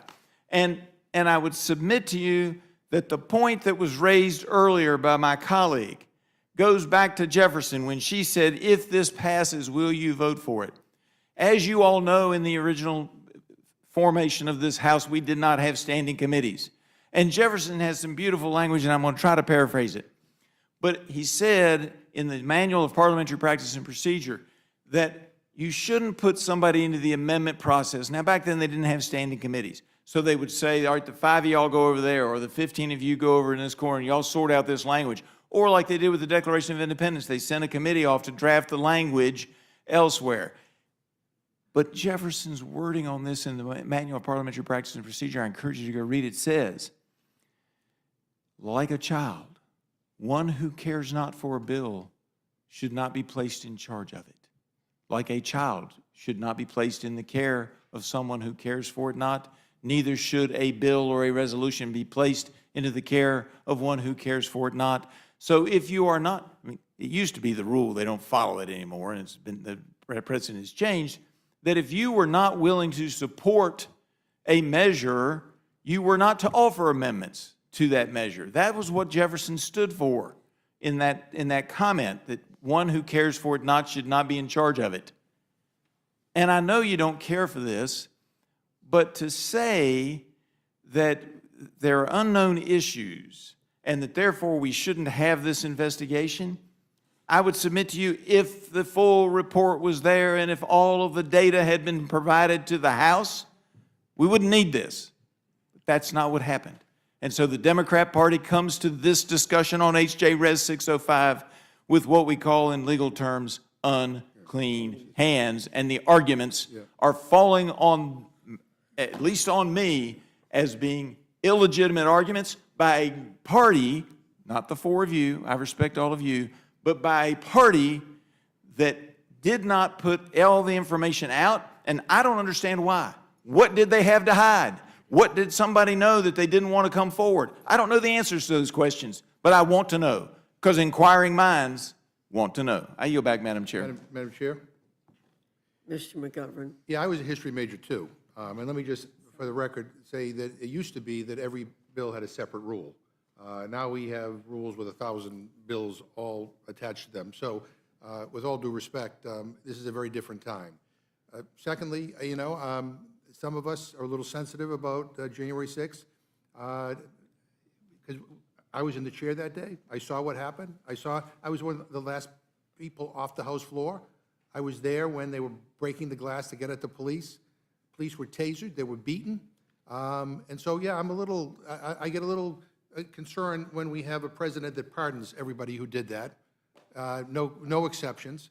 When we have some members in this House right now who continue to rewrite history or talk about that day as if it were a peaceful day of people just concerned about the country. I mean, it was a violent, awful day. But let me also just say, there's like a little bit of disconnect here. The gentleman's passion and his outrage and his anger boy, I wish there was a little bit of that that would go toward the people who attacked our police officers. And, you know, again, you know, trying to just say thank you to those who saved our lives that day has become an impossibility up here. And it is really, really frustrating. I support the gentlelady's amendment, and I hope that, yeah, and I yield to the gentlelady.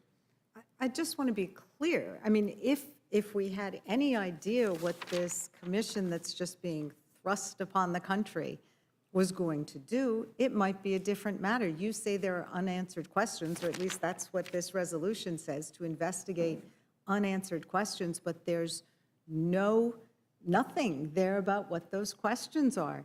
This is something that deserves a fulsome debate, regular order. If your questions are what happened to some of the evidence, well, maybe we have some questions about why people were pardoned after they were convicted of abusing the police. So there's a lot that we could talk about. There might even be agreement about some of the issues, but to just launch a commission to reinvestigate something with no parameters, I think if you take this resolution and compare it to the original one, you'll see there was quite a bit of direction given to the committee, which was a bipartisan committee, although you seek to disavow the Republicans who participated.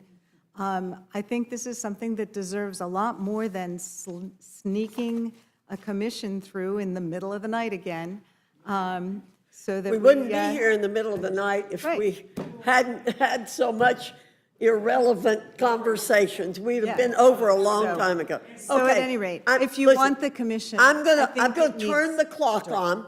We're going to turn the clock on because this is going way too long. People are abusing the situation, okay? We're abusing it. So turn the clocks on, please. We're going to keep track of who's saying what, and we're going to get over this meeting fairly quickly. Ms. Scanlon? I don't know that there's any clocks part of the rules. It certainly hasn't been the practice in the 6 or 7 years I've been on the committee, but I had finished my remarks, so I'll yield back. Thank you very much.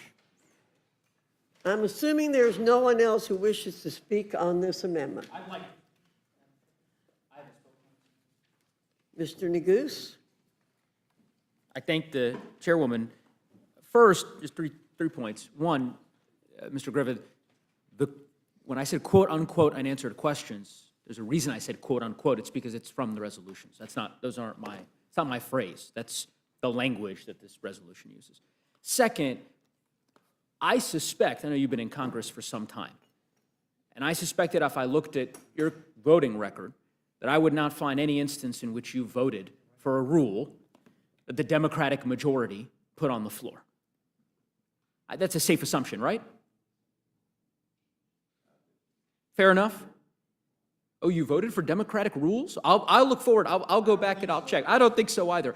I would also say in that same period of time that you have, I am sure, because I know that you are a very passionate legislator, introduced countless amendments to a variety of different bills. So you never introduced an amendment during the time in which Democrats had a majority? That's your... If the gentleman would yield? Sure. I'd be happy. I don't believe I've ever introduced an amendment to a rule, and I make it a strict policy in my office that if I propose an amendment and that amendment is adopted, I vote for the bill. Particularly coming to mind is the NDAA, where I consistently put in an amendment. When the amendment is approved, I vote for the bill. When the amendment is not approved, I don't vote for the bill. I will just say, Mr. Griffith, this is the first time you've served on the Rules Committee, which is why you haven't had an opportunity to make amendments to the rule in the past. So I would just simply say this. Let's take you out of it. It is an intellectually dishonest argument, in my view, to suggest, and I'm not perhaps saying this because I know you were citing Jefferson, but to Ms. Houchin's suggestion, that essentially, if you're going to make an amendment to the rule, if you're unwilling to vote for the rule, you should not be permitted to make amendments. That's essentially what that argument boils down to. That is the logical extension of that. So I look forward, when Democrats have a majority on this committee, every single time one of my colleagues makes an amendment, every single time Ms. Houchin makes an amendment to the rule, our reflexive retort will be, you have no business making an amendment to this rule because you don't intend to vote for the bill. That's ludicrous. Let's have a debate on the merits of the amendment that was made by Mr. McGovern. I would not make that argument to Mr. Roy, to Ms. Houchin, to any of my colleagues on the other side of the aisle. Insofar as you wish to make an amendment to the rule, you have the ability to do so, and the fact that you were very unlikely to vote for a rule proposed by the majority party is not, in my view, a bar to having an honest debate about that particular amendment. So I just think that that's, in my view, a baseline understanding that we should be able to agree to. Lastly, I would just say, because I posed this question to you, Mr. Griffith, about the impetus behind the delay for this select committee, because it's lost on me. I don't understand why it's September and we now find ourselves voting on this new select subcommittee on January 6th. A quick Google search answered my question. So I'll just ask for unanimous consent to enter into the record. This is an article from March 13th of 2025. The headline, Speaker Mike Johnson and Republicans are at odds over January 6th investigation. This was news to me. I'll just read a bit of it. Republicans, quote, are at a standstill over their investigation relitigating the January 6, 2021 attack on the U.S. Capitol, with House Speaker Mike Johnson and the Republicans leading the effort disagreeing on how to move forward. Johnson wants Republicans to stop investigating the former January 6 committee, including former GOP Representative Liz Cheney, and narrow its focus, according to 3 sources familiar with the negotiations. But GOP Representative Barry Loudermilk, I presume now is going to chair this select committee, so he apparently won this argument. He has been tapped to helm the probe, and he would prefer a broader mandate, a position backed by some officials at the White House. President Donald Trump told Johnson before he took office that he wanted the investigation to be a priority, end quote. So we have our answer. Apparently, the administration, Donald Trump, won out on this argument, compelled the Speaker to finally do what he apparently had promised to do 9 months ago, which is to create the select committee. That's why we're doing it now and deeming it very quietly in a rule with no fanfare, lest the public find out, because clearly the Speaker did not want this to be a priority. And I suspect we're going to hear a very similar explanation regarding his declination of putting up the plaque, but I'll certainly report back to this committee what we find. And I'll yield back. Thank you, Mr. Nick. Madam Chair, Mr. Roy. I know the chairwoman would like us to be able to get the rule voted out and get on with our evenings. I do think my friend from Virginia, though, deserves a full elucidation of, I think, the position from which he comes, which is coming at it from my vantage point. He said historian. I know the gentleman well. He's a dear friend. He's coming at it from the perspective of, in my view, like we were talking about earlier, pursue the truth wherever it may lead. I guess, for me, as someone who voted for the electors, as someone who had issues with the way everything unfolded and was very public in his pronouncement of those issues, I will tell you I have serious issues with what happened to some of my fellow Texans at the hands of supposedly objective jurists and prosecutors that put good people that I know in Texas in jail for simply being present near the Capitol. I know that there are a lot of facts that have been put forward that I don't believe, because I believe it was a politically motivated effort. And what the gentleman from Virginia is simply saying is that we should have a committee to go figure it all out on the Judiciary Committee, with lawyers, with the full power of subpoena. And we should know the truth. We should know the truth. In whatever direction it goes, we should know the truth. I believe that and have full-throatedly said it. But what I'm not going to do is listen to a dismissal of my friend's concerns as somehow not being appropriate, because he's laying out what I think is perfectly appropriate, which is that we have a committee to look into this. Now, January, February, March disagreements, well, hell's bells, there's disagreements. Well, at least we're having a friggin' debate on our side. But whatever disagreements there are is being put forward now with a solution, which is a subcommittee on the Judiciary Committee to look into the facts and pursue the truth. What the hell are we afraid of? What are we afraid of finding out? If there's something that they're going to put forward that you disagree with, highlight it.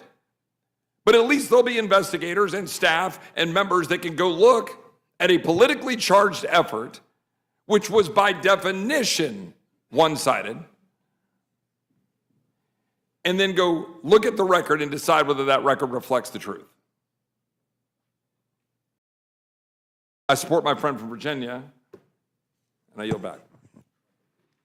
Thank you. Madam Chair, I promise I'll be brief. I'm ready to move on with this, but I would just ask that we remember that when this was set up, Pelosi had 8 appointments, McCarthy had 5, if you recall. Am I correct? Correct. McCarthy picked Jim Banks, Jim Jordan, Ronnie Davis, Kelly Armstrong, Troy Nels, according to my records. And then Pelosi rejected Correct. the minority appointments. And she then selected both the chair and the vice chair, and she selected the Republicans that served on the committee, not the minority leader. And had she not done that, we would not be having this discussion right now, because then both sides would have been represented, and you could have had an objective discussion. But it was Pelosi's rejection of the Republican members of the committee, and then her insistence on selecting the Republicans who could serve and picking the chair and the vice chair is the reason we're even having this discussion. Would the gentleman yield? That also included the current chairman of the Judiciary Committee, Mr. Jordan, correct? That is correct. I yield back. I yield. Thank you. Is there Madam any Chair. further debate on the amendment? Madam Chair, so all of us on this side of the aisle were here. It was my 3rd day in office, January 6th.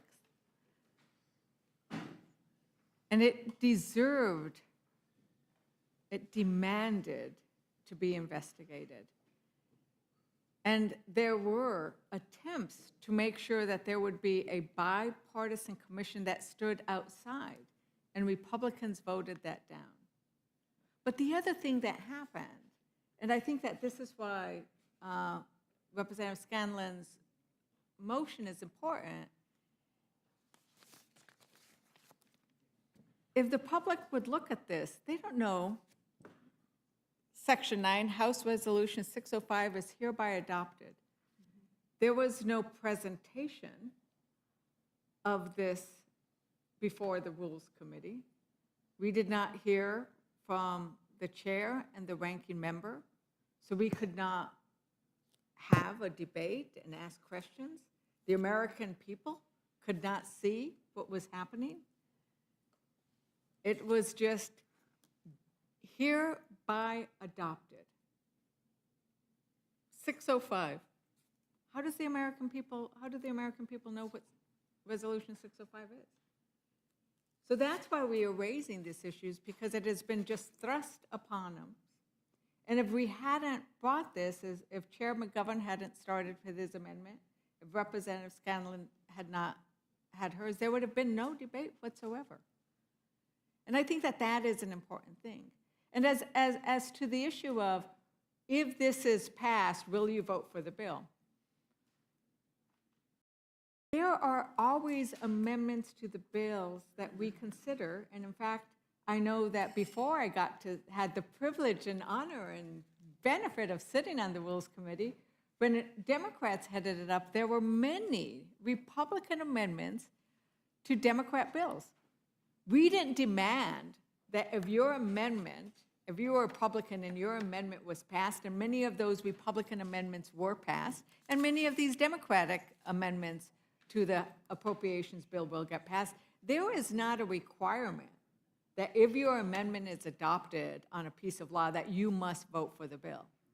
That's never been a requirement, right? It's just not how it works. It's just not how it works. And so to demand that does not make sense, and it's not consistent to how this legislative process works. And given that it is Representative Scanlon's amendment, I'm going to defer some time to her. I just keep coming back to the fact that we have this bare bones resolution, which is being launched without hearing, without explanation, with no direction as to what these unanswered questions are. And that's not good legislative process.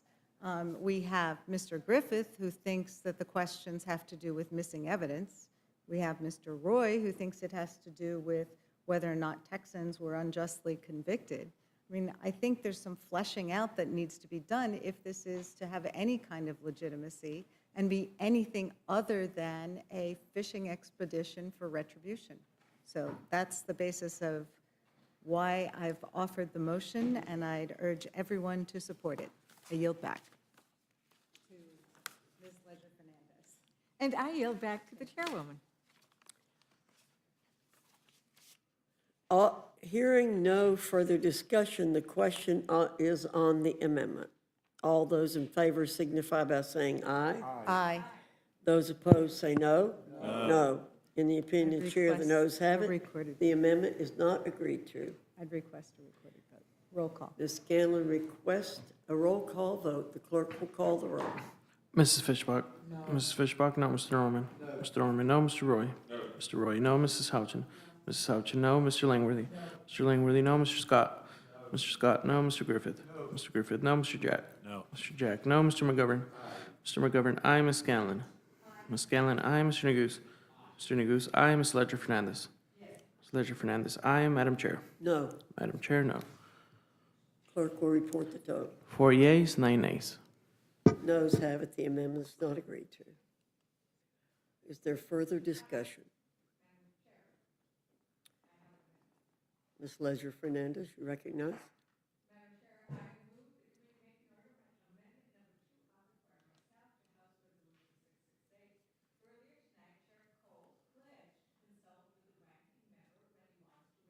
Withhold information from public disclosure regarding the Epstein files.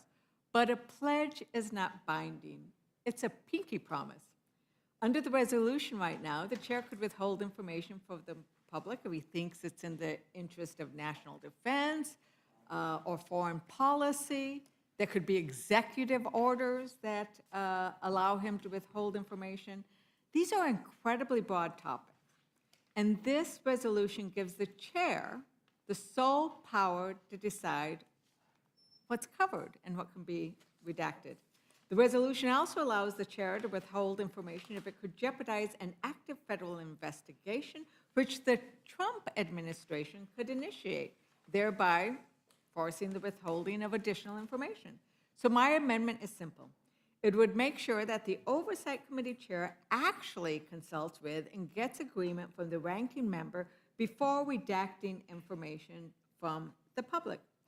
If this investigation is really as bipartisan as people around this table have argued, then my Republican colleagues should have no issue requiring the consultation. Bipartisanship means that there is bipartisanship and that there is active engagement. I urge my colleagues to support my amendment, and I yield back. Is there further discussion for the amendment? Hearing none, the question's on the amendment. All those in favor signify by saying aye. Those opposed say no. No. No. In the opinion of the chair, the noes have it. The amendment's not agreed to. The clerk will call the roll. Mrs. Fishbach? No. Mrs. Fishbach, no. Mr. Norman? No. Mr. Norman, no. Mr. Roy? No. Mr. Roy, no. Mrs. Houchin? No. Mrs. Houchin, no. Mr. Langworthy? No. Mr. Langworthy, no. Mr. Scott? No. Mr. Scott, no. Mr. Griffith?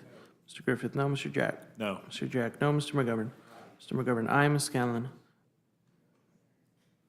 Ms. Scanlon, aye. Mr. Neguse? Mr. Neguse, aye. Ms. Ledger-Fernandez? Ms. Ledger-Fernandez, aye. Madam Chair? No. Madam Chair, no. Clerk will report the total. 4 yeas, 9 nays. The noes have it. The amendment's not agreed to. Is there further amendment or discussion?